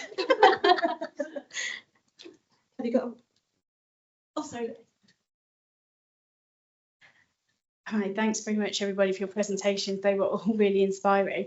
This is a question for Lily. I was really struck by what you said when you're reflecting back on your experiences, and you said, you know, a lot of the time people refer to certain ethnic groups as a hard to reach group, and that you yourself had started to believe this, but actually when you started as a community facilitator and realised actually, you know, that they aren't hard, different communities aren't hard to reach. And actually, I guess I was really reflecting on that, because I think when we're looking at funding applications, and even the way that NIHR, for example, might phrase their PPI questions around use of seldom heard voices, underrepresented groups. And it's always felt really uncomfortable to me, because actually what are we saying? And it's quite oppressive language, and are we then just feeding into silencing more voices rather than, you know, funders and other bodies are trying to, you know, address a need and address a gap, but actually the language that's being used, how helpful is that? And I think I'd be interested in your thoughts and other people's thoughts on this, but I guess the one that sort of sits with me slightly better is underserved, because that puts the onus on us to actually go out into the communities. There's a lack of service there that's actually really tapping into building those relationships within community groups. Yeah, thank you. And I totally agree that that's that the language often used is also silences, like you say, the community, and it actually deters them from getting involved, because you already feel like, oh, I'm not part of this, or I'm not good enough, I'm not capable of this. And there's this vision of sort of like power as well. I think there's you know, even within research there is this power ladder. I'm just going to put it like that. So you've got your principal researchers and academics up there, and the participants and the community, or the BPI members, we're down here, and there's this big gap in between. Now, how do you bridge that gap? And I think one of the examples that I can give is when Monica was supposed to come to the Sprocket workshop, and she wasn't able to because of her personal circumstances. She joined. I had promised the participants that she would be there. So if she wasn't there, or in some shape or form, that would have really that would have been really quite detrimental to the messages going forward. So Monica joined via Teams, and she introduced the project firsthand. And for them to see her and listen to her as a, she's the principal, one of the lead people on this project, because these parents of like disabled children, or even like the mother I said, her daughter was in palliative care, but she still came because she she is really frustrated with the way that she's being treated and not listened to, and that the service isn't suitable for her needs or the needs of certain communities. And that was her motivation for coming. But having Monica introduce the project as the lead, one of the lead people on that project, actually helped to break that barrier, you know, like that power, you know, like it made them feel a bit more equal, made them feel valued, made them feel important. And they actually really opened up in the workshop, and it was amazing. You know, they even broke down and cried about, you know, how they received their, you know, their news for their children. And it was very, you know, it was very, very, you know, like moving for even for me to hear. And yeah, I think language is so important, and the language used, and even the way when when you design questions as well for as well, I think sometimes the way that the questions are designed can also make a community feel like they're not worth it, or so language is so important, I think, and definitely, and that needs to change somehow. I don't know how. So one here. Thanks so much for this morning and this afternoon. It was so inspiring. I work with children with physical disability, and when we've looked at the YPAG here and in other places, it's really quite hard sometimes to find those children within wheelchairs. You know, they need this space, they need the physical space as well as the time and space, and the communication difficulties as well. And I sort of, I just wonder how we can address that, because they're sort of the obvious sort of underrepresented groups, really.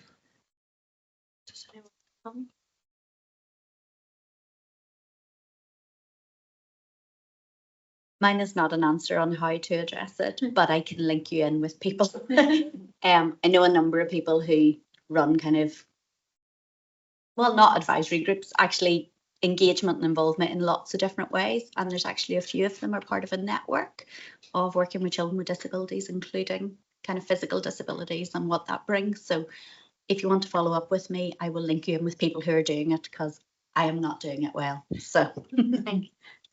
I think it's also tapping into people who do that type of work. So I know a lot of our researchers go out into schools, special education schools and so on, and so they go to them as opposed to expecting people to come to you. And they've also got the skill set to actually work with those young people and know exactly how those young people work, because otherwise it'd take us 12 months to do that. Do you know what I mean? If that makes sense. So instead of us expecting them to come to us, we go to them. And researchers go to them as well. So, but it's accessing those communities. I take that. It's quite a difficult one, but I think, tapping into people who've got the skills to do it as well. Just know a lot of my children with cerebral palsy that I work with, they'd love to be part of the YPAG, but because they can't get into the physical space, they're sort of not allowed to participate. I mean, not necessarily all the time, but some of the like young kids who adolescents who've been part of our research, they've sort of put themselves forward, but not really been taken up. What we did was we sent a form out, like the needs assessment form, what were people's needs, and then once we collated all that information, then we chose a space that would enable inclusivity, and so the space was designed depending on their needs rather than the other way, the way around. But again, it's these activities have to be run by people who are sensitive and enjoy working. It's this thing about if you love what you do and you from yourself want to be inclusive, you find ways to do it. If you do it because it's just the thing you have to do, then you find ways not to do it. That's yeah. Hello, I just wanted to thank Luke in particular, because I think some of the messages around some of your sort of reflections I thought were really helpful, because they do worry me that we have lots of young people like us. I speak as a mum who spends her entire time trying to make my children come along and do research and get involved. And so I'm really interested to know, because with autism and ADHD, they affect a whole range of people who would have other conditions as well. So one of the things that came up this morning was young people with learning disabilities. So I'm just wondering if your group involves children and young people with learning disabilities, and if they don't, how in your ideal world you would go around, go about sort of recruiting them. And other conditions, I mean, because, you know, there'll be a range of reasons why somebody might have an intellectual disability, but anyway. I mean, I would say the group, because the YRAP group that we've been running, a lot of it happens online with the older group. That group is diverse to a certain degree in that we have at least 2 who are non-verbal a lot of the time. They can use verbal language, but it comes and goes, and it depends on all sorts of other things, whether they have access to it and whether they want to. So they will be there in the discussions, but typing in the chat function. And one of them is also a wheelchair user. I think she was on one of the slides.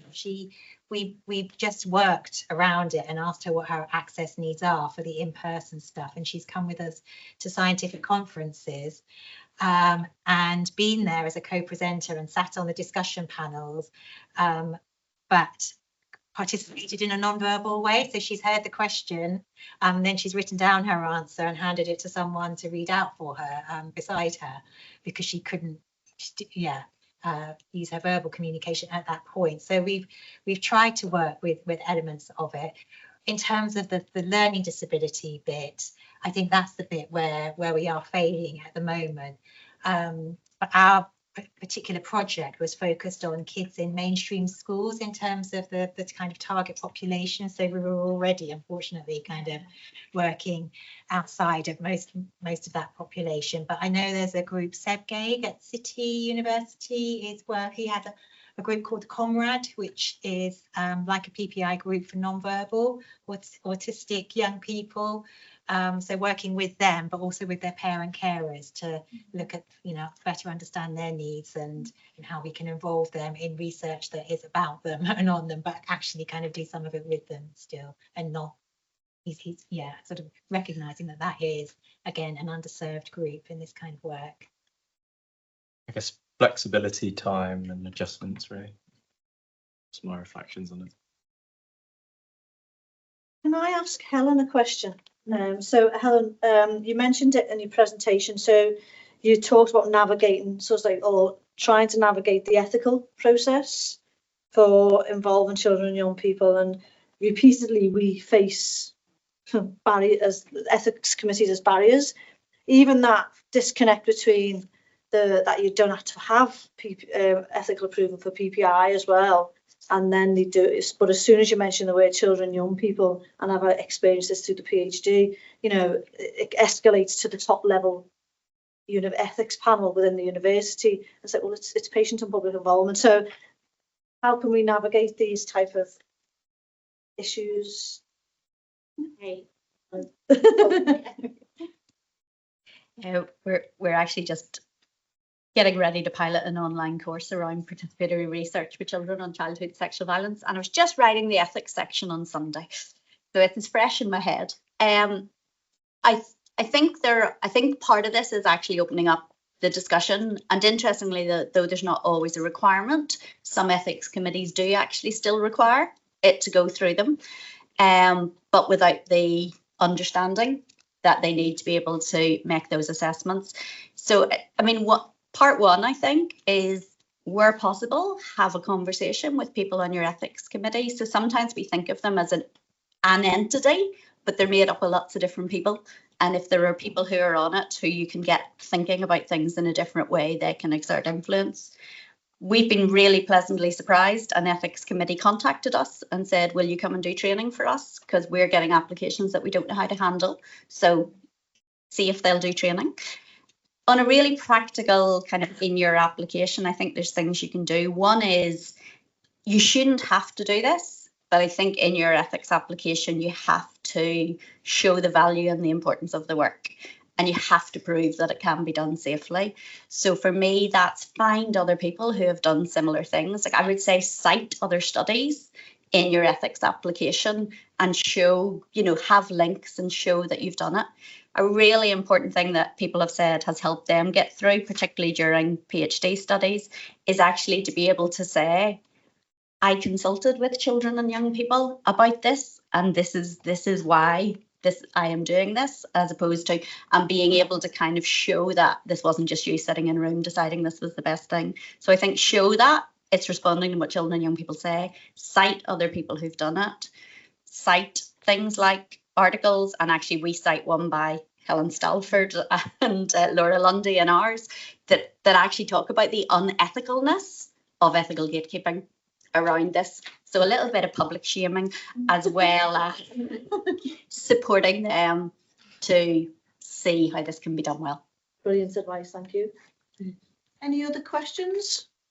I'm not sure if it's a question really or kind of discussion point, but I guess one thing I've learned today and I'm going to take forward is this, the ideal really of having the PPI from the very beginning, ideas generation all the way through to the dissemination, and I don't know, perhaps even intervention that might lead from it. And I was really taken, Lily, by the comment you made about the mother who gave fried rice to her child in the morning, because rice is so important and carries cultural meaning.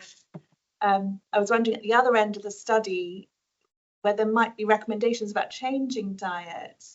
How would you still be involved at that stage? Because I guess doing something with the results is going to be so important, isn't it? And there's a power issue, isn't there, about, you know, you don't want to be imposing dietary changes that may not be culturally appropriate or might be taking away some of the important cultural meaning of those foods. So yeah, I'm just curious really what might be the plan later for implementation. So on that point, obviously, I did stay on because obviously doing the interviews, that's what came out of the interviews when we interviewed mothers and families, and that actually made me more determined to actually bring about change, at least share better knowledge to the community about infant feeding and even just diet in general. So I did stay on with the study, and we developed a sort of like a culturally traditional sort of like recipe book that is an Asian recipe book, but tailored to the sort of like the weaning process of South Asian children. So we took our recipes and you know, First Step Nutrition's made it healthy for us basically, and that has been so well received by the community, I have to say. And sort of like we obviously, I stayed on to deliver the intervention, recruit the parent mothers for the intervention as well. And for first it was just a trial, and then we did the fuller one.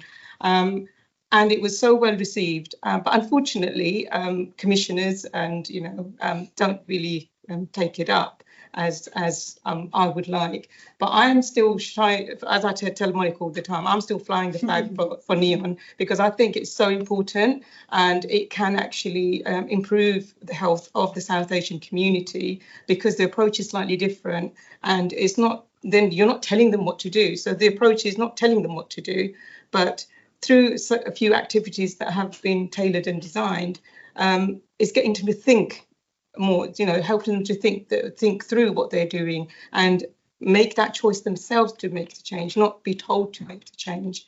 And I think through that intervention, we were able to do that. Unfortunately, funding ran out as usual, but Women and Children First was so taken by the amount of sort of like community engagement and the way we retained the participants that they've actually secured a small pot of funding. We can't call it NEON, but we called it Shine, and I'm delivering it at the moment in Tower Hamlets, and I'm doing it through schools at the moment because that's a great platform to, you know, sort of like reaching families. And just on that note, obviously, yeah, I'm still continuing. I've actually translated the recipe book to the local language as well now, to make it more accessible for sort of like the community to actually benefit from that. And just to sort of like listening to the last speakers, it was really resonated with me and my community. I could sort of like relate to it quite a lot. And through the schools, a lot of the mothers that are coming are have sort of like children who are autistic or, you know, with ADHD. And they're really struggling, I have to say, they're really struggling because there isn't any support for these mothers. They have language barriers. They're often like new migrants, and they have these conditions. They don't know what to do. They don't know how to, you know, like feed these children as well, because they have slightly different dietary, you know, like ways of feeding and things like that. So you know, they're latching on to me now, or asking me to like help them. But, you know, it'd be interesting to ask several of you guys, do you have any Asian representatives on your sort of like groups to bring, you know, like bring that perspective of that community and those young people and families that are also living with these sort of like conditions? Maybe 1 out of the 10 in our speaking group. But it's not been something we've talked about really, have we? So maybe we should be. That's another lens kind of to layer on onto everything and part of mental health. And I think the reason for me coming today is to sort of like say to you guys that, you know, you need to be inclusive of people from all communities when you recruit even PPI members, or like, you know, when you set up groups. We definitely noticed 18 months in when we had a look at our demographics that, yeah, they were mainly all white. And we didn't have that ethnic diversity, and we had lost a lot of the ADHD young people had dropped off. So it was for those 2 reasons. Yeah, but I also feel like what you were saying, Luke, that your mum saw it on Twitter and that's how you got into it. The way these things are advertised also, and, you know, how you access these opportunities need to be looked at, because not everybody's on Twitter. I mean, a lot of these parents, the community I'm talking about, are not, you know, they have language barriers, they have, you know, technology barriers, and they're not for these things. Even I didn't know that you could go on Twitter and look for these opportunities. So, you know, they'll be the last people to look. So for them to even get involved, you know, they don't even know about it. So how are they going to get involved? So, you know, you can't just rely on these platforms to advertise these. I think going to the local level, like community groups, resident, you know, the TRAs, those often, you know, these groups are overlooked, but they're at the heart of the community, and, you know, they're embedded in the community and they're often trusted as well. So if you go through them, you're more likely to get people that will come on board and also stay on board as well. Sorry, I can talk forever. Got one more question. Got one more question before we hand over to Monica to. Thank you. I was just going to talk about what you were just touching on about what happens at the end of a study. So I've been running an experience-based co-design project, and you end up with families who are very invested from doing the interviews and then the co-design. Now it's coming to the end as a PhD project, where I know the funding also will come to the end, and then you feel like a bit I feel worried about the expectation that what we've co-designed will then be implemented into practice, which is kind of beyond my control. It's something that I will try and facilitate, but at the moment there's no funding attached to that, because that would be a whole nother either grant or however we manage to do that. So I think it's quite difficult. You know, these families have been so on board with the process, and then it's kind of, we've talked today about being very honest and kind of saying, you know, we are designing these things, we were hoping that they will improve practice, but you get to this end point and it feels like a really kind of, I feel very uncomfortable with it, because we're about to kind of have a celebration event, talk about everything we've designed, and then it's like, okay, so then are you going to use these things? It's like, you know, you've used so much people's time and energy, and it's quite a kind of uncomfortable position to be in with that big unknown about the future. So I don't really know how to approach that. I can make a start maybe. I totally get it, and I have that worry every single time, and in my PhD it was the same thing. It feels quite wrong, doesn't it, in a way? But I think, like others have mentioned throughout, that, like you've already said, that transparency and that honesty, I think they'll understand more than you imagine. But as part of our celebration events, we often reflect not just on the project and what's come out of it, but also the people. So whatever happens with the project, the things that the experiences they've had or the friends they've made, they're safe, they're in the bank, if you know what I mean. That's whatever happens with the project, that's still a very real outcome. And I think it's so easy to not see that as an outcome. I'll be honest, a lot of the reasons why families come to my sessions is to see each other. It's not to see me. I have to make peace with that. But working in time in the sessions for that is really important. And it sounds like, if you're that worried about it, I'm sure you've done that as well in your sessions. You sound very, what's the word, conscientious. So I think just being honest, but also just explaining what the next steps are, and like maybe leaving the door open if they're interested, if you're able to do that. I guess that's the thing. You can see kind of things that could happen in the future, but then I'm also slightly worried about overburdening these families because they have been on such a long journey and stuck with it. And then you can't, and then other little things come along the way and you're like, oh, you could do this, or you could do this, or you do this to me, this would be great. And there's all the kind of like shared benefits, but at the same time, you're like, are you just sick of this now? I'm sure they'll tell you if they are, or just not tell you anything and disappear. But yeah, I understand what you mean. But I think, again, if you're acknowledging that, and because ethics is ongoing, isn't it? It's not kind of consent at the start. It's people continually keep choosing to participate. So I understand. I don't think there's a simple answer, I'm afraid. But yeah, unless you've got things. I was just going to say, is it not also that long-term feedback? It's not when you say goodbye, it's not really goodbye, is it? If you have an obligation to those people, if something happens in like a year's time or whatever, to feedback and say your work helped us do this, and it might not happen straight away, and it's been transparent about those, that they're a piece in a journey, and things, the NHS is slow and things don't happen immediately, but it could create change, hopefully will create change along the way. And if you are made aware of that change, or you're a catalyst of that change or whatever, you want to let them know. It's kind of just keeping that kind of, that they feel like the value. Thank you so much, and thank you for the panel for such brilliant presentations.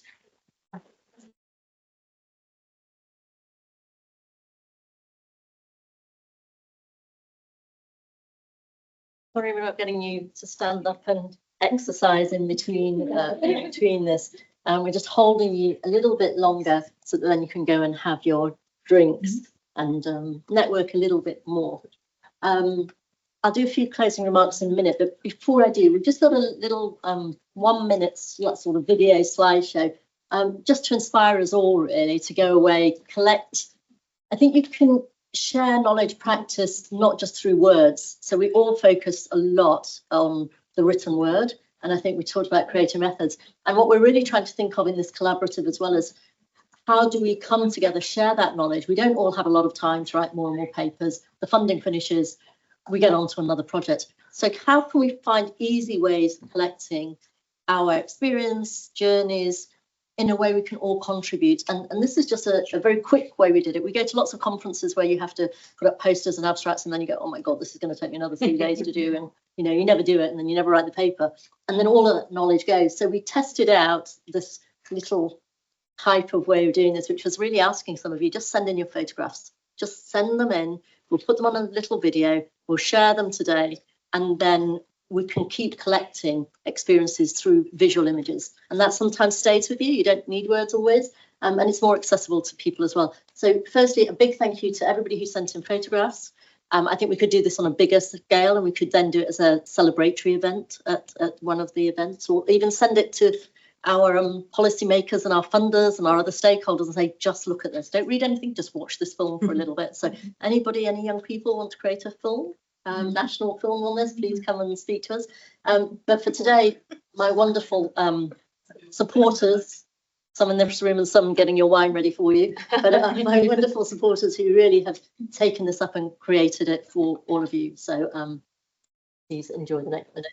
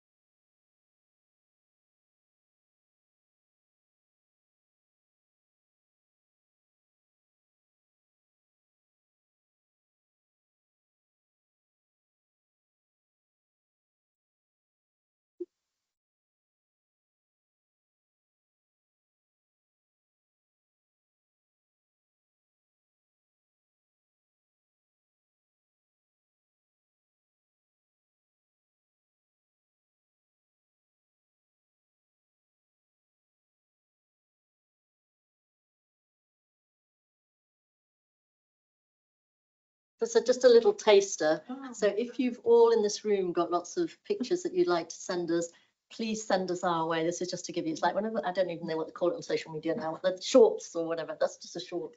And so please send in your pictures and we can make a longer film and then share it in different platforms.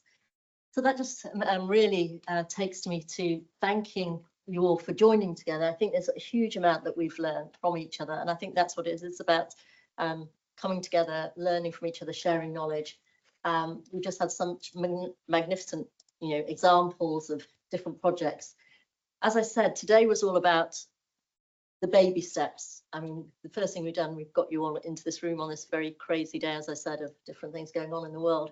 And we don't know where the world will be tomorrow. So we do know we will all be talking to each other. We'll all be still here, and we will have to see what that brings to us all. But, if we join hands and we do it together, we've got a bigger voice. And I think that's the thing. We have a duty to the children who are being born in this world, and we have a duty to include them and give them a voice. And doing it alone is really boring, and doing it together is much more fun. I think we are all like-minded people who are very collaborative, and we need to come together. I don't know how we do this either. As a national voice, I think we have to be seen as experts in the field. Experts doesn't matter, Lily, it doesn't matter, and we're all equal. And it doesn't matter really what your background is or who you are, but we should come together and find a way to influence policymakers, influence researchers, go to schools, influence the next individuals like Ryan, who will really take, and our colleagues here, who will really take this forward to the next generation when we need to retire and be able to feel that everything's in good hands. The BRC, I have to say, a big thank you to the Gosh BRC, who enabled us to really come together today, because without their thinking and ideas behind this, I wouldn't be standing here today in front of you. And for Dee as well, for all her support from the PPIE BRC here, and Dad particularly, who's been running around trying to help us, which all stuff I don't know anything about, and all my team. We in our team, just to say, you have to do your own plug, don't you? But in our team, we do work with very different groups. So if anybody ever wants to learn about that, we've had a project working with children in temporary accommodation. People said we'd never be able to do it. And we had children and families from all over the country engaged in that. We made it flexible. We talked to people on the phone. We talked to them while they were shopping. We didn't have a formal PPI group. They were still our PPI members. It didn't really matter what time of the day it was. We know the Sprocket recently. I think I left my phone number on the form by mistake, and I think I had calls at like 10 o'clock at night, Monday morning, Sunday night, just from so many people who are like, this is just amazing and just want to be involved. So, you just have to take away your own barriers. Hopefully I'm not that scary.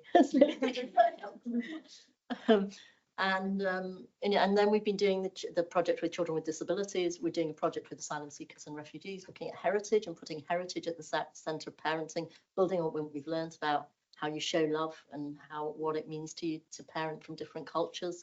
So lots and lots of different projects. And we did one in Nepal where we were singing and dancing with the families, with the children. And when you said, what do we take away from that? They knew that we probably won't get the funding from the follow-up study, and we didn't. And but we all came together, we all came in a room, we had the music on, we danced, we ate together. And what the mothers said at the end of that is they understand that we may not get the follow-on funding, but by participating, the joy they got from participating, they learned how to speak for themselves. It was probably the first time they had ever felt anybody was listening to them. And it was the first time that they felt that they had a voice, and that was enough for them. So people will take away different things from every little experience. I suppose it's how the experience is. So I hope you've had a good experience today. I hope you'll all have a think about how we could build resources, whether we do podcasts, whether we do blogs, whether we come together to do more events, whether we create a library of resources, what future events you want, whether it is bringing the policy makers in the room, whether it is bringing the funders in the room. We can have lots of different types of events. This is the first one just to really get your backing to say this is important enough for us to take it forward. I can't do that alone. I've sort of paved the way, but hopefully all of you will come together to think of ideas and to take it forward and to offer to take the mantle forward for us. So thank you again, and please do enjoy some wine and keep talking. Thank you very much.